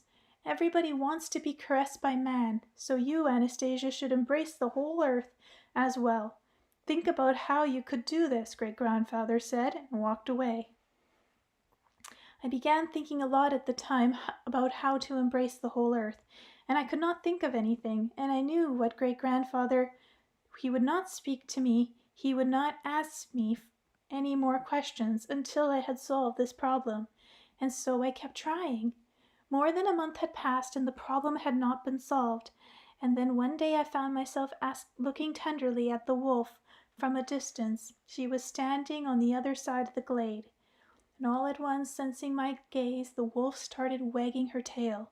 Then I began to notice how all the creatures were so delighted when I looked at them with joy and tenderness. How big they were or how far away they were was not important. They were delighted just from my looking at them or thinking about them with love. I realized they were just as happy as they had been earlier when I was stroking them with my hand. Then I became aware of something. Here I was, I with my hands and my feet, and yet there was also this other me, a larger than could be shown by someone's hand, and this larger invisible entity was also me. That meant that every man was set up just like me, and this larger me was indeed capable of embracing the whole earth. When great-grandfather showed up, I was all bubbling with joy, and I said to him, "Look, Grandpakins, see how happy all the creatures are, not just when I touch them with my hand, but also when I look upon them from a distance. It is invisible, but something of me is embracing them, and it can embrace the whole earth too. I shall embrace the whole earth with my invisible self. I am Anastasia. There is the little me, and there is the greater me. But how this other me is called, I do not yet know, but I shall think about how to call it properly, and I shall say its name and give you the whole answer, Grandpakins. Then will you begin talking with me again?" Great-grandfather began talking with me right away and said, "Call your second self, dear granddaughter, soul, your soul, and cherish it, and act in accord with its limitless soul of yours." "Tell me, Vladimir," Anastasia said, addressing me, "how old were you when you first became aware of your soul, when you felt it for the first time?" "I don't remember exactly," I replied, and wondered whether I had ever really discovered my soul or whether others discovered it too, and at what age, and to what degree. Maybe we simply talk about our soul, not really feeling it at one with it, not really thinking about our second invisible self and how important it is to feel all that and what for. The tiny dot moved overhead quickly, began enlarging. The eagle kept circling lower and lower over the glade. When it reached the height of the treetops, I could see the little one flushed face and his eyes sparkling with excitement. The little fingers at the tip of his outstretched arms were moving in time with the wing beats of the extraordinary bird. When the little one's legs touched the ground and started tailing across the grass, the eagle loosened its talons. The little one fell, rolled over in the grass, and quickly got up on all fours. Then he sat up and started turning his head around like looking for this new-found friend. The eagle staggered off a little ways, but then fell on its side. It lay awkwardly on the grass about 10 meters distant, with one wing sticking out at an angle. It was having a hard time breathing, and its head was resting on the ground. The little one saw it, broke into a smile, and crawled over to it. The eagle attempted to get up and greet the boy, but once again rolled over on its side.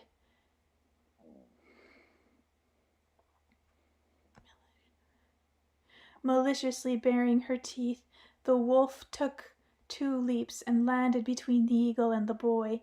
Anastasia whispered, her voice trembling, "How perfect and strict are your laws. You gave everything to man right from the beginning, Creator. The wolf is following your laws, but I feel sorry, very sorry for the eagle."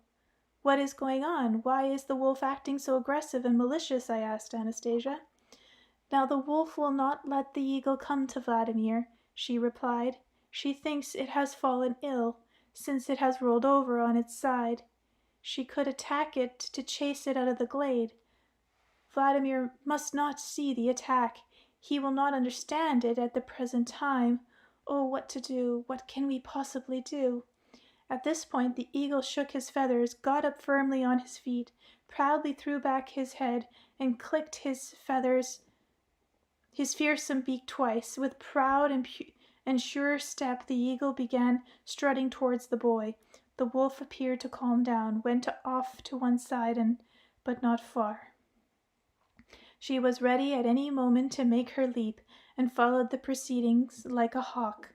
The little one first touched the enormous bird's beak, then began tugging at its wings feathers, ruffling them and demanding or asking something, repeating all the while, "Eh, eh, ah!" The bird's hooked beak touched the crown of the boy's head, along with his shoulders, which all bore the marks of the eagle's talons. When the eagle bent its head to the ground and using its beak to tear off a little flower, put it on the little boy's mouth as though it were feeding its young. The little one all the while kept making the same vowel sounds. After performing this parental duty, the eagle began staggering again. The malicious wolf crouched for a leap, and then suddenly it started into a run. Then there was a beating of the wings and take-off.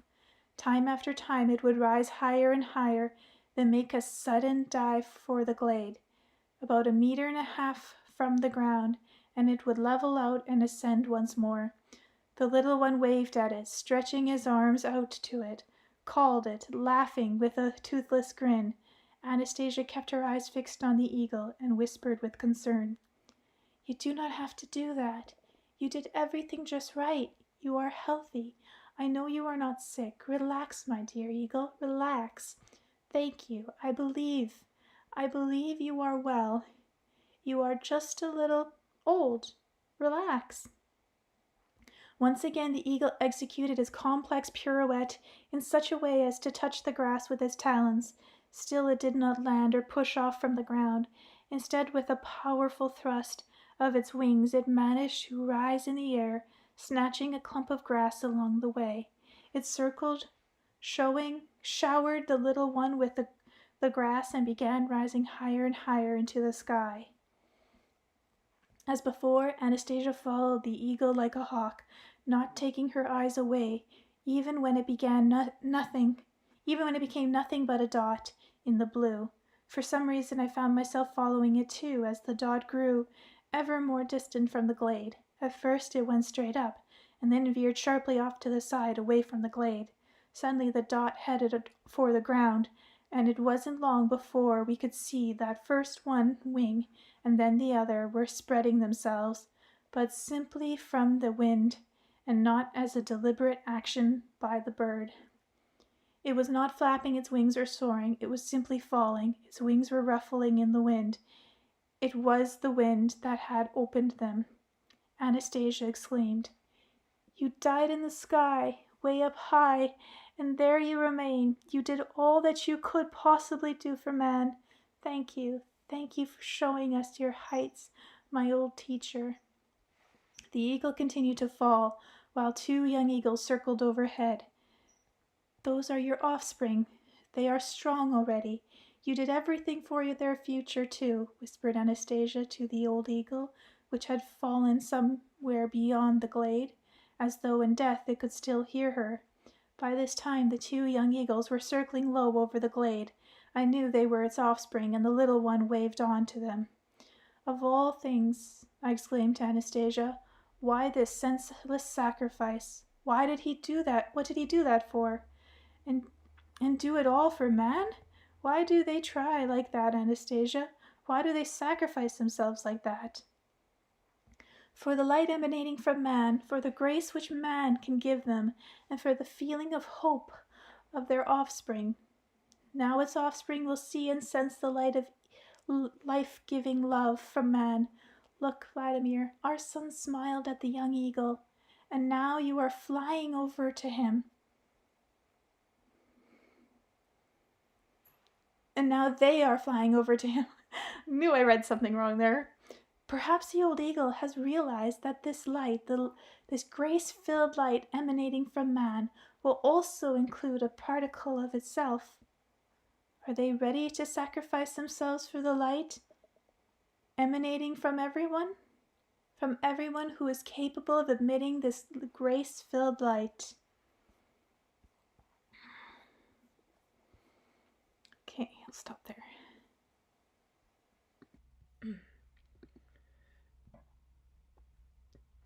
Chapter 16, The System. Anastasia went off to get ready to feed our son, while I once again set out for a walk in the woods to do some thinking. Two things were bothering me, unpleasant things. The first was how I as a father, was still unable to find myself a niche where I could participate in the raising of my son. It had become clear to me that I could not come up with any more interesting toys than those he already had, and there was no point in bringing food in either. Our son already has his mother's milk and fresh flower pollen, and then there will be nuts and berries. Naturally, packaged baby food is no substitute for living, growing sources of nourishment. Yet still I had a hard time mentally accepting this kind of situation. Hey, Belly, you come to purr for everyone? After all, I'm losing my voice. Sounds different, but froggy. After all, hey, don't step on the keyboard. Anastasia has nothing, and yet at the same time she lacks nothing, and can even make liberal provisions for the baby. In the TV adverts, there is such hype about toys and other stuff for children that it almost seems a child won't survive without them. Here, however, they make no sense at all. More than that, they are actually harmful. A baby doesn't even need a crib here. With a crib like the one he has, namely a bear, of course, he is not going to freeze even when the temperature is minus 40. There's no need to wash sheets or diapers. The bear, can you believe it, is also a stickler for cleanliness. Each time she scrapes clean her growing area with her claws, just like a comb, she rubs her tummy on the grass and then bathes. When she comes out of the water, she shakes herself off with the spray flying in all directions, then lies down on her back with her tummy up and dries herself off, and then once again combs her growing area. Anastasia took me over to her and had me feel the place where our little one sleeps. It is soft there, clean and warm. But even if I'm not required to make any kind of material provisions, a father should still take part in raising his son, that's for certain. Only how? Maybe I should go to Anastasia and firmly demand a definitive answer. After all, I have fulfilled all her conditions. I have not picked up the baby, nor have I insisted on him making use of the presents I brought with me.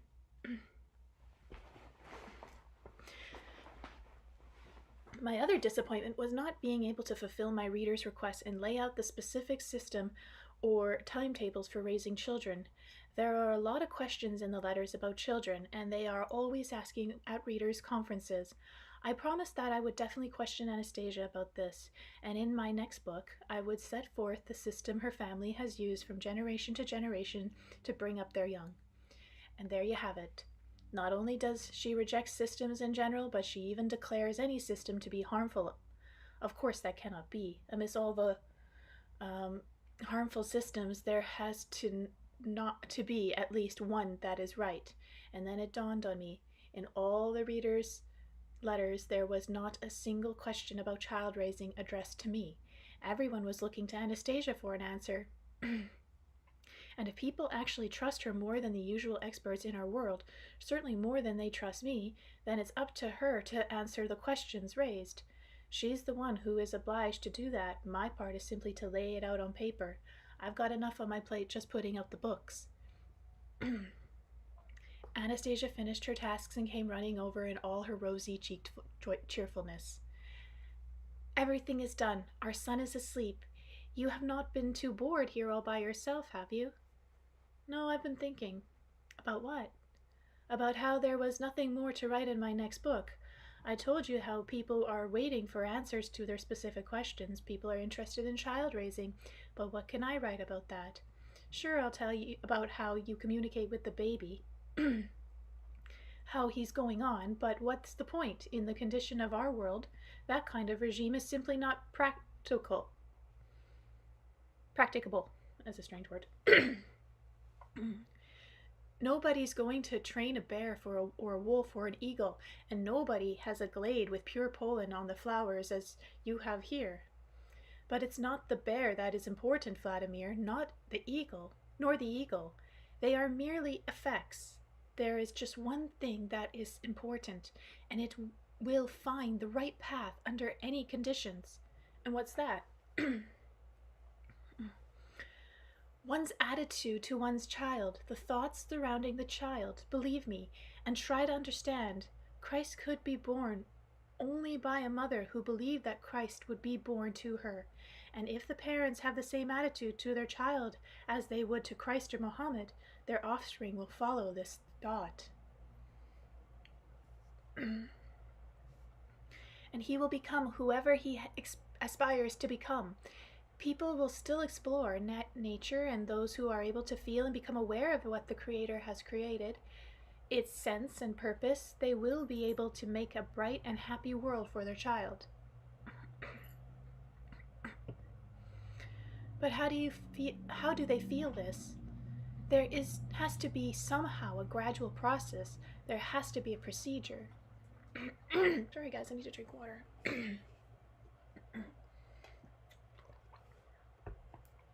This can be felt only with the heart. Only the heart is capable of understanding it. And more specifically, you wrote more specifically when you told about the Dashniks, yet you took no notice yourself. What is the point of wasting more words? If the heart and the soul are not open, the words will simply vanish with the wind, barely noticeable. Yes, I did write a few words about that, but nothing has come up of them in real life.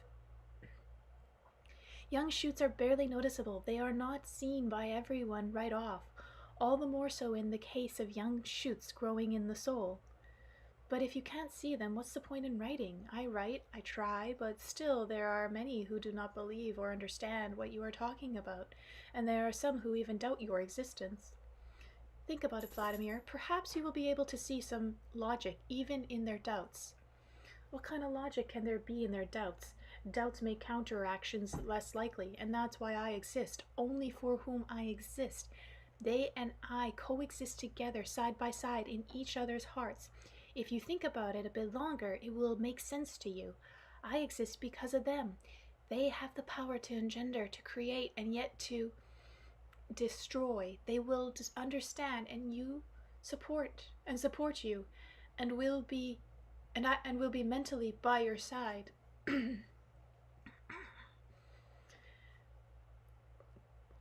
You can say what you like, but I'm tired of listening to insulting remarks, dispelling the doubts of unbelievers.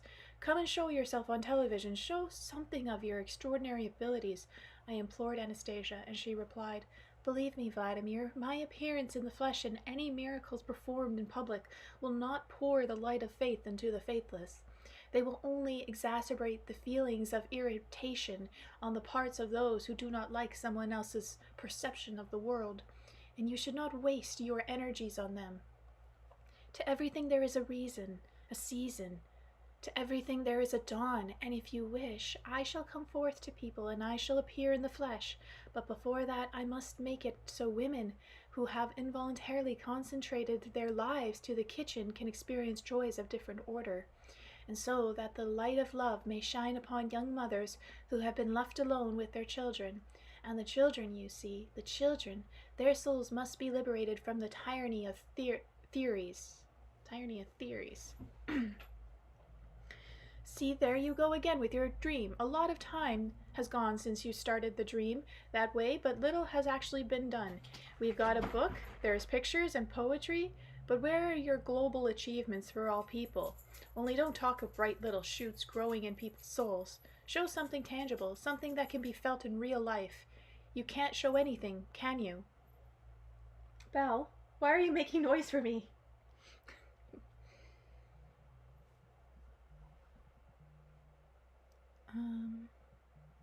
I can, then show it. If I show it, I shall be subjecting you to the temptation to open prematurely the little shoots which are just starting to come up, and then who will protect them from a damaging hailstorm? You will. In that case, I shall be obliged to do so to correct my mistake. Look. At that point, thanks to Anastasia, I was able to witness a phenomenon which was even more extraordinary and overwhelming than anything I had described in my books to date. Within the space of a single moment, either inside me or in front of me, I'm not sure which, there paraded a multitude of marvelous faces of people of different ages and from different parts of the earth. This was not just any series of flickering images, not just people's faces, but their splendid actions too appeared before my eyes. I could see the circumstances surrounding them, the events that were happening to them or because of them over their whole lifetime. They were... Well, what the heck? Come on! Sorry guys, that must have been really loud for you. Okay, where was I? They were all drawn from their present reality, and from our present reality. It would have taken many years to view such a quantity of information on a cinema screen, yet there it took but a single moment that after Anastasia was standing once more before me in exactly the same position she was in before, she began speaking the moment I saw her. You were thinking, Vladimir, that what you saw was merely a kind of hypnosis. I ask you, please do not try to guess the means by which these people appeared before you. You were talking about children, about the most important thing. Did you see the children? Tell me. Yes, I saw the children. Their faces looked intelligent and kind. The children were building a house all by themselves, a very beautiful house, and so big. And they were singing while they worked, and I saw a gray-haired man amongst them. This man was a scholar, an academic, and he appeared to me right off to be very wise. Only he was talking in a peculiar fashion. He seemed to think the children could be wiser even than those whom we call professors. The children were talking with this academic as an equal, and yet at the same time with respect. Indeed, there was a lot about children in my vision, about how different their education was, the things they dreamt about. But that's only a vision, so what's the point in carrying on about it? In real life, things are not like that at all. What you saw was indeed a real life, Vladimir, and before long you will be persuaded of that yourself. And to my amazement, it all came about just as Anastasia promised. It happened, and I saw it. Belle! Stop! Chapter 17. Put your vision of happiness into practice. Soon after returning from the Taeg, I went once again to the city of Galjanek to attend a readers' conference on the Anastasia books. The governor's aide in charge of the Galjanek district of the Krasnor region took me to see the academic forest school. A narrow gravel road led from the main highway into the forest to a valley nestled amidst the mountain peaks. The road soon came to an end in front of a most unusual two-story mansion. It was still under construction from one of the still frames, windows opening, wafting the sound of children's voices singing a Russian folk song.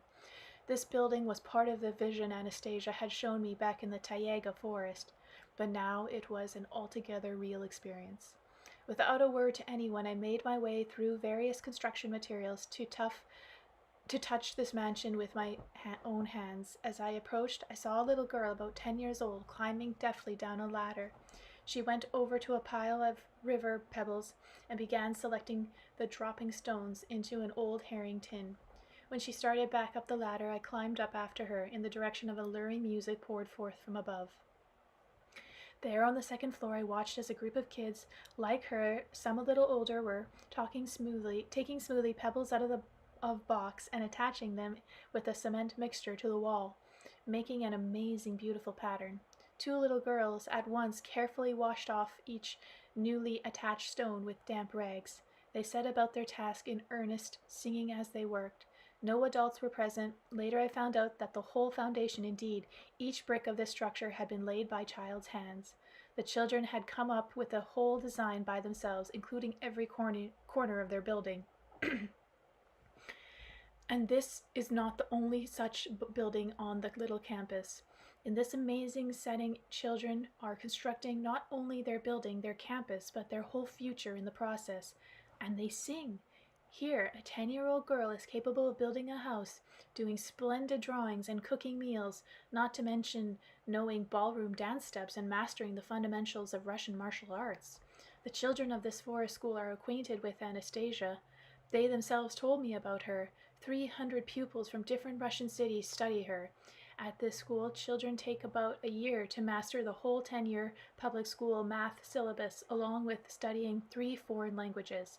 They neither recruit nor produce child prodigies. They simply give the kids a chance to discover what already lies within. Academic Petrovac schools come under a Russian Federation Ministry of Education. It charges no tuition fees, not intuition. Even though the school does not advertise itself, it has no vacancies. Indeed, there is already a waiting list of 2,500 hopefuls for an unexpected opening. It is hard to find words to describe the joy on these children's beaming faces. I went to visit the school directly after the readers' conference at Gelsenik.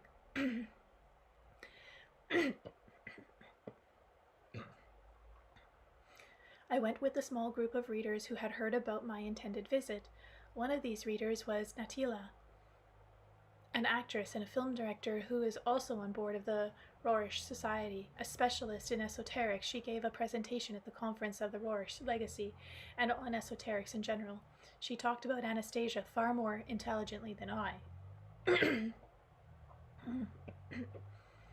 Come on, throat, clear.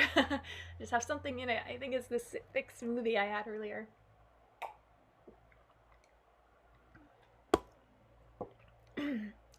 Natalia was accompanied by her 10-year-old daughter, Mashenka.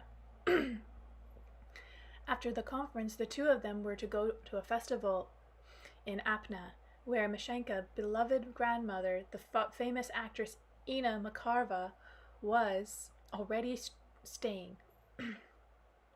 Come on. But Mashenka's words came as a thunderous call to new enlightenment. Mamachka, please, just for 3 days, just 3. While you go to the festival, arrange me to stay here at this school. And the delicate little Mashenka stayed for 3 days at the school, to the great astonishment of her mother, who sadly said, "Apparently you don't give enough to our children. Even though we love them, we are inadvertently stealing from them." Natalia, once accompanied by a film cameraman, he began shooting as soon as the children school started talking about their communication with Anastasia and their understanding of life. I'd like to produce here some of our conversation with the children who were building this mansion. Natalia and I were the ones who asked the questions. One gets the impression that each brick of your building here is filled with bright energy of a great power. Yes, that's true, answered an older red-haired girl. So much depends on the people who touch them. We have done this all with love. We are trying with our mental attitude to bring only what is good and happy to our future. Who designed this building, the columns and paintings? This was the result of our united collective thinking. Does that mean that while each one is outwardly working on their own individual task, in actual fact, it represents a collective thought? That's right. Every evening we get together and plan out and visualize the day ahead. We come up with images we want to see expressed in the design of our mansion. Some of the pupils here take on the role of architect. They give specific forms to our common work, and we tie it all together. And then there's a bunch of images. It looks like the kids of the school, and they are all in this particular Russian uniform. And they're performing a dance at the auditorium that they designed themselves, and they built and decorated. Below the pupils, 10 to 15 years old, are building a new hall on their campus without adult supervision. There is also in this video a link to the actual book, so you can scroll if you want to see the images, because I can only describe them. And then there's an image of a main entrance to the school. What it looks like. Here's a pupil decorating a wall of a new administrative office, and pupils at the left guided a learning session.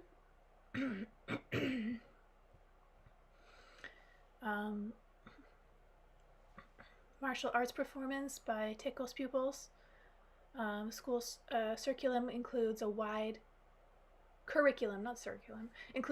variety of subjects ranging from traditional disciplines to folk dance, self-defense, and architecture.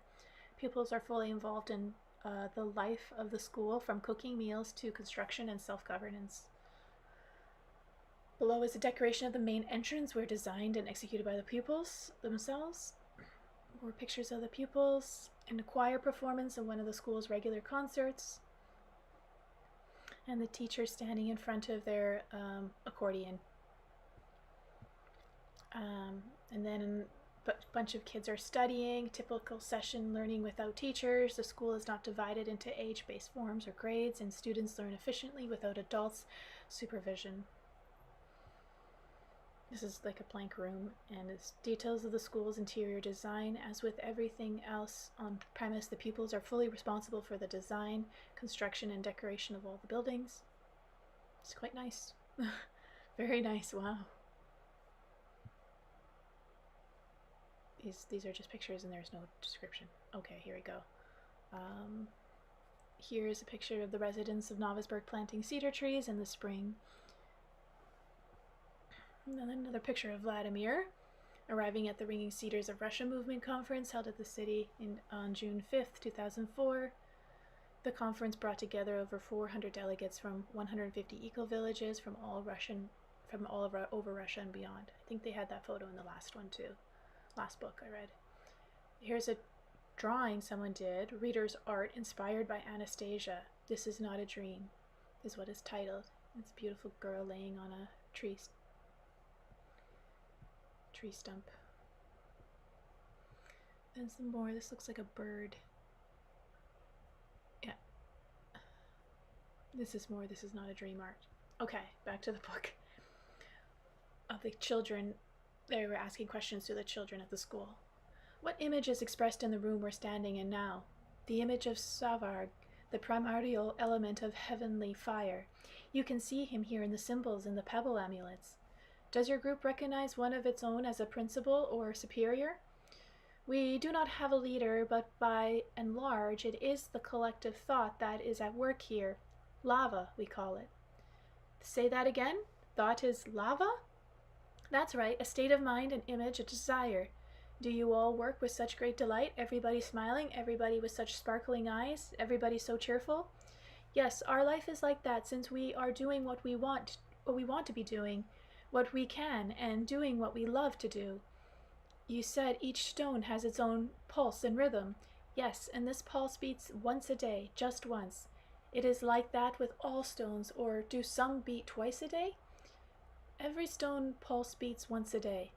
Doesn't it seem to you that your mansion is something like a temple? A temple is not a form, but a state of mind. For example, the cupolas, they simply help you access a particular state of mind.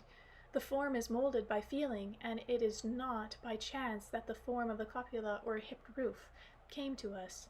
They represent our aspirations for heaven and the descent of heavenly grace. This building, where every stone is laid with a good thought, is able to heal, of course. And does it heal? Yes, it does. I couldn't help looking at the girls attaching the river pebble ornamental designs on the walls of the upper room. The girls were dressed in very plain, unsophisticated attire. They were beautiful, only with an unusual kind of beauty, I thought to myself.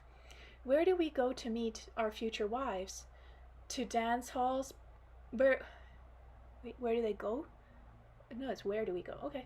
To dance halls, parties, and resorts, eh? We see our future wives all made up of wearing the latest fashions, luring us with their slender legs and other charms of their figure. All this is what we marry, and then later, when the makeup is rubbed off, you look, and there you see sitting before you a kikamora, and, looking like a kimura, grumbling away and demanding attention and love. What happiness is there in living your whole life with a kikamora? And there is more to talk about with her, and then she demands you support her financially too. And what is there to talk about with her? And of course she demands financially. Oh, what rotten luck. But just maybe we get what we deserve. Of course we get what we deserve. You have to be a complete idiot to marry makeup and long legs. But some of us are lucky. Some of us end up marrying well. These girls here, the ones sticking the ornamental stones on the wall, they will be able to build a beautiful house and to cook meals with love. They know all sorts of foreign languages. They're wise, smart, beautiful. And when they grow up, they'll become still more beautiful, even without cosmetics. Naturally, many will want to take them to wife, but who will they agree to marry? This was the question we put to these beautiful little girls wearing their plain clothing. Sorry, I need to adjust myself now. There's always something, eh? Just not comfortable where I am. Wow. Don't give me that look, pal. Okay. Tell me, who would you like to marry? What kind of husband would you like? What qualities should he have? And right away, without hesitation, the first girl responded, kindness, patience, and he should be a man who loves his motherland, a man with honor and dignity. And what is honor in your view? For me, honor can be summed up in one saying, I have the honor of being Russian. And what constitutes a Russian man? It is a man who loves his motherland. First and foremost, it is one who stands up for her and never fails her. Not for a moment, not even the most difficult moment, he feels himself a part of Russia. And your children will live for the motherland? Yes. And that means your husband must share his view as well. Yes. The second girl answered the questions as follows. He should be a man capable of giving light and warmth to other people. If he radiates light and warmth, it will be good for those around him and our family too. A man rich in spirit, healthy in spirit, and this can't be compared with any other kind of riches. The littlest girl wasn't asking any questions while the camera was running, but later I put the same query to her and got the following response. Maybe all the best men will get married while I am growing up, but my husband will still be very good, kind, and happy. I shall make him that way. I shall help him the way Anastasia does. And I saw and realized that Anastasia was sharing her abilities with these children. Why with the children of Schnitten School? Because academic Mikhail is himself a great magician, one who has created and continued to create a big space of love, and it will continue to grow even bigger. Right now, these girls are little Anastasias with their light brown braids, but they will grow up. They will spread across the earth, creating oases like this one, until the whole earth is filled with them. As I was standing there in the upper room on the second story of this extraordinary mansion, examining the ornamental designs and drawings executed by the child's hands, through more reminiscent of the art of the old masters, I had the impression of being the greatest, brightest, and most welcoming temple on earth. This was probably because the amount of bright energy to this mansion, every millimeter of which had been lovingly caressed by child's hands, was infinitely greater than in many religious temples. And then I had another thought come to me. Here we'll continue to go about restoring ruined church and monasteries using modern technology and reinforced concrete construction. Not such a difficult thing to do, really. And then we'll come to these temples with the feeling that we have done our duty and begin asking, Lord, bless our work. But no blessings will be received, because during this time God will be concentrating his attention on the children's constructing this extraordinary temple building, and he will be concerned that they will run out of cement and not have enough bricks and boards for the floor, and God will lovingly bless all those who help them. And I couldn't resist the temptation to show the world these little shoots. I couldn't resist doing what Anastasia was afraid of, and this is how it happened.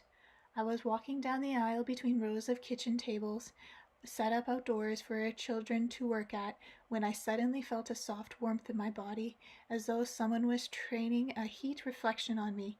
The sensation of warmth was similar to that emitted by Anastasia when she concentrated her gaze on a person. Only this time it was considerably weaker. In any case, I stopped and looked in the direction of warmth appeared to be coming from. An 11-year-old girl winnowed rice at a distant table was looking at me and smiling. I went over and sat down beside her.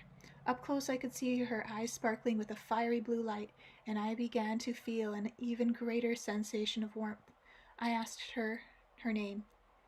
Hello, she replied. My name is Nastya. So, you have the ability to warm someone with your gaze like Anastasia. Did you feel it? Yes, I did. Little Nastya indeed had Anastasia's ability to warm a person's body with her gaze, although not the same extent. Mathaila, the actress, came and sat down with us, and the cameraman began shooting.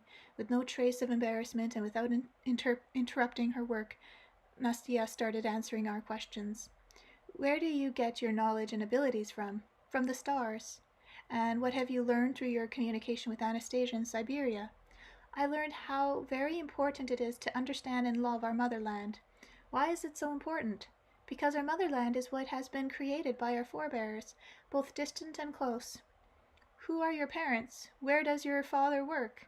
My papa is a school teacher. It's nice in the school where he works too, but here it's better. Here you are all living as a single, friendly, happy family. Have you forgotten about your parents? On the contrary, we love our parents more and more. We send them good thoughts so they can live well too. The camera was running, and I very much wanted Nastya to show the skeptics her amazing gaze, and so I asked her, Nastya, can you show many people how to warm someone with your gaze? See the camera? Look straight into the lens and show your warmth with everyone. Share your warmth with everyone who will see this. To warm everybody at once, that's really hard. I might not be able to do it, but I did it one time at the end of the Project Camelot interview. But I kept on insisting. I repeated my request, and exactly the same thing started happening with Nastya as happened with Anastasia back in the forest, when she tried to save with her ray at a distance a man and a woman from being tortured by bandits. I described the scene in my first book. Back then, Anastasia had initially expressed reservations. It was not within my power, she had said. Everything has been, so to speak, programmed in advance, but not by me. I cannot interfere directly. They have the upper hand right now. And yet, after my repeated request, she did what I asked her to do. She did it, knowing full well that she might die in the process. And after my persistent pleading, little Nastya attempted to do my bidding. Twice in a row, without exhaling, she inhaled air, closed her eyes for a few moments, and then began to calmly look straight into the camera lens. The astonished cameraman fell silent, and then all of a sudden Natalia tore off her kerchief and put it over Nastya's eyes. She was the first to notice how her body had begun to vibrate and her face had turned pale. I realized I should not have persisted with my request. There was no point in wasting energy on unbelievers. It would only intensify their anger and resistance. The grown-up visitors could not resist the impulse to touch the children. They touched them, hugged them, and patted them as though they were kittens. And why had I brought along a whole group of these grown-ups? After all, I was aware that this school receives visits of all sorts of committees and delegations, and even individuals come to have a look and satisfy their curiosity and tune into the grace emanating from its inhabitants. And they do not come and tune in and take away, but they do not make any contributions of their own. Perhaps Anastasia was right when she said, in trying to gain the grace of a holy place, think what you might offer in return, and if you have not learned to emit light yourself, then why take it and bury it yourself, as though in a grave? I too had come to a school more out of curiosity than anything else. It was thanks to Anastasia that I had been so graciously received by academic Schnitten, and the children had prepared a feast for me and my whole entourage. And it was far more than food that we took away from the table. The sparkle in the children's bright eyes gave us an infinitely more, and what were we to give them in return? What were we to give them in return? Okay, why can't I read suddenly? Patronizing pat on the head. I was so angry with myself that I withdrew from the group and went off on my own to think. All of a sudden I became aware of the two girls whose acquaintances I had made, Lena and Nastya, standing at my side. Just relax, Nastya said quietly. Grown-ups are always that way. They want to pat our heads and give us a hug. They think hugging is the most important thing, and you've been on pins and needles the whole day. Come along with us to our glade, and we'll tell you about Anastasia. I know that space. She is right where she is right now. When we arrived at the glade, the cameraman who had joined us proposed, let's get another interview with the girls. We'll get some excellent shots here. Look, what a splendid landscape there is, and no one's around to bother us. Maybe not, I hesitated. We're probably tiring them out already with so much questioning. But still, they'll be delighted to talk with you. They don't really like visitors and journalists coming around here. We've had a golden opportunity under our noses. It's It'll be a shame to let it slip by. Please understand my professional interest. I grabbed the microphone and told the girls, "We have to do another interview with you. I'll be asking some questions and you answer them. Is that okay with you?" "If you need to, go ahead and ask," replied Lena, and Nastia added, of course, we'll be happy to answer." The girls took up a position right beside us and straightened their long brown braids. They looked me straight in the eye, waiting for my first question. After two rather trite questions, I fell silent, suddenly realizing that these were the type of hackneyed, stereotyped questions they got from all the grown-up visitor committee joint members and journalists, whereas in fact they were capable of answering questions on themes most adults have never even had cross their minds in their whole lifetime. A Cossack hetman was right when he said, "My son's been studying here only 3 months, and I already feel there's a lot more I need to become aware of myself, and quickly, or I'm going to look positively stupid next to him."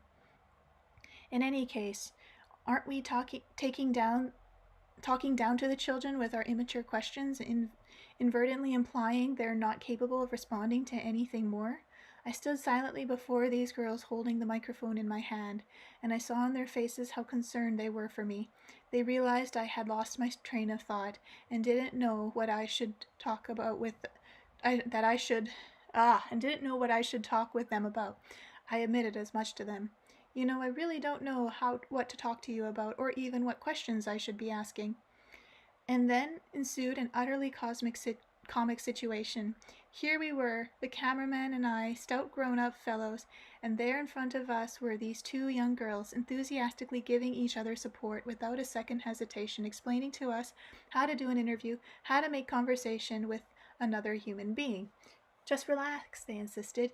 "You've got to learn how to relax. The most important thing is to be sincere and talk about anything you're concerned about. Don't think about us. Of course you should think about any other person, right? The person you're talking with, but you don't need to think about us if you find that too hard. Just relax. Just ask your questions from the heart. We'll be able to answer. Don't worry about us. As long as you're having trouble, let us tell you something ourselves." The girls were walking around the meadow, smiling, feeling the blades of grass, and talking.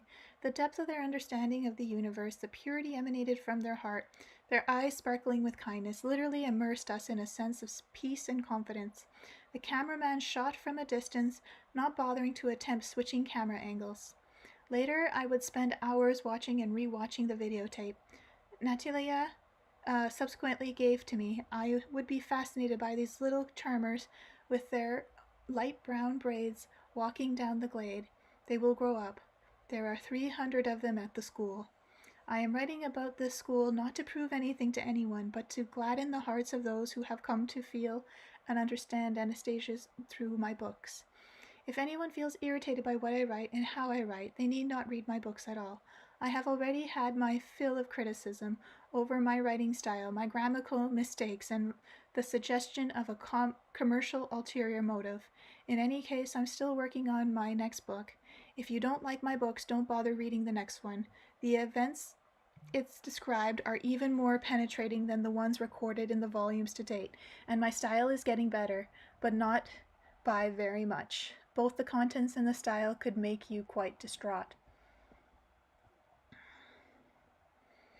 Chapter 18. Academian Schmedian. Academian Schmedian. Who is he? We are accustomed to describing a person through the biological outline, his record of service, the titles bestowed upon him, but in the present instance all that would be meaningless. In the Bible it says, "By their fruits ye shall know them." Academian Schmedian. Fruits are the happy, beaming faces of the children studying his school. Oh, wait. Wait, did I?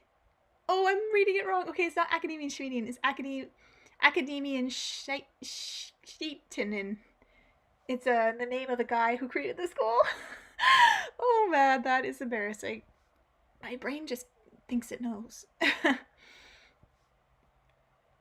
or tries to read it phonetically. I don't know what's doing there. But anyway, so this academian fruits are happy, beaming faces of the children studying at his school along with those of their parents. Then, who is he? Natalia is not only an award-winning Russian actress, she's also a member of the board of International Rorik Foundation, a UN an, a UN non-governmental organization, she told me. Uh-oh. I have talked with many famous preachers and teachers in various countries of the world, but I have never been so impressed as here. We may well have come into contact with a great Vedun. I say Vedun not because of his acquaintance with the old Vedic scriptures, but because he knows what many of us don't. I should also like to record my impressions from my meetings with Mikhail, Mikhail Petrovich Schneeten. But I am not a specialist in the education field, hence my terminology may not be all that accurate, so I shall try to reproduce his own words as faithfully as possible. At one point, I was walking down the corridor of the school building along with Natalia, her cameraman, and Mikhail. We came to a spacious hall opening onto the corridor where a number of tables had been set up. At these sat children of various ages, all intensely engaged in some kind of mysterious project, from which neither our presence nor what at the video camera could distract them. From time to time, one or another of the children would get up and go off somewhere, and then come back again. Sometimes they would go over to examine numbers on bulletin board hanging on the wall. At other times they would thoughtfully pace around the room. Some of them were talking amongst themselves, arguing or explaining things to each other. Mikhail, what is going on? Asked Natalia. Another reason I read it wrong is because I try to skim over names and try to find the easiest way to say it, maybe just the first name, because he goes and uses sometimes 3 names for them, and I can't read these Russian names, so when I had to, I missed it. Anyway, they're discussing, here, you are basically witnessing attempts to establish contact. If the contact is successful, the children will be able to master the 10-year school math program in just 1 year. That is their assignment. It will happen when the children are able to make contact with those who possess similar knowledge, and the degree of openness in their relationship is important. The field elements will then be able to share information with each other. You're familiar with the observation made by simple folk, love at first sight, when people in love catch each other's meaning with hardly a word between them. You haven't even opened your mouth, and he's already got it. You can see the whole point here is to make the children feel free and unencumbered. This is a place where they can ask any questions, get up and come and go as they please. Maintaining relationships is the important thing. Working on a relationship is not only very important for the children, but also for the ones organizing the activities. So we take off the brakes, so to speak. We refrain from focusing on age. Over there, right next to 15-year-old Ivan, is sitting 10-year-old Masha. We also have a university student named Sergey, who's actually finishing university this year. And how old is he? He'll turn 18 this year. And he's finishing university at 17? 17 in this generation, but we generally try not to refer to the notion of age. That's a very important point. If you will notice here, the teachers tend to blend in with the pupils. True, it's rather a special group. The ones you see here are those that weren't able to participate in the construction, and they have quite a task ahead of them. Assimilating the 10-year school math course, so they in turn will be able to share their knowledge with those who are currently occupied in the construction, and it will all come about because what is germinating in them is a system of interdependent interrogation elements. Our collective ancestral memory has knowledge of the laws of the cosmos as well as techniques for living in cosmic space. So it's very important to reject any suggestion that there is something they don't know.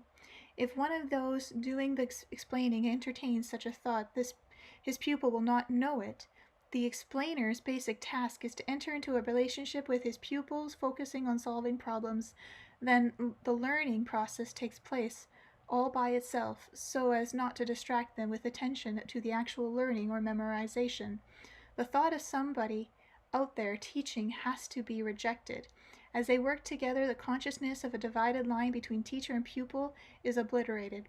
The solving process brings with it the necessary knowledge and what actually takes place in the recalling of things forgotten. This is the reflex arc, as in the Pavlov stimulus reaction.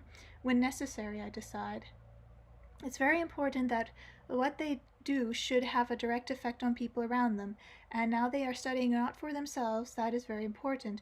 They are concerned about how to share what they are learning with others. Marks aren't important to them. They know that in a few days they will have to explain it all to someone else. They have been entrusted with the beginning of the learning process. Each pupil you see here has been assigned a group. He observed how his designated pupils work in the construction and watches to see what members of his group do not fall behind their schoolmates. Considerable emphasis is laid on motivation, the idea of service to others, and if they learn anything, they learn to understand the soul, the aspiration, the thoughts of another individual. It's not the mathematics that's important here, but rather man's learning mathematics. Not math for its own sake, but math for the sake of progress towards truth. And the more powerful this for the sake of motive is, the more successful will be one's immersion into a field of knowledge. It is important to be in an atmosphere of sincerity with no feeling of being offended or irritated. That's wrong is a phrase we never use. In the old Russian language, there is no stoppage of motion and no bad words. In ancient times, people, no matter what their ethnic affiliation, never used a bad word in reference to anything. It simply doesn't exist, so why pay attention to it? What is bad does not exist. If you find yourself at a dead end, then the words you would use to get out of that dead end would be phrased like turn right, turn left, climb up, hinting at which way one should go, but not snapping. You're standing the wrong way. Today, Russophobes commit sacrilege by saying, speak Russian, when they actually mean cursing. That is not Russian at all. Cabez has a very succinct expression of this thought. From our Slav forebears, we have heard missed happenings of great dimension. They paid a language of phrase, word, a special homage and attention. That is true. So people who work with them should have a deep vocabulary range, which exclude through distracting incidental words. Words warmed by feeling have special significance. Truth, their legacy, is all spiritual. The child must be enrolled in a natural cosmic process, eternal self-reproduction. Then you have given the child eternity, the joy of life, real existence, not just illusionary forms like, see here, son, I brought you a shirt and trousers and shoes, now I can die. But what have you really given your son? Your gifts, after all, won't last more than a single season. If only you had given your son your good name, your honor, your work, your fields, your friends, a flourishing people. If you had given him an understanding of the truth of being and the life of wisdom, then you could say, son, I have given you the most important things. You will be happy. You will buy shirts and build houses. You know now how it is done. Listening to the academician Schnitten speak and observing his interactions with the children, I noticed that they were very much like what Anastasia had said about children, and I wondered how could a lonely Siberian recluse and this gray-haired academic think so much alike, almost identically, in fact. And come to think of it, why is he talking with me at all? Why did he receive me so warmly, even setting the table and offering me a meal? He's taken me around the school, shown me everything. Why? What kind of education expert am I? I'm nobody. One who used to get pretty poor marks in school, but of course Anastasia's somehow been at it again. Of course it was only thanks to Anastasia that I ended up at Schnitten School in the first place, but he and I didn't talk about her. We talked about all sorts of other things, everyday things. Each time I visited, we would walk around and see how the construction of his usual temple buildings was progressing. As for my book, he said seriously, it's very accurate, and that was it. A few days after my first visit, after the day I had come with a group of conference participants and had shown them Nastya asking her to warm everybody with her gaze, the following incident occurred. Mikkel and I were walking along one of the school corridors, and I was keeping my eye peeled for her. I searched for her in the way people intuitively search for a source which emits light. Nastia's light has gone out, Schnitten said, all of a sudden. Right now, I'm in the process of restoring her strength. It's coming along, but slowly. She'll need some time to fully recover. What do you mean? It's gone out. Why? She's so strong, lass. What happened? Yes, she is strong, but she had a powerful emotional outburst. I stood there in Schnitten's office, angry and irritated at myself. Why had I done such a thing? For just whose benefit was I trying to prove something? I had utterly failed to heed Anastasia's warning. Neither my appearance in the flesh nor any miracle performed in public will pour the light of faith into the faithless. They will only exacerbate the feelings of irritation on part of those who do not like someone else's perception of the world. That's enough, I thought to myself. I shall no longer try to show people I shan't write any more. That's it. Look what a mess I've made with my writing. I was thinking this to myself, but then Schnitten suddenly said out loud, You shouldn't stop writing, Vladimir. Then he came over to me, placing his hand on my shoulder and looking me straight in the eye, began vocalizing a tune. I could hear how easily he took the high notes, but even more amazing was the fact that the melody he was vocalizing was very similar to the one Anastasia had sung for me in the Tayega. As I made my way back to the main door, I passed the same hall where the pupils were still scurrying about. There was Nastia sitting on a chair. I went over to her. She got up, raised her head, and her rather weary-looking eyes brightened in a second, emitting light and warmth with her sparkle. I realized now that she was giving of her energy and warmth to others. She was giving her all, without reservation, to help that other Anastasia, the one in Siberia, fulfill her dream, for it had now become their shared dream.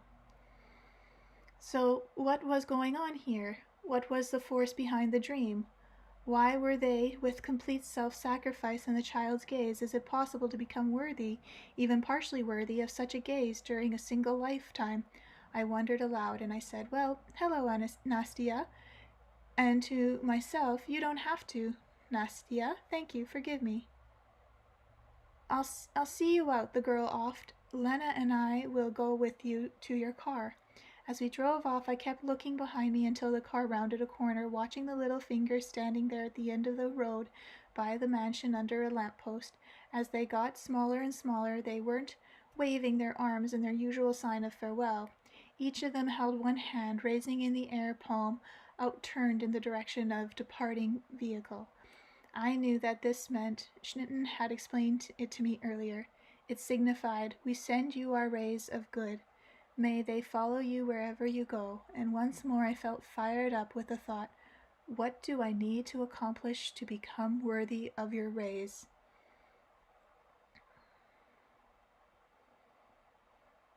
Chapter 19.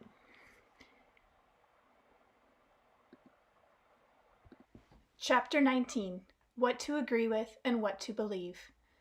My meeting with Mikhail and my acquaintances with his amazing school took place after my second visit to Anastasia. After seeing the school, I have virtually no lingering doubts about Anastasia's pronouncements on raising children, or about the way she communicated with our son. But back there in the Tayega, everything within me had rebelled against her. I didn't want to believe her, at least not everything she said. As I write these lines, I can hear many readers saying either aloud or to themselves, Come on, how can he possibly doubt? After all, there have been so many times he was obliged to concede that she was right, and still he carries on like an idiot, unable to perceive a new phenomenon. My daughter Polina sent me a video cassette from one of the readers' conferences. I watched as a scholar from Novosibirsk by the name of, we don't need to know the name, declared right from the podium, Megre is incapable of fully grasping what Anastasia says. He hasn't the brains for it. I do not feel offended by him. On the contrary, his whole talk was most interesting. The audience listened with bated breath. And thanks to him, I have been able to comprehend that Anastasia is in essence a self-sufficient substance. I myself have no expertise in such matters. I've been involved in completely different lines of work, but what about all those who are into studying nature or children? Why have they been keeping so quiet? barely uttering a peep about what they know, and even children on their letters to me tell me I should be more attentive to what Anastasia says and does. But I can respectfully assure my readers that I have indeed become much more attentive to her. Nevertheless, I cannot refrain from arguing with her or from doubting. I cannot refrain, since I am unwilling to admit that I, or the whole society, are complete idiots, and I'm unwilling to believe that we are headed down a path of degeneration. Sorry, I spilt my drink and it distracted me, and a truck went by and made noise. And it should be okay now. And I am trying to find at least some justification for our actions, or some reason for saying her worldview is not applicable to our modern way of life, and I shall go on trying as long as I have the strength to do so. After all, if I didn't, I wouldn't have to own up to not only the fact that she is right, but also to the terrifying situation you and I find ourselves in today, and if we are going to admit the existence of a hell, then we ourselves are paving the road to that hell. Let's just take, for example, the matter of child raising. I'm speaking not just for myself, but for all others in the same boat, and I think there are quite a few of us. I was an average pupil in school. My father punished me every time I got a poor mark. It wasn't just a matter of keeping me from playing outdoors with other kids or buying some toy. It was more severe than that, and all this struck fear into me, a fear greater than the strap. I was always in fear of something bigger, and every time I stepped up to the chalkboard, it was like stepping up to a scaffold, and I used to tear pages out of my, school textbook. What to agree and what to believe. Marvelous scholars still ringing, the textbooks and notebooks are singing. So fast and fleeting alack, no one now can bring them back. Will they then vanish without any trace? No one can ever their memory erase. Marvelous school days. Remember the word that to those songs. They taught us to make us believe how marvelous our school days were. Brainwashing. But we also remember, especially us average age kids, and we're the majority after all, how glad we were that to chuck those hated school books aside just as soon as the summer holidays began. And just how marvelous can school days be for a child who has a psychological need to move around, when here he's required to sit a whole lot 45 minutes in a prescribed pose, arms neatly folded at his desk without hardly moving a muscle. Sure, the slow and sluggish types can take it, but what about the child who is agile, temperamental, and impulsive by nature? But under the one-size-fits-all approach, it's as though everybody were robbed, no individuality. Sit there or else, the child is told, and the little fellow sits there trying to endure the 45 minutes, and then after 10-minute break, another 45, then a month, a year, 10 years, and the only way out is to give in. Most importantly, to resign himself to the fact that he will have to keep resigning himself to things his whole life long. He will have to live the way society dictates, marry the way society dictates, and go to war directly the order is given. He must unfailingly believe in anything he is told. People who are willing to resign themselves are very easy to control. Only it's best if they're physically healthy and up to all sorts of tasks. But then they start drinking and taking drugs. But doesn't a man do this to escape, even for a moment? Doesn't he try to escape from his prison of utter subjugation to something his heart and soul cannot possibly comprehend? They don't, in fact, pass all that quickly, those school days. They drag out in torture periods of 45 minutes each. Our great-great-grandfather, and fathers believed. We today believe that that's how it should be, that the child is basically ignorant and that he must be forced into things for his own good. And so today our children, our Vanyas, Kolyas, Sashas, and Mashenkas attend school too. And we today, just like our forefathers centuries ago, believe that we are sending them there for their own good, for knowledge and the truth. This is where we must stop. Let's think seriously about it. Let us remember Russia in the pre-revolutionary days. Our great-grandfathers are sitting at their school desks, not yet grown-up children. They are taught religion, history, and what kind of life they are supposed to lead. Those that don't learn by rote or are slow to grasp the proft worldview the way they're told to get a sound drubbing on their hands or head from the teacher for their own good. But then the revolution comes along, and all of a sudden adults acknowledge that the schools have been teaching the children is rubbish and brainwashing. Everything old is thrown out of the classroom and the new indoctrination takes its place. Religion is sheer nonsense. Man is evolved from monkeys. Put on red scarves, form up lines, read poetry, and above all, glorify communism. And so the pioneers glorify communism, read poetry at the top of their lungs, and give honor to adults. For our happy children we thank you, our native land. And once more those who don't try hard enough are subjected to deprivations, beatings, and public condemnation. But then in our own era, before our very eyes, all of a sudden new directives are handed down. Take off the red scarves. The red plague overcame us. Communism, that's nothing but terror and hypocrisy. Man for monkeys, sheer rubbish. We have a different progenitor now. The market, democracy, trust. This is truth. Where the truth is and where false dogma is still by no means clear. But children once again are sitting at their desks without so much as a stir, and over by the chalkboard still stands a teacher as strict as can be. For ages children have been under the shadow of a spiritual sadism. Like a ferocious beast, invisible and frightening, it tries to chase each newborn child as quickly as possible into the kind of invisible cage. The beast has some faithful soldier allies. Who are they? Who is spiritually scoffing at our children, scoffing at every man that comes into this world? What is their name, their profession, what? Can we simply accept that their name is school teacher or parent? An educated parent, perhaps? There's no way I can accept that right off. What about you? Today in Russia, teachers are not being paid their wages in time. The teachers are on strike. They won't teach the children, they say. Tell me, is it good or bad when someone is not paid the wages owed to them? Of course it's bad. After all, people need something to live on.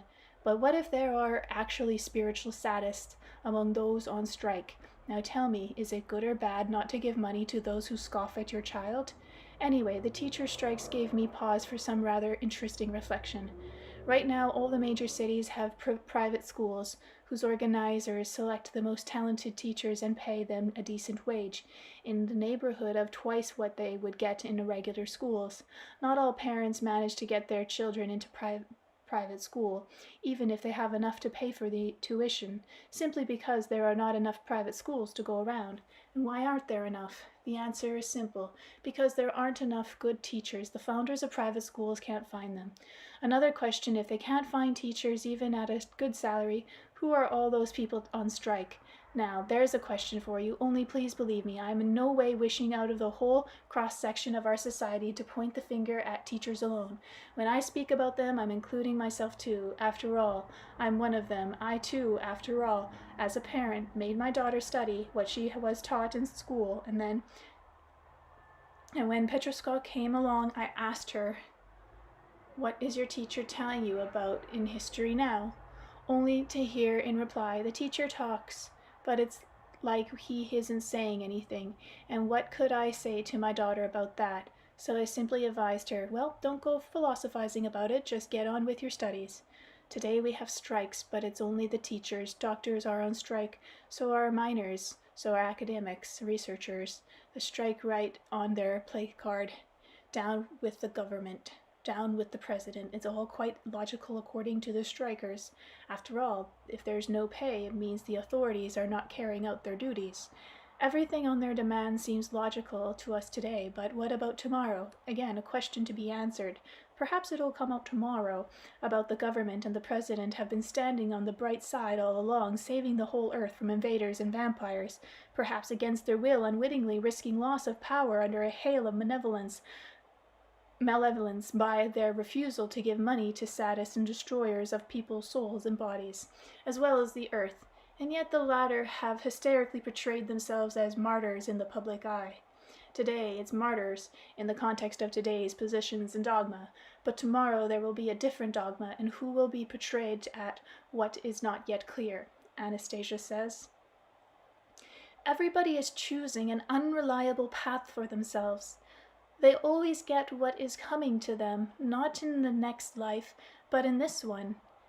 But with the dawn of each new day, each one of us is given the opportunity to determine whether their path is true or not, and the choice is up to you. You are free to choose which path to take. You are man. Become consciously aware of what you really are. You are man, born to be in paradise. I asked her, "Where is it? What paradise? Who's been leading us into some kind of swamp?" And she replied, "Man creates everything for himself." Just try to fathom what she said next. She was affirming that, after all, that the time has now come for the speeding up of some kind of process in the universe, and those whose way of life does not correspond to the natural laws of being will be subjected to trials, at first in the most ordinary way, clear and understandable, and these trials will serve as a good sign for becoming consciously aware of their actions and the path they are following. For those who don't manage to do this, more trouble will ensue, and then they will have to forsake life in order to be regenerated as healthy beings, but only after 9,000 years.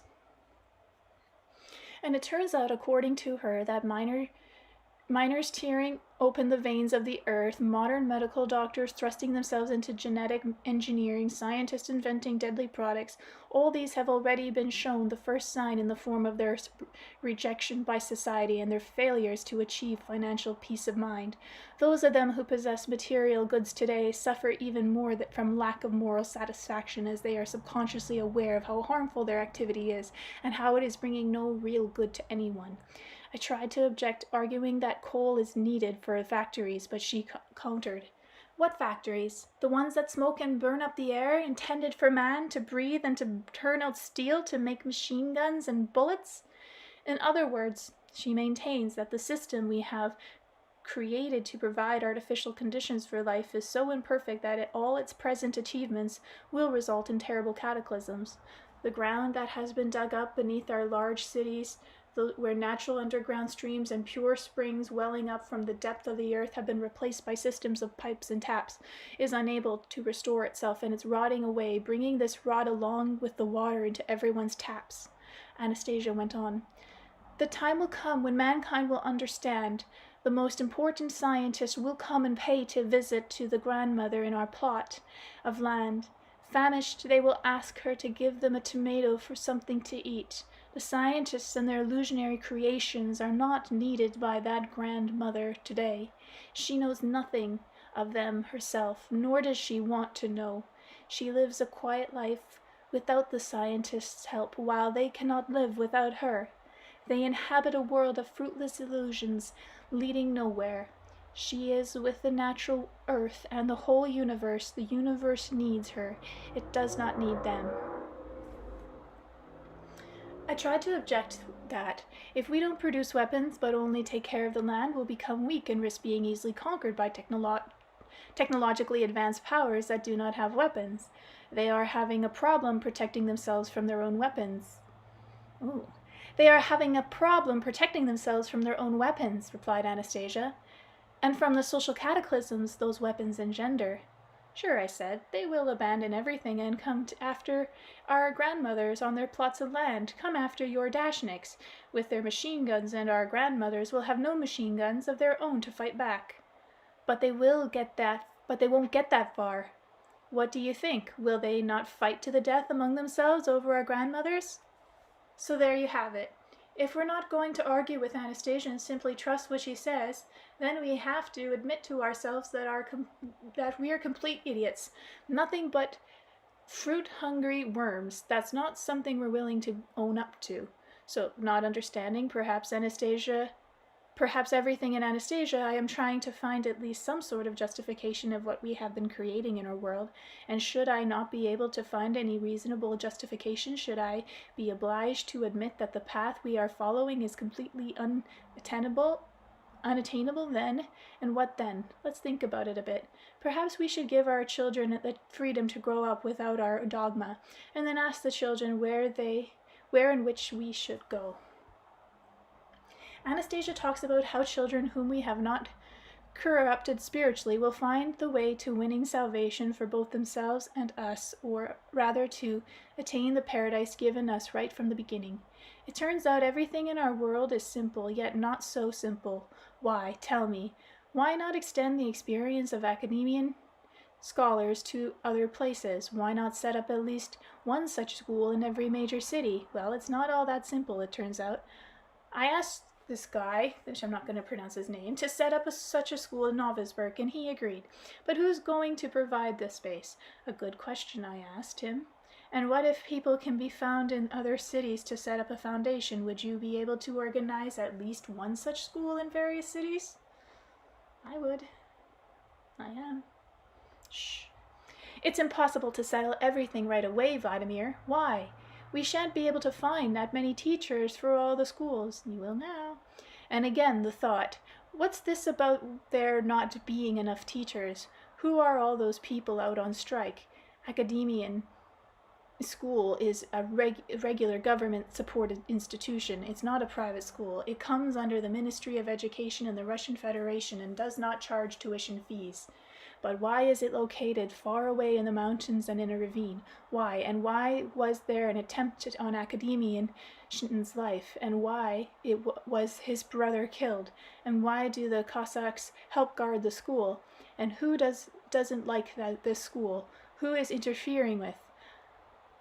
Who is it interfering with? I was invited to a meeting with the Education Committee of the State of Duma. Officials there had read the first two books, Anastasia, The Ringing Cedars of Russia, and there were people on the Duma Education Committee who shared and understood Anastasia's views. Good people, I told them about Shinton, and they knew him very well and have great respect for him. Then what's the problem? I asked.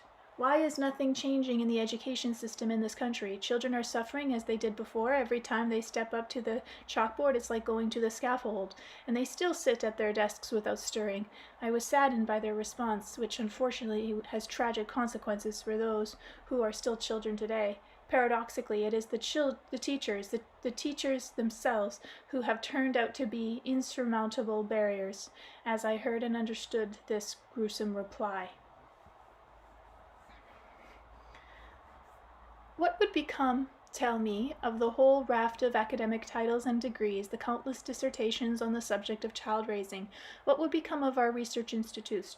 After all, they've worked out the whole system. The machinery has been set in motion, and its flywheel can't be stopped with the wave of a wand. Anyone who has defended a doctoral thesis, especially one who has achieved professional rank, is going to stick as hard as he can to his own views. I also learned how a woman member of the Duma laminated after visiting in school. I don't understand anything. What's going on in that school? It's quite out of the ordinary, something like a sect. I wasn't aware of the specific meaning of the word sect. Later I looked up the definition in the dictionary, which reads as follows. It means, in Latin, secta, teaching, movement, school, or a religious community or group which has cut itself off from the prevailing church, or an isolated group of people absorbed in their own narrow group interests. It is not clear in what sense the Duma member was using the word, but I feel neither definition is really applicable to the Shinton school, and if it has indeed cut itself off, has it cut itself off from the good or the bad? I think if it has cut itself off at all, then it has detached itself from the sadistic treatment of children. As for the Duma, as long as its members make such statements, I have nothing to say. Let readers themselves consider whether, in what measure, the second definition quoted above applies to certain factions in the Duma. An isolated group of people absorbed in their own narrow group interests. Does this mean that they are a sect? Shinton was shot at, but he's a man. Now the Cossacks perhaps will help to some degree. And Anastasia promised to protect the new shoots. Now I realize it would be better for her not to come out of her taiga, at least for the time being. If she were just slightly more aggressive, she could easily zap dissertation, academic titles, and all sorts of rot with her ray. But no way. A gentler approach, she says, is needed. People's consciousness needs changing. Anyway, here I have gone and written down my thoughts about child raising in our modern schools, only they've come out rather chaotic, not very sincere. Not very sincere, since if I were to describe how I really feel about our schools, I'd have to resort to some pretty foul language. But my style of writing has somehow changed after my talks with Anastasia. There are a lot of words that simply wouldn't fit in. I would still like to say a word to all those teachers who have been able, in spite of the system, to impact to their children even a smidgen of good, and Snyton says, enroll them in the natural cosmic process. Thank you, along with my deepest respect. And there is another thing I have learned from what Anastasia says about child raising, namely that the first and foremost comes the conscious awareness of the child as an individual.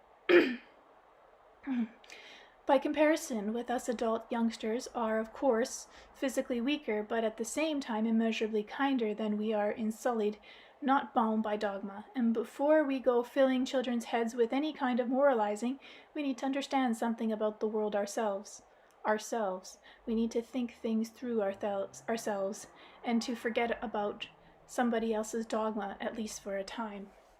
As for the entrepreneurs, we too have to somehow seek out teachers in each city, help create a foundation for the school where we shall be teaching our children and grandchildren. Chapter 20. Mediums. Day after day, my stay in the taiga goes by, and I can't find any particular activity for myself. Anastasia keeps running off, still tending to her own affairs. Our son, even though he is still quite little, splendidly copes with everything through the help of his nannies of the wild. It's a strange turn of events, as though humanity has thought up so many activities simply to give it the feeling that it is doing something. And out here, all you do is go for walks in the forest and think. So I take walks and I think.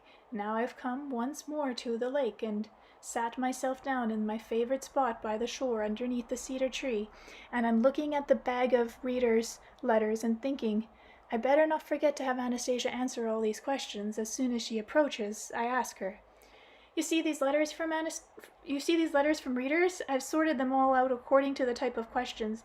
There are questions on child raising, various suggestions, questions on different religions, on Russia, purpose, on war. There's poetry and greetings, letters from mediums, you see. Yes, I see. And the first thing I did was ask Anastasia about mediums.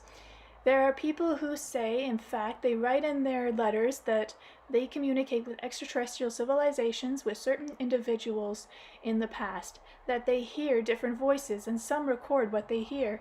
They say that they record various kinds of information communicated to them by the supreme mind of the universe. We have books published in huge prints run on channeling, contact through mediums. Blavatsky, for example. There's a woman writer by the name who has written quite a few weighty tomes along these lines. And then there's the Roish, known to a lot of people. They've written books and produced paintings, which have been exhibited in many different countries where their books are read. Ugh. Other people are afraid, terrified when they hear voices. Look, here's a letter from a little girl in a town of Quincy. She has a voice telling her he's a wise teacher and she should listen to him. And the girl is afraid and is asking for help. Are people like this really communicating with someone?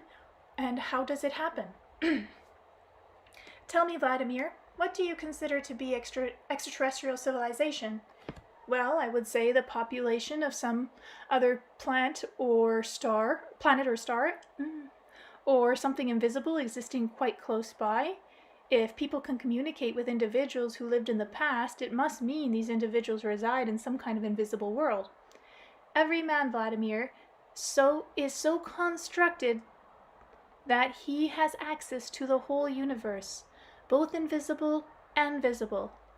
Every man may communicate with anything or anyone he wishes. It works pretty much the same as through your radio receiver.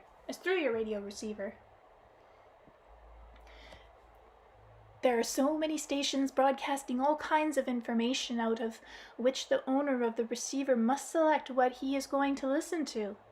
Man is both the receiver and its owner, and which source finds a reception in his thought depends on his conscious awareness, his feelings and purity. As a rule, a man receives directly information he is able to make sense of, understand, and use, and all this must take place calmly and quietly without intrusive attention drawn to greatness. When voices draw attention to their own greatness, they try to appeal to one's sense of self-importance. Look here, I am so great, yet I have chosen only you out of everyone. You shall be my pupil, and you too shall be greater than everyone else. As a rule, this is what you would hear from inferior soulless creatures. They are not granted a bodily existence, so they attempt to oppress the human soul and occupy another's body. They act on man's mind, his sense of self-importance, and his fear of the unknown. It's very important, what she's saying. But how do we save ourselves from such creatures? Many readers are asking. These are humans and demons and all kinds of things. Some of them are ETs, like greys and reptilians. But she's going to say, it's very simple. They themselves are cowards, rather primitive cowards at that. You need to give them an ultimatum. Get out of here, and if you do not, I shall burn you with my thought. They know very well that man's thought is many times stronger than they are. Remember that. Another thing you can do is chew a caladine leaf, but first you should put the leaf in the palm of your hand and say to it mentally, "Save me, little leaf, from all impurities."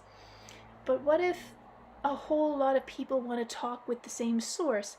What happens then? See, a lot of people say in their letters that they talk with you.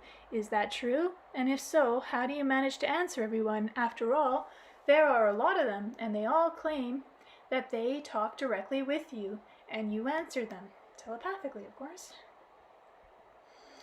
Every individual produces their own thoughts, and everyone's thoughts still exist. They do not simply disappear into oblivion. What you and I think also exists in space. My dream is there too, and my thoughts, and everyone who wishes to can hear them. Many can hear them at the same time. It is only a question of the degree of distortion the receiver is capable of permitting. What do you mean by distortion? What determines that? It is determined by the purity of the receiver. Imagine, Vladimir, that you are hearing someone speak over an ordinary receiver, but instead of distinct words, you get interference and static, and you do not know what some of the words are, and the concepts behind them are unclear. What do you do then? Well, then I try to guess that what words might fit into the gaps where I don't understand. Exactly. But a word you put in might change or detract from the original thought being conveyed by the sound, or could even turn it into the opposite direction. Only one's own purity is capable of hearing truth undistorted, and if they are insufficient, your tuning and your purity, that is, then you should not blame the source. In your material life, in your world, there are a multitude of sources of sound on all sides, all of them claiming to be truth and trying to control your mind and will to make your life suit their own purpose. But you are free to listen to them or not to listen. You are free to decide with nobody to blame but yourself. Let's say that's true, I observe, but what if there is some kind of question for which there is no answer in all the universe? Let's say you're asked a question, you don't have any thoughts out in space on that subject to respond to that question, and you yourself haven't produced any thoughts in response to that question. What then? Well, Vladimir, A question for which there is no answer in the universe will immediately speed up the evolution of everything. Like a flashball, bright and clear as a bell, it will reach into all corners of the universe, and everything will be set in motion as well. There will be a rejoining of opposites, an answer will be born, and it will be heard. So that means right off you'll hear the question and glimpse the one who's asking it. Just like everyone else, I too shall hear it right off, but unfortunately for centuries people have been asking the same questions over and over again. There are answers to them, but not many people who hear those answers. But how can I tell what's what? How can I tell when the source is communicating truth, or rather than when truth is being perceived without interference? After all, there's no crackling sound in one's ear when we hear something externally, and you say that the answer is born, as it were, in the form of our own thoughts we produce ourselves. But what helps us tell whether the voice we hear is good voice or no? After all, everyone that hears voices thinks they are listening only to the Supreme Mind.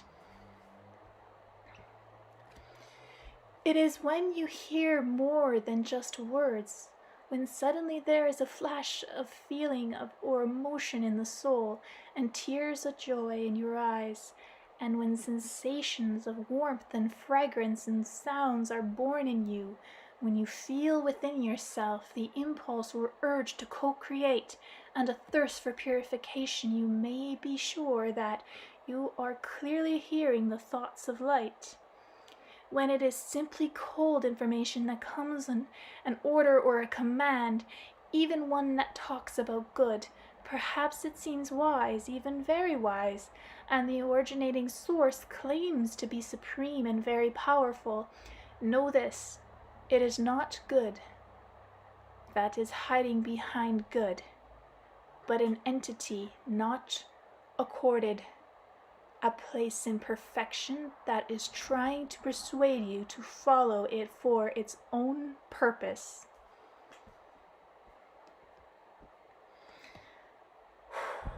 I'm going to drink a little bit for chapter 21. I think it's the last chapter, or second last. Should we all go live in the forest? Anastasia, here's another issue. Some readers want to live the way you do in the Taiga. Several are trying to come to see you and are asking directions. Others want to organize settlements in the Taiga, and they are sending in their proposals to the Moscow Research Center as to how to do this. Besides, I've read that there are already settlements like this elsewhere in the world, where people leave their homes in the city and settle in communities in nature. This is happening in India, in America, and also here in Russia, in the Krasnoyarsk, region, for example, and people are asking you the best way to realize their dreams. But why go to another place to live? What do you mean, why? People are leaving the dirty cities where the air quality is poor, where there's a lot of noise and bustle. They are moving to places that are clean and ecologically pure so they can become pure themselves. But back there, where it has become dirty, who is to clean it up? Others? I don't know who, but it is so bad when man has the desire to come. Is it so bad when man has a desire to come and live in a clean place in nature? The desire is a good one. That is not the point. When a person who creates dirt around himself comes to a clean place, he pollutes that place with his very presence. You need to clean up the place you've been polluting first, thereby washing away your sins. So everything starts with a cleanup, eh? And how do you suppose that's all going to happen? Conscious awareness is the point of departure for any venture. The aspiration of one's thoughts finds the most efficient path, just like any stream in nature. It's all happening already in Russia today. Look closely, Vladimir. You will see that the factories that are with their smoking chimneys are not doing very well. That is not by chance. It did not simply happen that way all by itself. Another thing, there is less and less money for the nation's army force. But the main thing is that you have stopped treating as heroes people whom it would not be a sin to call vandals, people who have polluted the earth by their actions. There is no need to give life, to go live in the forest. The space of the forest will not be quick to accept newcomers, and will take a long time examining their motives, habits, and way of life. After all, the place where you were living, the place where you are living now, all that was once a forest too, planted by the Creator, and what has become of this beneficial oasis of paradise today? People who go live in the forest are no more significant indeed. They are less significant than the Dashniks who plant gardens on desolate abandoned land with their own hands. They are known and loved by every blade of grass on their plot, which endeavors to give back to them the warmth of the universe, and the true feelings are to be found in those who themselves have set up this oasis of paradise, giving embodiment to the good in their souls amidst the bustle and the gloom of death. But what then will become of the cities, I queried? Who will maintain those in a state of normalcy? After all, everything in the cities will decompose into a void, everything will decay and be destroyed. There should not be a sudden transition from one base to another. A gradual movement is needed, and it is already taking place. It is splendid. Obnoxious truck. It is splendid, and it will be even more splendid in the future. Well, Anastasia, you are true to form, just like before. All the Dashniks are still your idols. The only thing is, they hardly ever talk about spiritual things, the way a lot of different religious organizations and communities do. Are words needed when their deeds are holy? Anastasia countered. Here are some more letters, I offered. One person has already sent me 5 letters. He claims that he hears voices, and that his dowsing rod tells him you are summoning him to the Taiga, and he is trying to get to you. He threatens me and goes to see Solnitz at the Moscow Research Center. He says we are concealing you from everyone, and demands that we organize a trip for him to come see you in the Taiga, and he's not the only one. How would you answer him? I think you know these people are in love with you. They think they should be with you, doing good deeds together and live together with you in the Taiga. I would respond to everyone who is sincere, thank you for your love, but I have not invited anyone to the Taiga. What would you do here? What could you contribute? If your intentions are good, let them be expressed right there where you are living. Let your love illuminate those living around you. And I was wrong, there's another chapter. Okay, so maybe second last. Chapter 22! The Anastasia Centers. In cities in Russia and even abroad, I told Anastasia, people have already started organizing centers named after you. Let me read to you just one example of the many letters my daughter Paulina has been receiving. She herself has answered a number of them and sent others to me, but I can't possibly reply to them all, and there are some letters I'm not completely sure how to respond to. After all, there are people out there who think these centers represent some kind of sect. Just listen to this letter from one of the centers. How would you respond? I took one of the letters Paulina had forwarded to me, and I read it to Anastasia in full, and here it is. Hi, Paulina. I'm a member of our school's Anastasia Ecological Creativity Center. Valerie, whatever. Our center is still quite young. It was set up on the 4th of December, my birthday, but 1997. And it is now in the process of getting established. Its genesis was facilitated by your father's book, for which we are all very grateful to him. Anastasia, like a ray of light in the dark realm, is now bringing together the creative forces of us adults and children who have not lost our creative capacities with the aim of standing up for our honor and dignity. Such people as we aspire to bright ideals and believe that the happiness of Russia, our native land, is in our hands and our thoughts. We realize how right now the forces of darkness are pressing down upon her, and we're trying to help her as much as we are able. Teachers, school children, and their parents are all working together at our center. At the present time, we are introducing Anastasia and her ideas to kids and their parents with the help of classes and seminars, making use of your father's books and distributing them along with magazine articles. We are also trying to put together a collection of scientific accounts explaining Anastasia's abilities. We are aware of the challenges involved in the task of awakening man's conscious awareness in overcoming the inertia of human thinking, and so we are going about our activities with calmness and confidence. We have already made some interesting discoveries. Some people we have been in touch with look upon Anastasia as a beautiful fairy tale, while others tune into our work right from the very first reading of the book. There are also a few who are starting to spread rumors that Anastasia is just another sect, which makes us smile. But as it has been said, Father, forgive them, for they know not what they do.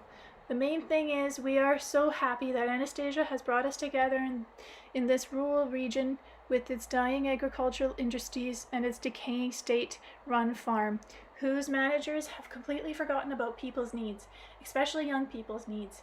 And this has all happened on the very spot where Mikhail Kalema was born. And the hugely successful Vershenka something state-run farm once flourished. Here at the Anastasia Center, located in the M.I. Kalinin Rural School, our Redgu program was initiated. It is designed to work out and put into practice creative solutions for the development of our native land, work, education, and the moral upbringing of its rising generations, to set up a basis for the manufacturing of the ecologically clean agricultural products. Radu also claims to set up a young people's culture and ecological manufacturing co-cooperative under the name RUS, which will include the Slavic Cultural Center known as LADA and an ecological manufacturing complex called ROD. This is the kind of program Anastasia helped us set up. Let unbelievers believe in their unbelief, but we shall work on bringing our program to fruition, no matter how unrealizable it may appear to some people. Our goal is to allow our young people to feel the practical results of their creative forces. One aspect of the Radu program involves getting to know our own country better, studying our native lands, ancient history, and the life and culture of our Slavic forebears. A long time ago, right near Vlshink, the town of Medev was built, but hardly anything is known about it. It has literally been wiped off the face of the earth. Along the banks of the Medev River may be found old Slavic burial mounds. We are wondering whether some of these have similar significance to that of the dolmens in Gelzenik, since that was where the local Miltiev did battle with the Tatars and their Golden Horde. And I'm Russian and I can't even do this. Read these and pronounce it.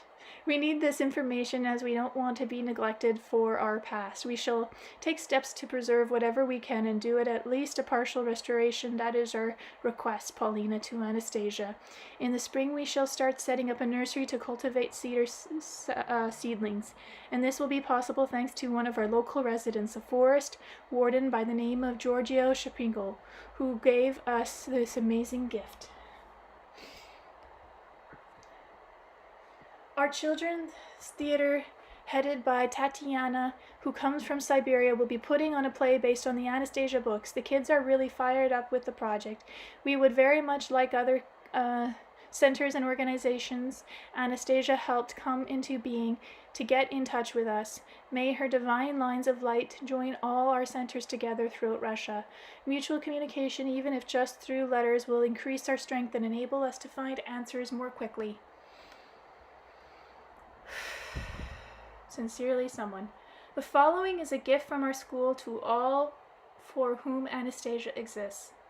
Hear your orders, dear brothers. To help with Anastasia's world-happifying ideas, to head off disaster for good and never repeat it, we should awaken at 6 in the morning not so as not to find anything boring, and with smiles and sincere open hearts we shall stretch out our arms to the stars and draw ourselves closer to her side, to our mother dear, as to our bride. Here I am, your own blood to embrace, and a sly smile creeps over our face. In an instant, not a moment beyond, to see mother's own face respond. To you, Mother Nature, good morn, who with God the Father have borne. Strong warrior, where would one find in the universe any more kind? O sister, O Slavic blood true, so long we have waited for you. We all have been touched by your ray, your orders we now will obey. Dear brothers, your orders now here, at 6, like the book says, dark fear. We'll flee from our fortnight attack, 15 minutes it takes there and back, so that no threat will vex our dear sister. We must give this child our assistance, we answer to them after all, then how can we not heed their call? We are quite used to lending our aid to break through the dark foe's blockade. I wish you success and all the best, Polina. We at the center shall be happy to receive any information you can give us about Anastasia. Please give your best to your father. Happy New Year.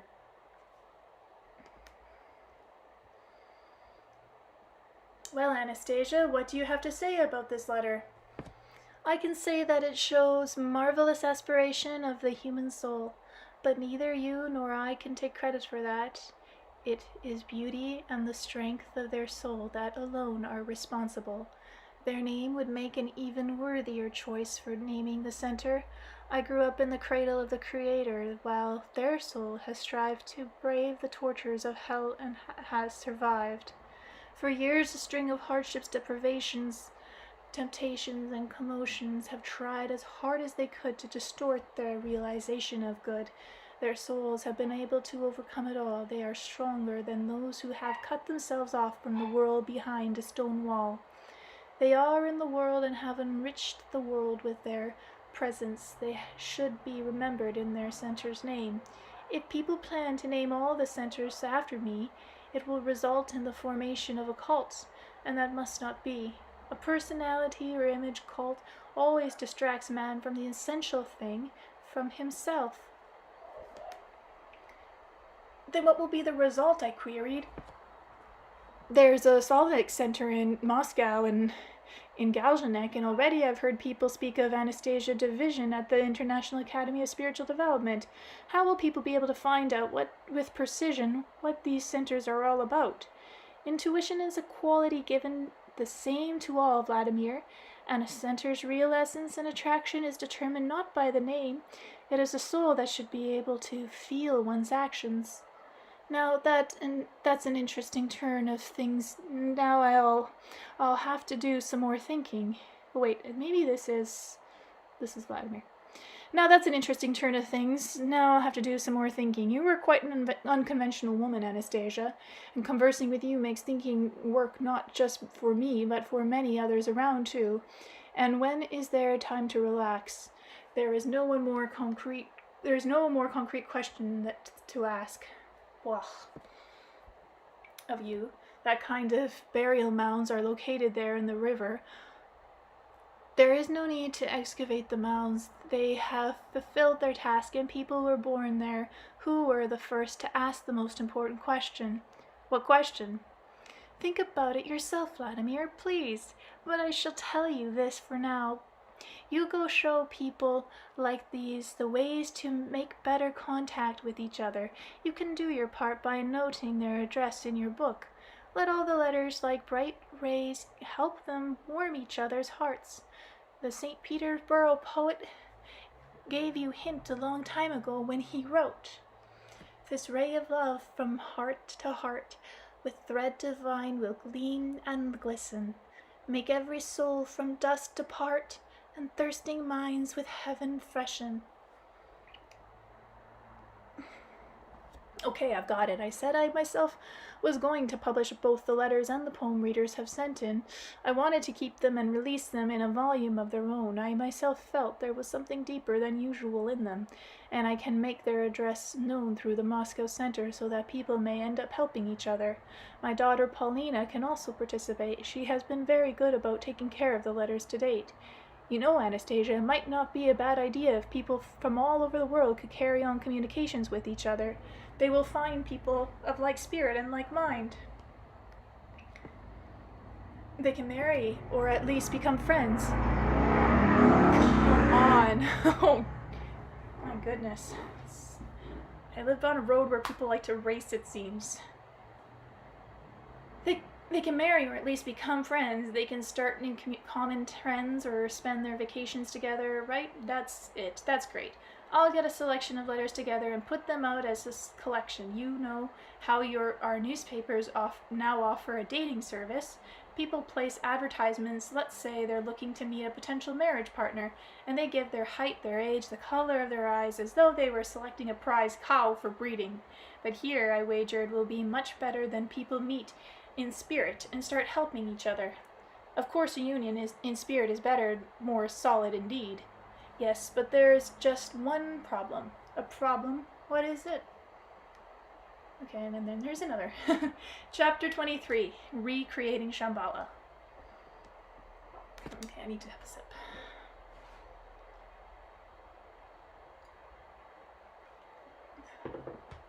For some reason, it all happened like that in Novosburg. It just happened that most people who are critical of me and my book come from there. Indeed, that's the only place people criticize me.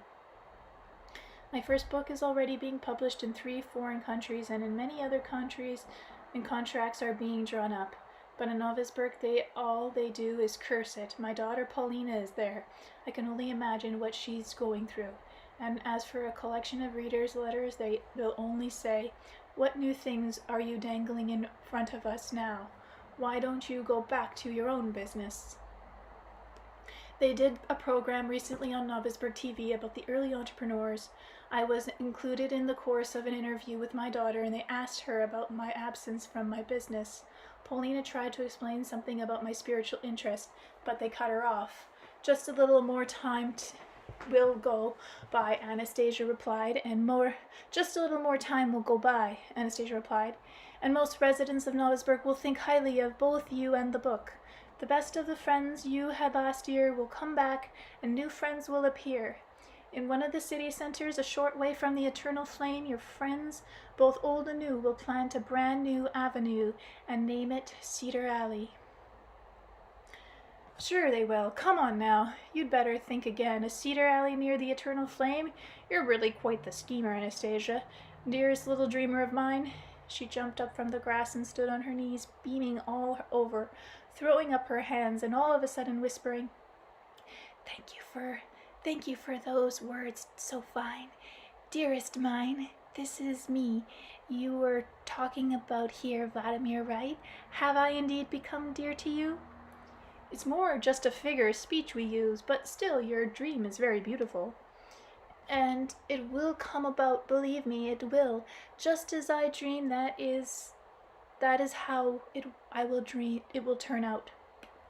But nothing comes about in the world all by itself. Now, if you could attempt to create some kind of miracle in Novosburg, no, not just any old miracle. What's the point of a miracle which leaves people neither hot nor cold? If only you could grant, say, that every resident in the city become just a little bit richer and healthier.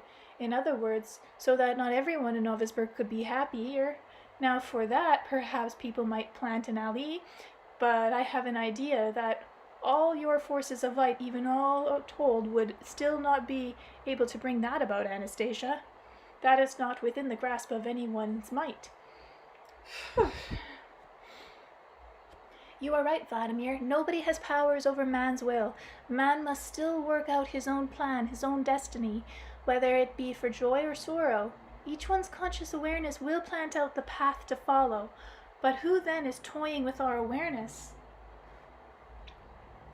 Who is impeding us from choosing the path leading out to sorrow or joy? Why grope for cause outside your own self, Vladimir, in accusing others. What do you hope to change? A feeling so great has arisen within you to create something good for the citizens of your city. I find it appealing. It is as a thought I might myself must dream with. Ah, great indeed, I have it. Yes, that's it. All the people of Novosburg will go down in history of our nation, for it is there that a generation of happy people will be born. Everyone living there today will become happier right away. Let us think together what we could say to the people of the whole city you are concerned about. How you can learn to break through to each one's heart and soul. And what do you want to say to each of them? That together they will be able to recreate Shambhala. And just what might this Shambhala be? Elaborate more precisely. People have been looking for aeons for a holy place on the earth. They think that it's called Shambhala, that anyone there can link with the wisdom of the universe, but no one has ever been able to find Shambhala. Though seekers have galloped through many foreign nations looking for it, and find it they will not. As long as they look for it therein ever since time began, Shambhala has been recreated, both within each one and its outward manifestation by man. More specifically, I injected, what must be done to establish a link with the wise universe and to make one happier? Show me a step we can take here that lies not within ourselves. All that's within ourselves is somehow unclear. Show me some outward things we need to sow, build, or break. Let each resident of the big city obtain a little nut from the resinous cedar cone, place it in his mouth and hold it in there in his saliva. Let him plant in a little plot of earth in his home and water the earth every day. Before watering, he should put his fingers on the water and should be in a good humor. And the main thing, we should be wishing good for himself, his children and descendants, and the conscious awareness of God. This he should do every day. When the seeds sprout, one may share with it one's innermost thoughts. On summer days and frost-free nights, the little pot with the little sprout should be placed outdoors among with other plants growing in the ground, so that it can commune with the stars, the sun, and the moon, so that it may know the rain and the breeze and the spirit of the blades of grass all around, and then come back again to its friend, its parents. This may transpire many times now while the desire is there and time allows. And the seeds will grow and develop through ages. A cedar, after all, will live more than 500 years, beget offspring, and tell the young cedars about the soul of those that cultivated them. Then the sprout has grown in the home. In about 30 centimeters it may be planted in the earth in early spring. Have the city authorities allot at least 1 square meter of earth on their sprout to all those that have no plot of their own. And these sprouts will be planted around the edge of the city, among the houses and the centers of busy squares. Let each person take care of his sprout and help each other in this. From the ends of the earth, people will come to this city to see and touch the sacred trees and exchange at least a word or two with these happy people. Why would people suddenly start coming here from all over the world, I asked. Now, if only you could discover some kind of new sacred site in Novosburg, dolmens, for example, as in Galzhenik. You told about the dolmens of Galzhenik, and now seekers from various Russian cities and other lands are flocking to them. I noticed that every day now there are tours to the dolmens, and every year in September readers from many places come together for a conference. Artists organize exhibits and they record things in video. And now, surprise of surprise, trees are growing in the city. Well, not actual trees yet, just cedar saplings. These will not be ordinary seedlings, Anastasia pointed out. They are like the ringing cedars, warmed by the kindness of human hearts, having touched the human soul. They will take in the best rays the universe has to offer and start giving back to them. And man and the earth together shall begin to shine once more in that place, now and forever. And there will come a new conscious awareness, and discoveries of universal importance will go forth from such people through the whole earth. Do you know what a sacred site is? Believe me, Vladimir, you will come to know one is in your own native city. That's all very tempting, of course, I said, but you know, Anastasia, there's hardly anyone that's going to take your word alone. There's no way this can be known from our history books, and it's not something our modern science is going to condone. Now, if there were just something a little more influential than you, someone better known with the proper credentials, who could show this. The Quran makes some wise statements on the significance of trees. Buddha, too, got his wisdom when he went off for a long time into the woods. Tell me, Vladimir, you have been reading the Bible, have you not? Yes, I have. What of it? The Old Testament notes that long before Jesus Christ's birth, the wisest of the earth's rulers, King Solomon, used cedar wood to build a temple to the glory of God and a house for himself. He hired a workforce of considerable size to cut down the cedars and bring them in from far-off places. King Solomon was very wise, as the Bible says in the Song of Songs he wrote has come down to us as an oasis of wisdom in the present day. The Old Testament also tells us that toward the end of his days, the wives of his harem from various lands and various faiths began leading Solomon away from his faith. He came to know a variety of faiths, and do you know which one satisfies him the most? Which one? The one where trees are not only cut down but also planted. And on his deathbed, this wise king comprehended that his temporal house and temple would be destroyed, that his descendants would not be able to maintain their power or greatness. It would mean that the might of his kingdom would lapse into a void, and it all came about exactly as he had foreseen. And to this day his soul is dismayed by the great mistake he had made, and the wise king realized that it is impossible to do a deed pleasing to God, and at the same time take the life of any house-owned creations. The torment that affected his soul and many human souls extend through the whole millennia, and as they watched one mistake making itself again and again over thousands of years. But the mistake can be corrected, and then a splendid dawn will once more rise over the world. News of your city will spread through all the channels of the earth and the universe.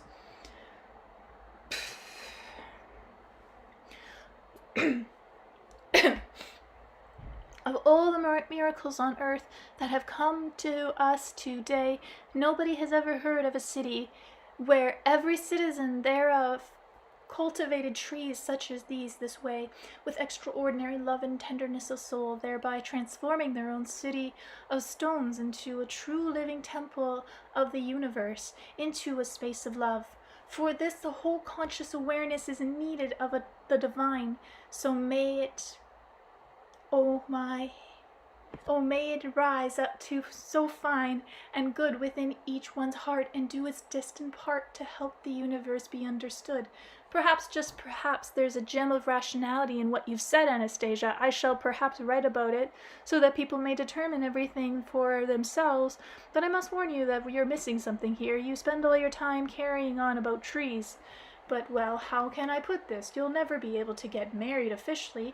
You won't have the documents you need to take your turn at the civil registry office, and here you're talking with such earnest about trees as it is the church clerics consider you a heathen, and when I write these words of yours, they won't even let you in the nearest church, and certainly will not officially wed you to anyone.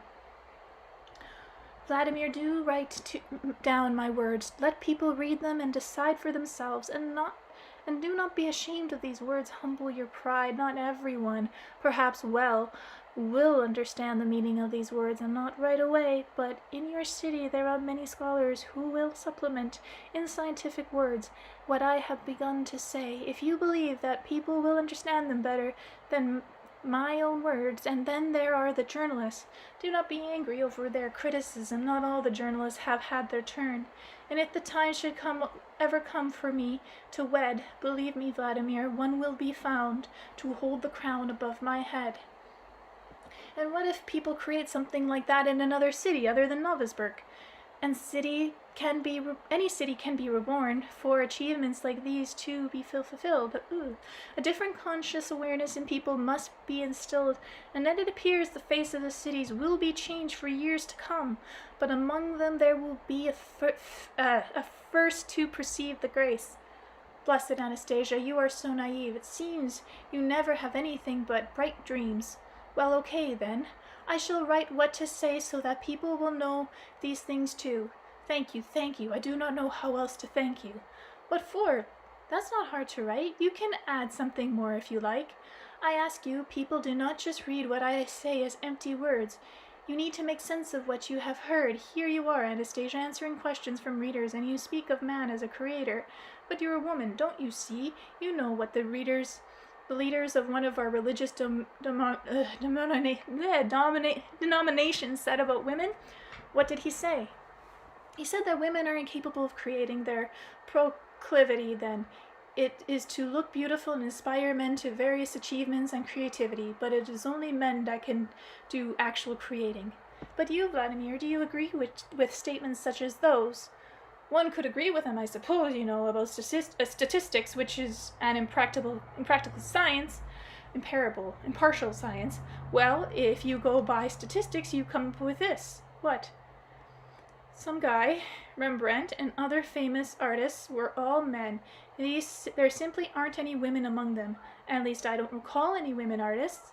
The inventors of the airplane, the car, the electric engine, the space satellite, the rocket ship, and they're all men too. Right now, one of the most popular art forms in our society is the cinema, and in order to produce a film, you need a director.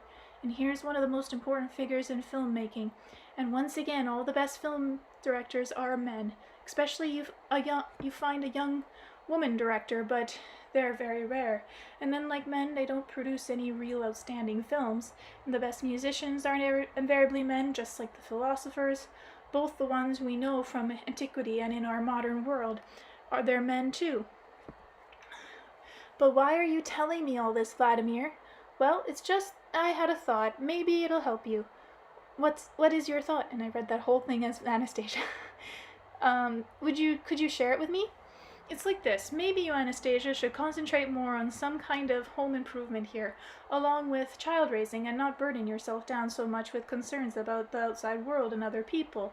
After all, men can take care of everything there. Men alone, according to statistics, which is an exact and impartial science. Historically, too, all the important things have been done by men, and we can't get away from history. Do you understand how irrefutable this argument is? I understand what you're saying, Vladimir. Just don't go and upset now. Better understand everything right off the bat, so that you can busy yourself with your own affairs, and not that others can do better. You're trying to change the world for the better, but only man can do that, you see. They are better inventors and better creators than women. Do you agree? Blah. No? Vladimir, I agree that men appear outwardly to be creators. If you look at it from a marital viewpoint, that is. What do you mean, outwardly? And from what other viewpoints can you look at irrefutable facts? You'd better not get philosophical. I can't say the word suddenly. I've been reading for a while, so I'm losing my philosophizing here. Just tell me out and out. Can you at least create something? For example, can you at least do embroidery? Can you embroider a beautiful design on a piece of fabric with the needle? I would not be able to embroider a design with a needle. Why not? I would not be able to take a needle in my hand, a needle that has been manufactured out of the depth of living nature. What is the point of creating something if it involves first destroying a great living creation? Think, Vladimir. When a demented person takes a work by one of the great masters, as you said, and renders the canvas to pieces to cut out rabbit figures, would you call his actions creativity? Make an allowance for his own dementia? But if another person, this one rational and aware of what is around him, did the same thing, then his actions would be defined in quite a different way. How? Think about it. For example, his actions could be turned vandalism. Come on now, you're not serious. Does that mean that all creators and artists are vandals? They are artists and creators in their perceptions of the world as seen on their own level. But if their consciousness should rise to a higher level, they would create it by entirely different means. And what different means could those be? The means by which the creator has created an all-in, his own impulse of inspiration, and the power to perfect his creations and to make new creations of their own, is something he has given to man and man alone. And just how did the Creator give everything, and what instrument did he give to man for creativity? Thought is the chief instrument of the great Creator, and thought has been given to man. Creations are true when thought is brought to fruition through the soul and to intuition and feelings, and the main factor here is always will be the purity of one's awareness. Look how the little flower thrives at our feet. Their splendid shape and colors and tints are constantly changing in creation alive. These are something you can perfect with your thoughts. Concentrate, try to change them, give them a better look. What look? For example, indulge your fantasy, Vladimir. Well, I can at least do that. Let this chamomile here, for example, take on one red petal and then the next one. Stay as it is, so that alteration will make it better, more cheery. And all at once Anastasia fell stock still. She began concentrating her gaze on the white chamomile, and the chamomile slowly and quietly as could be, but still right before my eyes began to change its color. There they were alternating. First there was a red petal, then a white, and then a red one again. At first the red petal was barely noticeable, then the color became stronger, and the red hue kept getting brighter and brighter until finally they were simply ablaze with a shimmering red fragrance. You see how it happened, Vladimir? You came up with an idea and I created with my thought. What are you saying, Anastasia? That everybody can do this? Yes, and they are doing it. But they use materials for this, which they first slay. The dead material can only deteriorate, so mankind through the ages has struggled to stop his creations from deterioration, even as human thought becomes more and more preoccupied with just plain rot, and man has no time to think about the constitutes genuine creation. Everything is preceded first by thought. It is only with time that it gets embodied in matter of the changing strands and of the social order, but whether they are creating for better or for worse, they do not immediately understand. Look how you wanted to change the color of a chamomile petal. I changed them with my thought. The chamomile obeyed man's thought. But look closely now. Did you really think up something better? More perfect than it already was? In my view, it's splashier and more cheerful. But why are you not excited when you talk about the new creation? I don't know, maybe it's because there's still something lacking, maybe some kind of colors. I can't tell right now. The colors have come into conflict with each other. The tenderest tints have paled for the sake of splashiness. A loud splashiness fails to evoke calm and tender feeling. Okay, try to change everything back to the way it was. It's not, I shall do it. It is not, I shall do it, but the chamomile itself will be able to. The red will fall away after all. We did not slay the chamomile. It is alive, and nature itself will bring everything back to a state of harmony where it can thrive. So in your view, Anastasia, are all men ignorant vandals, and are women the creators? All men and women are one in each of them, two principles merged into a single one, and in the creativity they feel they are inseparable. Earthly existence is there for them both. But how can that be? I don't understand. I, for example, am only a male of the species. And what do you consist of, Vladimir? The flesh of a male and the flesh of a female have merged into one. They are united in you. Similarly, the spirit of two has merged into one spirit within you. Then why do people go and state in treaties exactly what a woman is and what a man is, and state which of them is stronger and more important? Think about it yourself. Who would want to, and for what purpose, replace your awareness, your consciousness with which the Creator gave to everyone in the beginning, with his own dogma? Well, maybe the Creator has happened to give someone more than others, and this person, as a teacher, is striving to share his wisdom and awareness with everyone. Every little sprout on the earth, the seed of a birch tree, a cedar tree, or a flower, is filled with the knowledge of the Creator. So how could the thought come to you that the Creator could deign to withhold something from his supreme creation? What could be more insulting for a father than a complaint like that? What are you talking about? I'm not complaining about anyone. I was just consulting with myself, thinking out loud. Chapter 24. Who are you, Anastasia? I'm going to stop there. That was long. Whew. Chapter 24. Who are you, Anastasia? Before asking Anastasia this question, I took a good look at her. Here, sitting before me, was a woman, a young and beautiful woman, hardly different in her outward appearance. Come on, why do you have to be so noisy? Hardly different in her outward appearance from many others in our modern civilization. Perhaps it is just that her body conveys a lightness barely perceptible even outwardly, in the way she stands, the way she moves her hands, and especially when she rises to her feet and walks, all of which she does with an extraordinary lightness. The burdened, ponderous gait of a senior citizen is no noticeability different from the movements of a young, energetic, vivacious person. But that gives you some idea of the difference between the way Anastasia moves and walks, and the motions of even the trimmest of our young athletes. She gives the appearance of being light as a feather on her feet, yet physically very strong. She easily carries my heavy backpack 15 kilometers at the same time helping me make my way along. During our brief stop, she didn't lie down or even sit down in exhaustion, but kept moving, either running off to collect herbs or massaging my wounded leg. And she did all this with a sense of lightness and cheerfulness and a smile. Where did this vivaciousness come from all the while? Just try observing sometime the flood of people walking along the street. Take a look at their faces. I did. Almost all of them look absorbed in thought, downcast, or just plain glum, especially when a person is walking all by himself along a road, even when they can't carry any heavy load. And they're neatly dressed, evidently not starving since they're smoking expensive cigarettes, and yet their faces are marked with tension, weighty thoughts, and there are many like that, the majority in fact. Anastasia, on the other hand, never allows her smile to leave her face. She constantly delights in the sun and the grass, the rain and the clouds, like a carefree child constantly beaming with gladness, and even when you talk about serious matters with her, she betrays no sadness. Just like now, but no, her appearance at the moment was not typical at all.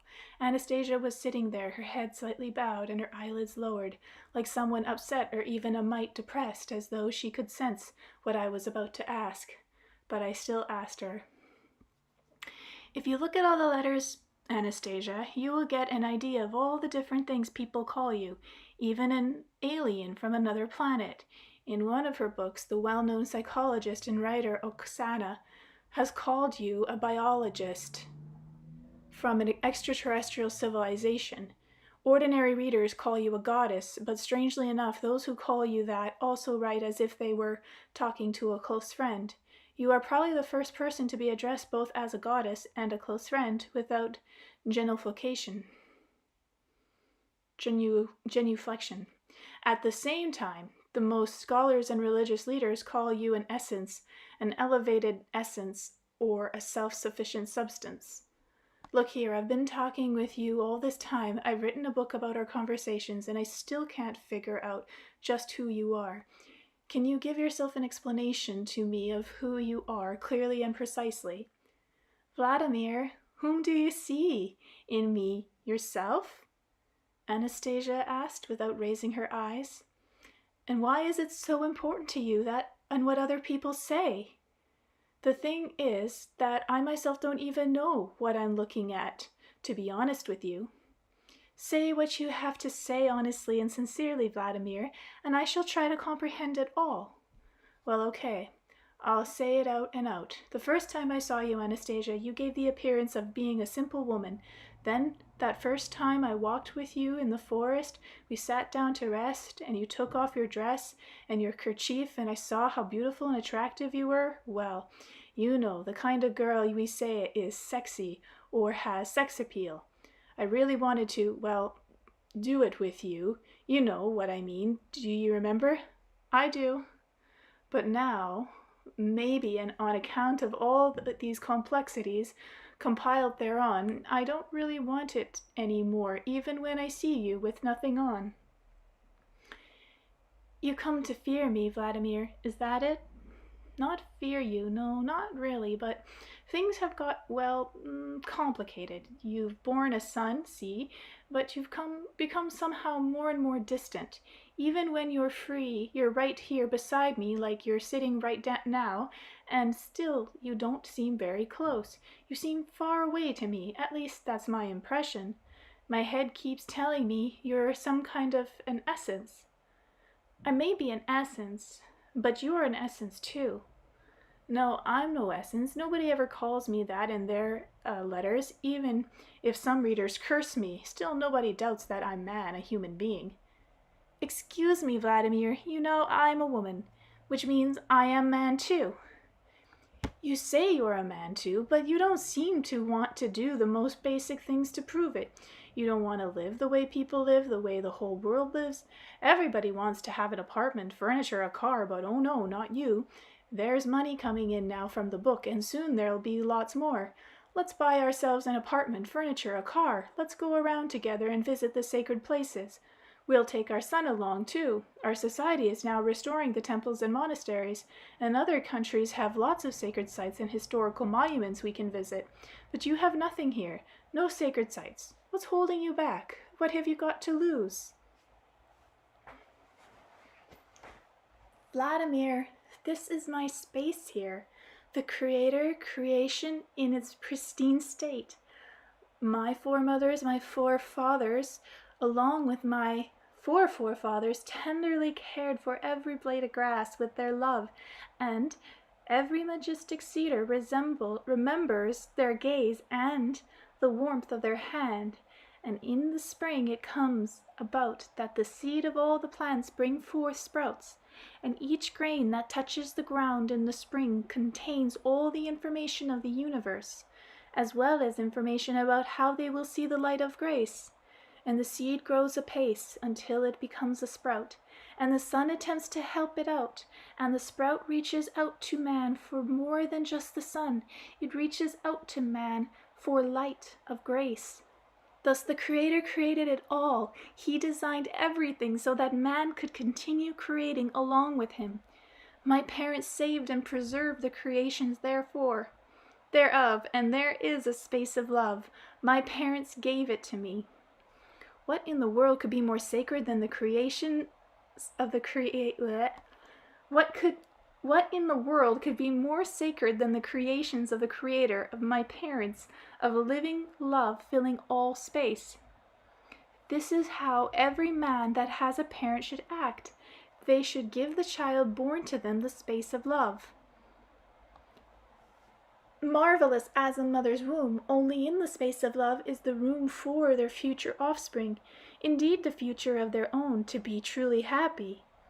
It is this holy place in the space of love that is my gift to our son. You are giving this of yourself, Anastasia, but where is my space of love? What can I give our son? The links of the continuum have been violated in many people's lives, but the strand is not broken. The strand that ties humanity as a whole, and every creature in particular to the Creator, needs only to be comprehended and felt by each, and then to each may be extended both light and might. Vladimir, expand the space of love right there in the world where you live now. Create a space of love for the sake of our son, for all the children of the earth. Make the whole earth into a space of love. I don't understand. What do you want from me? To change the whole earth? That is exactly what I want. And for all people to love each other, for there to be no more wars or crime, and for the air to be pure and sublime, and the water too? Let it be thus throughout the earth. And only then it will be constructed that I am... only then will it be constructed that I am father, true, that I have given something to my son? Only then will you be a father true, worthy of your son's respect. Does that mean that otherwise he will not respect me? What can he respect you for, Vladimir? For which of your achievements do you wish to receive respect from your son? For the same reason that children all over the world respect their fathers. Their fathers gave them life. What kind of life? Then when a child comes into the world, where in what place does he find any gladness, and why in the space given to him by his forefathers is there so much sadness? And the child born again must live in the same sadness, and yet the one who gave him life does not summarize that he himself is to blame. And so we live and crave respect, and are surprised when we do not get it. Believe me, Vladimir, very few children respect their fathers as they should. That is why, as soon as they grow a bit, they leave their parents by and by and refuse to remember them, thereby accusing them, albeit intuitively, and repeating in their turn the parents' mistakes. If you wish to earn the respect of your son, Vladimir, you will have to make the world a happier place for him. Aha! So, now it's clear. I jumped up, my head was ever so filled with despair and anger. My thoughts became jumbled together. I realized it now, as I hope it has become plain to all. Anastasia is a fanatical recluse. I summarized this right from our very first encounter. Maybe a recluse with extraordinary, unexplainable abilities, and perhaps she has an excuse. Perhaps these same abilities, her ray, for example, do not allow an account of her own. Do not allow her to take account of her possibilities. You all remember she said she would transport all people across the dark forces window of time. Well, she herself realizes that she was not in a position to do that, and now she is resorting to luring me and my readers into her fruitful vision. I know for sure that along with being abnormal and fanatic, she is incredibly deceptive and makes use of her guile to do whatever she can for her dream. She bore a child and she's managed to get a book written by now. And then, something really wild. She says if I'm to earn the respect of my son, I shall have to make the whole world into a space of love, to give not only to my son, but to every child. Methodically and by intricate art, she is drawing everyone into her dream and keeps complicating my part before my very eyes. First write a book, say this girl, then make a space of love throughout the world, and then what? We have known of more than a few fanatics who have tried to change the world, and now they are where? Vanished like smoke into thin air, and here I find another one sitting in front of me, with head bowed, with the same aim in mind, to change the world. I knew that it was useless to argue with eccentric and fanatics, that I needed to calm down and walk away, but I was unable to prevent myself, and to this girl sitting there on the ground with downcast eyes as before, I still said, I now know, I realize precisely who you are. You are a mixture of essence and man, you know how to deceive. You deceive so nicely. You took me right in. Oh, wow. What an intricate web of guile you weave, to get me first to write a book, and then entice me by bearing a child. You tried with your non-human logic to hide your fanaticism. Only a hole appeared in your plans, a loophole appeared. You understand? While I was writing the book, I had the chance to talk with many people. I learned a lot indeed, and was given all sorts of religious books to read. And there's no way I can tell you what you know of them, but this one thing I can say. Several thousand years ago, the world saw wise men of greatness and piety arise. Whose spiritual currents, in all their variety, continue to flow until this day. There are more than 2,000 different religious confessions on the earth, you see. I learnt this from a recent talk session on TV. They, one and all, proclaim the good. They aim to give advice to everyone on how they should live, and every reader tries to make it known that the path to truth lies through him alone. We have our fill of sacred sites all around, but still, has anything really profound, far-reaching, or sincere resulted from their gabfests over the many, many years? Or from the multitude of their teachings? There's just one thing I've understood. Millennia pass, but war has never ceased for good. The war of dogma against dogma, the strongest wins a fight, and thinks that he is right, but not for long. Time passes, a new war ensues, and a new song. A new dogma gains ascension with its views, but no one thinks the loser in his contention. Nobody pays them any attention. I'm saying all this openly and frankly. Do you know who you are? Do you know what you are calling me and all readers to? Anastasia arose, looked me calmly in the eye, and said, You need not go on, Vladimir. Believe me, I know what you still might say to me anon. Let me declare it myself. I can say it more briefly and without swearing. Yourself? Well, why not give it a try? And all right then, without swearing, what was I going to say? You were going to say, Vladimir, that there are a multitude of prophets on the earth and a multitude of teachers too. There are so many different dogmas, it is hard for you to decipher them all. But when I speak, you will be able to understand everything, if you really want to, that is. Water will prove to be the situation, the measure of all things. Every day that passes, water seized with more and more contamination, and the air becomes more difficult to breathe. The parade of worldly rulers, no matter what grand temples they might have built, will be remembered only by the filth that they have bequeathed to their descendants. The legacy they give makes life more dangerous every day, but we continue to live. We have surmised, Vladimir, that I am one of those who tries to teach everyone how they should live, one of those who creates just another religious denomination only too ready to put himself at its head.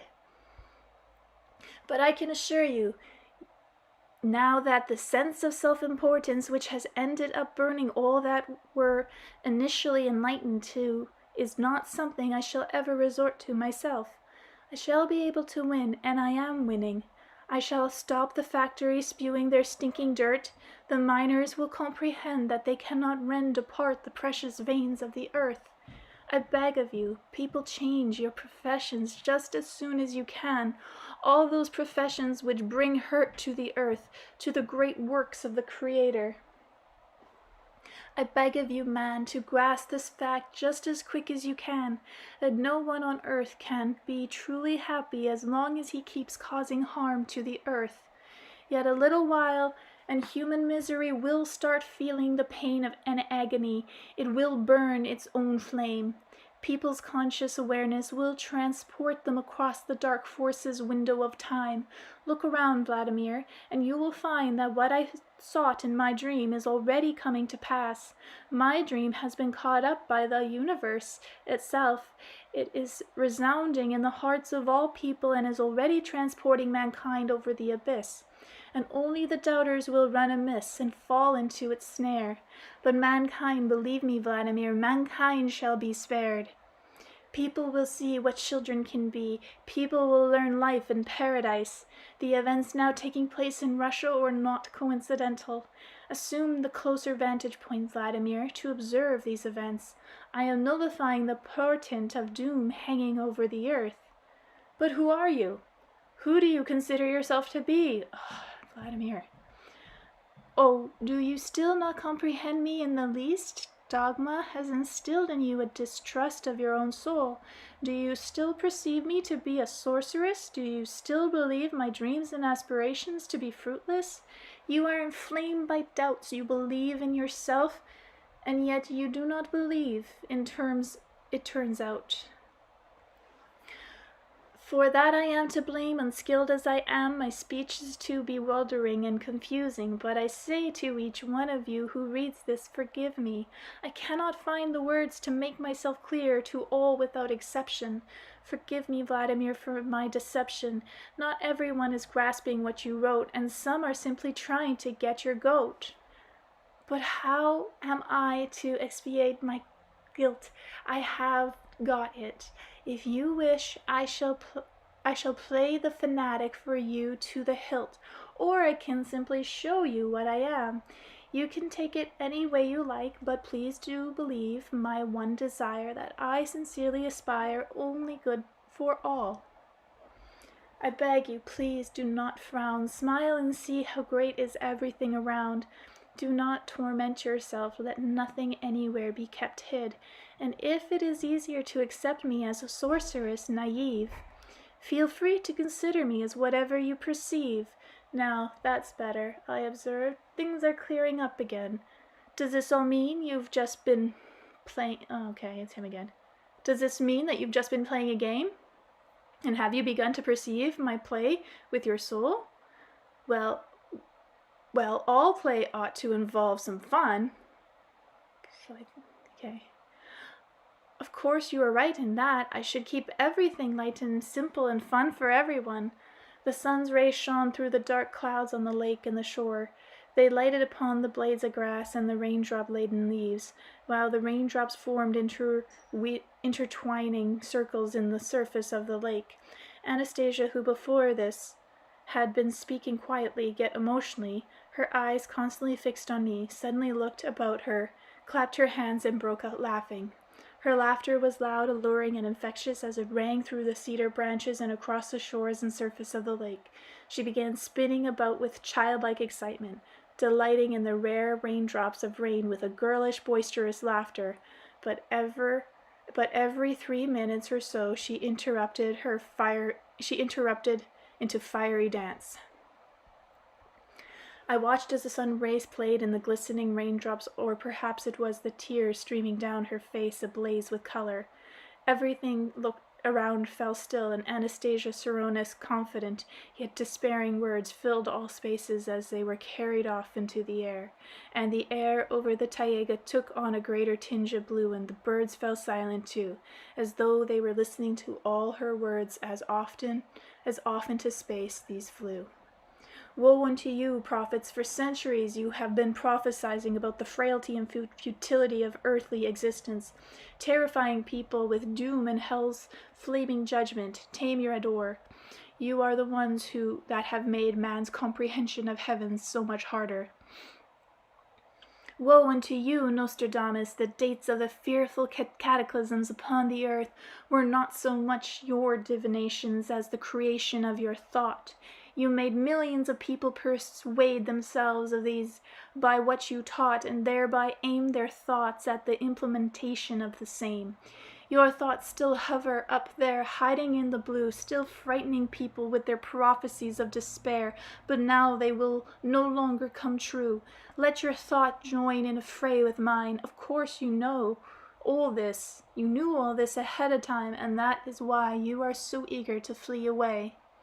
Woe unto you who call yourselves teachers of human soul. You try to suggest to man that he is abject and weak in spirit, knows nothing of himself, and that all truth are accessible only to a few elect like yourselves, and only through worshipping you can ye detect God's voice and the truth of the creation of the universe.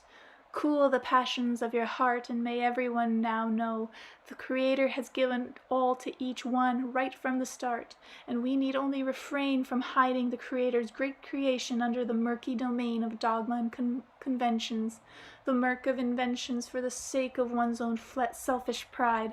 Stand not between the people and God. The Father wishes to speak with each one equally. The Father abides no intermediaries.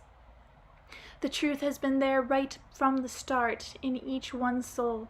Not tomorrow, but here today, each man may be happy and whole. The Creator has filled each moment of every year with gladness, and in his thought there is no room for his beloved child to feel torment from sadness. Just listen to her play, so inspiring, yet so despairing. Of course she's playing, but why above her in the sky over the taiga is there shining bright such an extraordinary light, as though the heavens could record every inspiring and despairing word that from this forest recluse upon the earth could be heard. Woe unto you, prognosticators of the ages, foretelling but gloom for man, thereby creating both gloom and hell. Oh, how earnestly you have been feeding your own error, frightening people in the name of the Father and more. Well, here I am. You can all come to me with my ray, and I shall take but a moment to burn up the murk of age, old dogma. All anger on earth leaves your deeds and makes haste to me. Join fray with me, try your utmost. But you militants of all faiths, it is you who have created all the wars. Dream about wars no longer. Lure not people into war with your obscure deceptions for the sake of your own mercantile connections.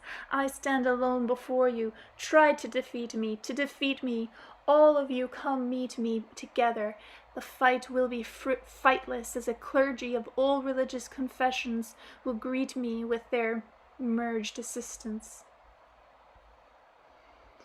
Foremothers of mine, fathers of mine, imbue them with the true light. Give them everything you have been so carefully saved for me. Give freely to all who are able to accept the light. Let evil join fray with itself and with my flesh. Not with my soul. I give the whole of my soul to people. In people I shall prevail through my soul. Prepare yourself, all wickedness and evil-minded, to leave the earth behind and fall upon me. I am man. I am man of pristine origins. Anastasia, I am, and I am stronger than you. Stop, I shouted, thinking it was some kind of a game, continuing all the while to play itself out. Why are you taking it upon yourself to call up all these vile things? Vladimir, don't be afraid of them. They are cowards, every bit. Besides, you yourself said I was deceptive. Deceptive? Yes, deceptive indeed. I have outwitted them. They were mocking you, treating me as an invention of your imagination, while all along I was involved in creation. And the strength which my foremothers and fathers showed, which they had brought with them from their pristine origins, I have now bestowed on many people. Anastasia stamped her foot and chortled out loud and then spun around again just like a ballerina, and I got carried away with her play and began giving her my moral support. So go to, Anastasia, burn them. Let all the evils of the earth throw themselves at you, and you will burn them. Only be careful, don't get burnt yourself. To dispose of me, Vladimir, they would have to let go of many of their earthly gains, free many human souls from their chains. But even if I should perish, my dreams shall come to pass all the same. The strings of the harp of the universe have struck up a happy strain, and human souls are hearing them. They understand them. Sound forth, O universe, sound forth with your happy strain. For them, for all the people of the earth, may every one know the melody of the soul. Look, Vladimir, human souls are sending their rays to the weary earth.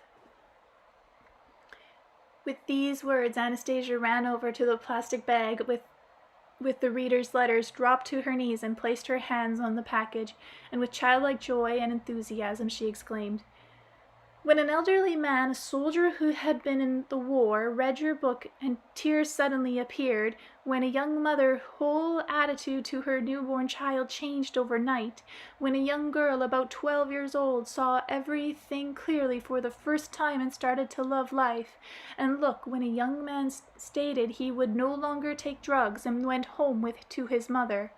When people send you letters from prison, you can see and feel how their souls sing, and they take on a whole new strength. These are all signs I found that people's souls are understanding the combinations of the sounds of the universe. Now they are resounding in their thoughts, and they are accepting them.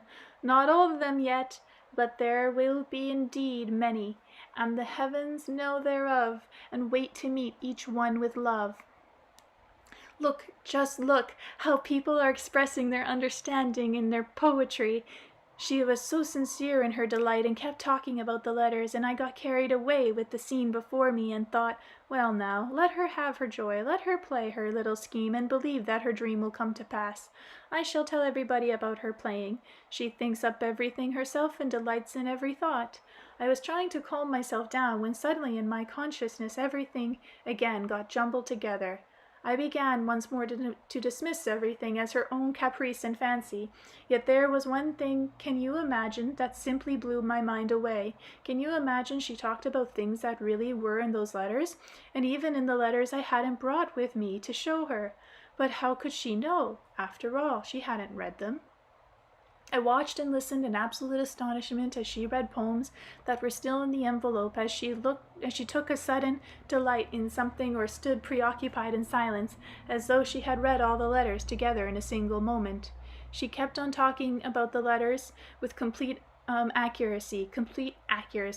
Stop. So even before this, then, she must have been describing everything else with complete accuracy too. It hadn't been a game at all. Was she dreaming? Of course she was dreaming, but she had also dreamt before about the book, people's poetry, and now all this lay right there before her eyes. Wow, her dreams really did come true. They actually came true. The book was lying right there in front of her, a material object. Fantastic indeed. No, this can't be real. Dear reader, Are not you too holding on to your hands right now, a part of this despairing recluse's dream materializing in a book? And what next? Can it be that everything else may actually come to pass? The never-ending story. When I got over my initial sensation of amazement, I asked her, Anastasia, how did you know that what people had written in their letters? It was as though you had read them all, and even those I hadn't brought with me. Anastasia turned around, all beaming with joy. It's all very simple, on the whole. How one can hear what is being said by the soul. And all of a sudden Anastasia fell silent, and in this silence she walked calmly over to me and said thoughtfully, It is not that hard to answer all the questions, but the answers still will not take away the problem, as one question but begets another. Right now mankind keeps biting into Adam's apple, not realizing that this will never fully satisfy him. Besides, anyone may hear the answers for himself within, and how may each one recognize when the true answer comes as opposed to one that is not so true? Only one sense of self-importance can lead them away from the truth, Vladimir. Try to hear me out. We sat down on the grass beside the package containing the letters. I saw how her eyes were sparkling, and there was a rosy blush in her cheeks, and she said, I shall tell you about co-creation, Vladimir, and then everyone will be able to provide an answer to his own questions. Please listen carefully, Vladimir, and write about the Creator's great co-creation. Listen, and try to take it in with your soul. And thus begun Anastasia's inspired account of co-creation. But it is a long one, and no room to conclude it here right away. But this one thing I'll say, after I heard it, I really did want to pray. With my sincere respect to you, dear readers, and until we meet in the next book, Vladimir Megre, to be continued. The end of Book 3. Book 4 will be co-creation. Now, Lada's message in place of an editor's afterword. As I was finishing writing my lengthy afterword, my 4-year-old daughter Lada, named after the goddess of love, walked in from the garden, hiding a present behind her back. 2 cucumbers she had just picked, one for me and one for her mama. I hardly paid any attention to her approach. Immersed as I was in my work, Lada quietly sat on the chair and patiently waited for me to become aware of her presence. She considered it totally unacceptable to interfere with an adult's thought process. At that moment I was busy compiling citations from the unheeded sages of many millennia ago, as well as of the recent past, who have all been trying to convey the same message. Simple life in constant contact with nature is an absolute condition of happiness and peace. I had noted how significant it was that the understanding of humanity's deep spiritual connectedness to nature, and especially trees, the understanding that once served as a foundation of entire cults and cultures, still survive today in folk customs and such universal symbols of rebirth as the Christmas tree. I had also been writing about our former much closer relationship with wild animals, and gave example of people living in our world today, such as Tom Brown Jr., who, just like Anastasia, can relate to wild animals in a way we relate to household pets. Tom Brown Jr., have to look him up. I had things to say on education too. Just think about it, a century and a half ago, at a time when compulsory schooling had not yet become a natural part of our lives.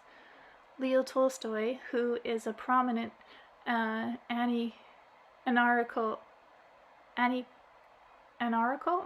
ideals of love, compassion, and nonviolence, would later be denied a Nobel Prize in literature.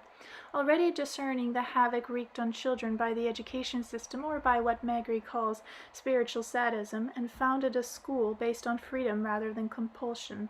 And today John Taylor Gatto, a teacher with 30 years experience and a recipient of numerous teaching honors, included in New York City and New York State. Teachers of the Year Award, speaking from his decades of teaching experience and his own extensive investigation of contemporary American education, shockingly declares point blank that the school system has been deliberately designed to dumb children down and kill their creative potential so as to turn them into compliant members of a faceless workforce. Interestingly enough, Gatto also described the early childhood years in terms very similar to Anastasia as a prison of games, in which children are confined with children toys as suffocating your little boy's or girl's consciousness at exactly the moment when big questions about the world beckon. Lada apparently thought that as long as she continued sitting quietly, I would never pay any attention to her, and so she gently whispered, "What are you doing?" "Writing good words about the new Anastasia book," I said, finally turning my head and looking at her. "Read them to me." Responding to her request, I read 2 paragraphs out loud, and then remembering Vladimir Megre's suggestion to ask the children where and which way we should go, I inquired, "Well, what do you think?" "Papa, it's so long and boring." "Papa, it's so long and boring," came a frank reply. "All right," I laughed, sensing I would probably have to make my afterward much shorter. "Do you suppose you could put it more briefly?" "You should live close to the plants," Lada said in a very serious tone. "In cities, cars pollute air, and turds from your toilet flow into rivers and make fish unhappy over the dirty water. And papas have to go away and work for money to buy food to eat. Do not cut down trees. God co-created everything. All are his little children. You want to go to see how huge my tomato grew? And the watermelon so handsome?" she finished off. "I do," I smiled, and taking me by the hand, Lada led me out into the light of the garden. All right. Readers' comments. Ordering a set for a friend. These books are awesome, hard to put down when you start reading. David from British Columbia, Canada, where I live. I love these beautiful energies of Anastasia's loving spirit and vision. I'm sharing them with all my friends. Grace, Colorado, USA. The Ringing Cedar books have indeed been a life savior for me, and it is challenging me back to where I once was as a child, giving me renewed hope. I think that we are all a little bit like Anastasia when we were children. We were probably just not allowed to remember. Lots of loves and thank you from the bottom of my heart, Chrissy. Book 1 was extraordinary. A sense of deep well-being came over me at different times during the reading of it, which took place in one sitting on the evening I received it in the mail. Anastasia's comment that illness is a conversation with God just blew me away. I have had a chronic illness for 21 years now, and that is exactly what it has been for me, a conversation with God. Thanks for making these wonderful books available to us in English. Robert, California. I have just finished reading The Space of Love, and since I first started reading Anastasia and then through The Ringing Cedars of Russia, I have such a feeling of hope and some long-forgotten remembrance that this is absolute truth. I want to weep with the joy of it all, and I want to weep at the sorrow of how I could have wandered so far astray. I want to weep with gratitude and long for the first manifestation in my life that I am capable of the unconditional love that you share with all, Anastasia. Thank you, big Anastasia, and your forefathers and mothers for holding the perfection of being for us until we are able to recognize our destructive ways and turn back to love and purity of thought. Thank you, Vladimir, for your courage and determination in writing these books. And thank you, John and Leonid, for being the English language connection and working so hard to conserve the purity and authenticity of the message. And what a message. Now I am off to start reading Co-Creation. I don't want to do anything but sit and read these wonderful, inspiring books. In love and gratitude, Luciette. After reading book 1, I'm convinced we should indeed all read this book, no matter nationality, ethnicity, gender, or age. We need to reconnect as a society, and this first gives us something to discuss that we cannot receive from modern media, television, news, URLs, newspapers. This allows us to expand upon ideas heartening by ourselves, bodies, souls, with our common man, neighbor, and bus ride to create a community our children can thrive on. Doug, Portland, Oregon. Words truly cannot describe the feeling that the books have imparted upon me, and an effort to try and describe these feelings would not be sufficient. Expecting to say that there has been great joy and sadness in my heart through the words found in these books. For Anastasia, I know she is a beautiful man. This woman is indeed a great blessing to humanity. I say that she is indeed bringing the second coming of the Christ energy upon earth, that of unconditional love. To this beloved sister of ours, may your wish indeed come true, my friend. For Vladimir, you are a wonderful reminder of what we have let ourselves become. And I mean no offense to you personally. We have let ourselves become so caught up in being better than the next person, keeping up with the Joneses by having to have the best of the new technologies available, that is sometimes only when we stop, listen, and feel the love and light that nature provides do we feel so belittled and useless in comparison, that it is as if we are almost a virus upon this planet, destroying this beautiful oasis that is here now. Do not blame yourself or anyone for what you have done or thought, but let yourself now enjoy that which life, and especially Anastasia's loving words, have to offer. Peace, light, and love upon this heaven and earth that we are now beginning to co-create. God bless you all. With love and light, Anthony, Australia. What a blast. My partner bought book 2, 3, and 5, so I have ordered 1 and 4 from you, but sadly have now run out of reading as I digested the 5 in a week. I have not been so engrossed in a series of books since I discovered Lobson Rampa in the 1970s. Every Australian reader should insist their local member read these.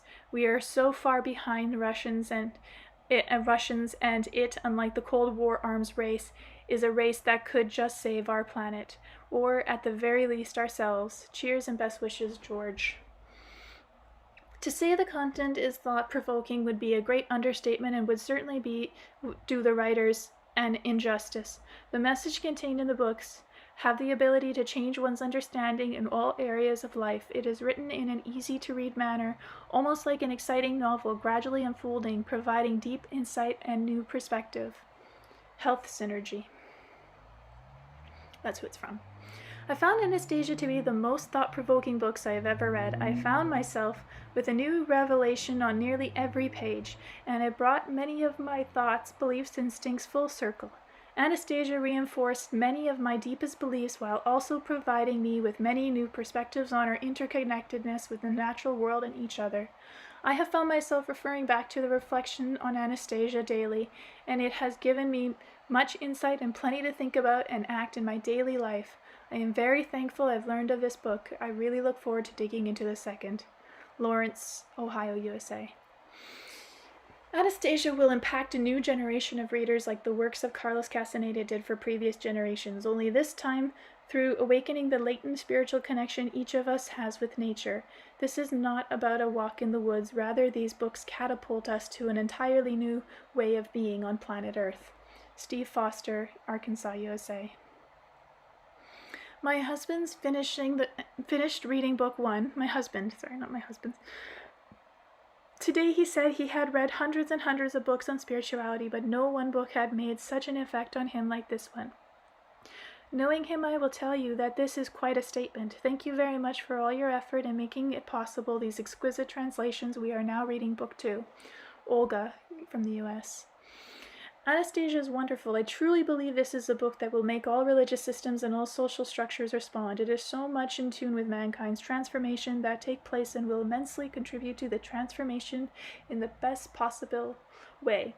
Practicality, metaphysically, theologically, philosophically, the freedom that this book carries in its life concept for individuals and the society as a whole is so beautiful that everybody who reads the book will respond and will become a better person than what he or she has been reading it.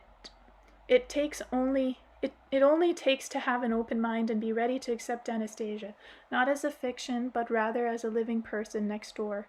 Just a bit different from you and me. Of course, we very well-educated people find it hard to admit that the lifestyle we have in this society is pretty close to slavery. compared to the potential for freedom, for love, for compassion, for God in ourselves. We are losing sight of higher values, and we are running after dollars, mortgage, and garbage. Thanks a lot for bringing this wonderful book into the English language. Thanks for the joy and love this book will trigger in the souls of people in the English-speaking world. I sincerely hope it will help to avoid some of the predestined path for us people on this continent. Thanks for giving me an opportunity to become a better person myself and offering this gift to us all. Randa, Toronto, Canada. Thank you for the book. It arrived a day before yesterday and I just cannot put it down. How fantastic. It makes me even more homesick, for I love living close to nature and yet I'm forced to be as associated with a city like Chicago. What an irony, my life. My wild imagination takes me right into the taiga, and as I lose myself in the reading, I can actually see in my mind Anastasia and her beautiful home, fantastic story, and even more fantastic as it's really true. Anna. At work, I walked by a book lying face down on a messy table, and it called me. I picked up the book, flipped it over, and the cover clicked. I sat down and started reading. That night I took the book home, and over the next few days I found a piece of life of the spiritual cosmos which I knew had been missing. In my disgust and shame at Vladimir Megre's reaction to Anastasia, I saw a reflection of my own attitude towards concept I was uncomfortable with. Although Anastasia herself is a little odd, I had no difficulty believing in her presence, her existence. After reading the book, I slept under the stars near some currant bushes. But some possum awoke me in the middle of the night. I then did some Reiki and sent the energy to Anastasia and felt myself floating in cedar branches, softly brushing me with a bright yet soft ball of radiant light shining back upon me, kind of like the sphere on the cover. In a tarot reading, I asked about Anastasia and drew the Guardian card. 3 years ago, my family moved to the country, our own Dasha. I now look forward to next spring and the coating, the seeds, and creating a space of love for both my garden and my family. Dietrich, USA. It is obvious that Megre is not great and a stylish writer. It doesn't have to be.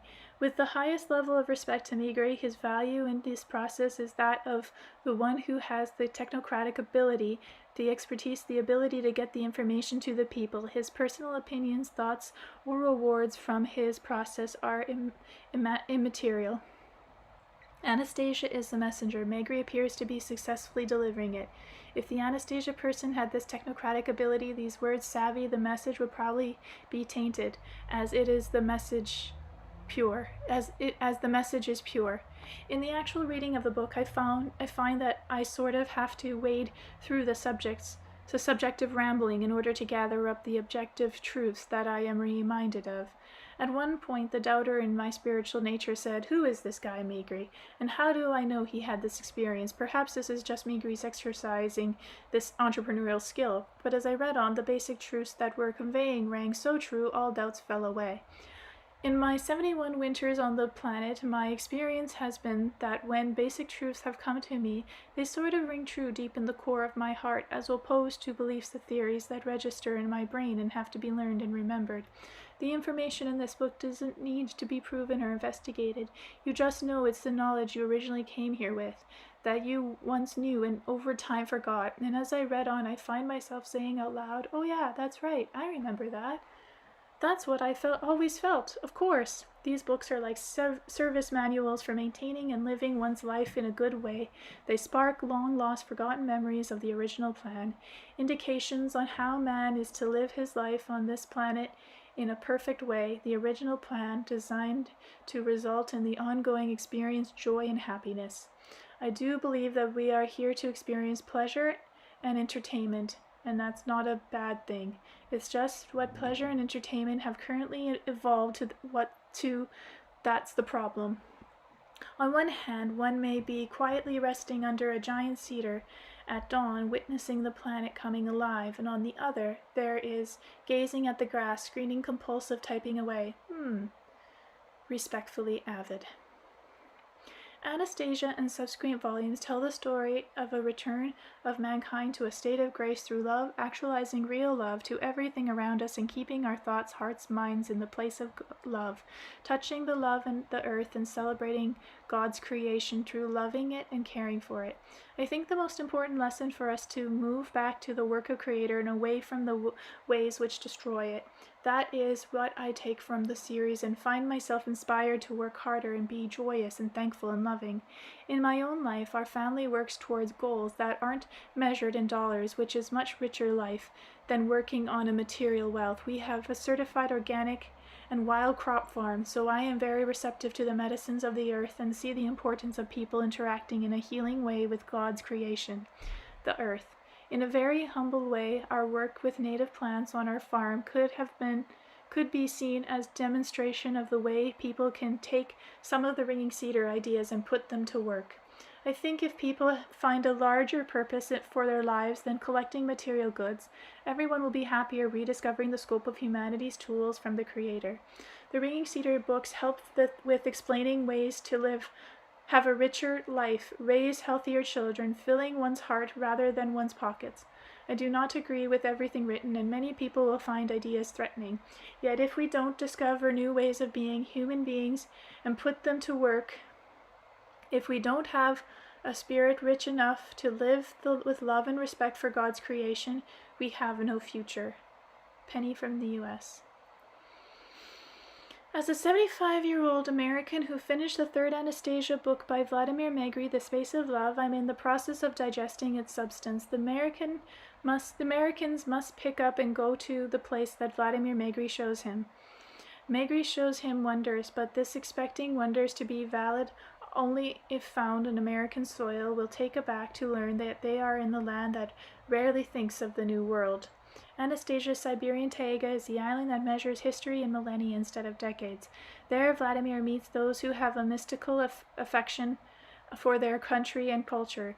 He finds values resting on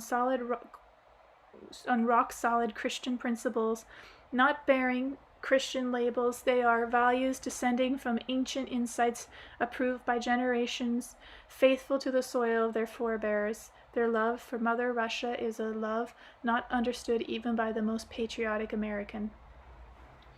Christians have recognized much from the Old Testament as well as the New, especially Isaiah chapter 11. This is not to say the Anastasia series promotes or detracts from that teachings. Instead, it parallels and edifies. The Christians emerges with this faith firmer and a respect for Megre and Anastasia. After 3 books I am digesting, and there are moments when my credulity vanishes. Then lines appear that can't have been written only to me. Then my unbelief is overturned. It is like the story of Lazarus. I believe, but help my unbelief. Coincidences are endless. Gallagher. Sincerely, Gallagher. Ugh.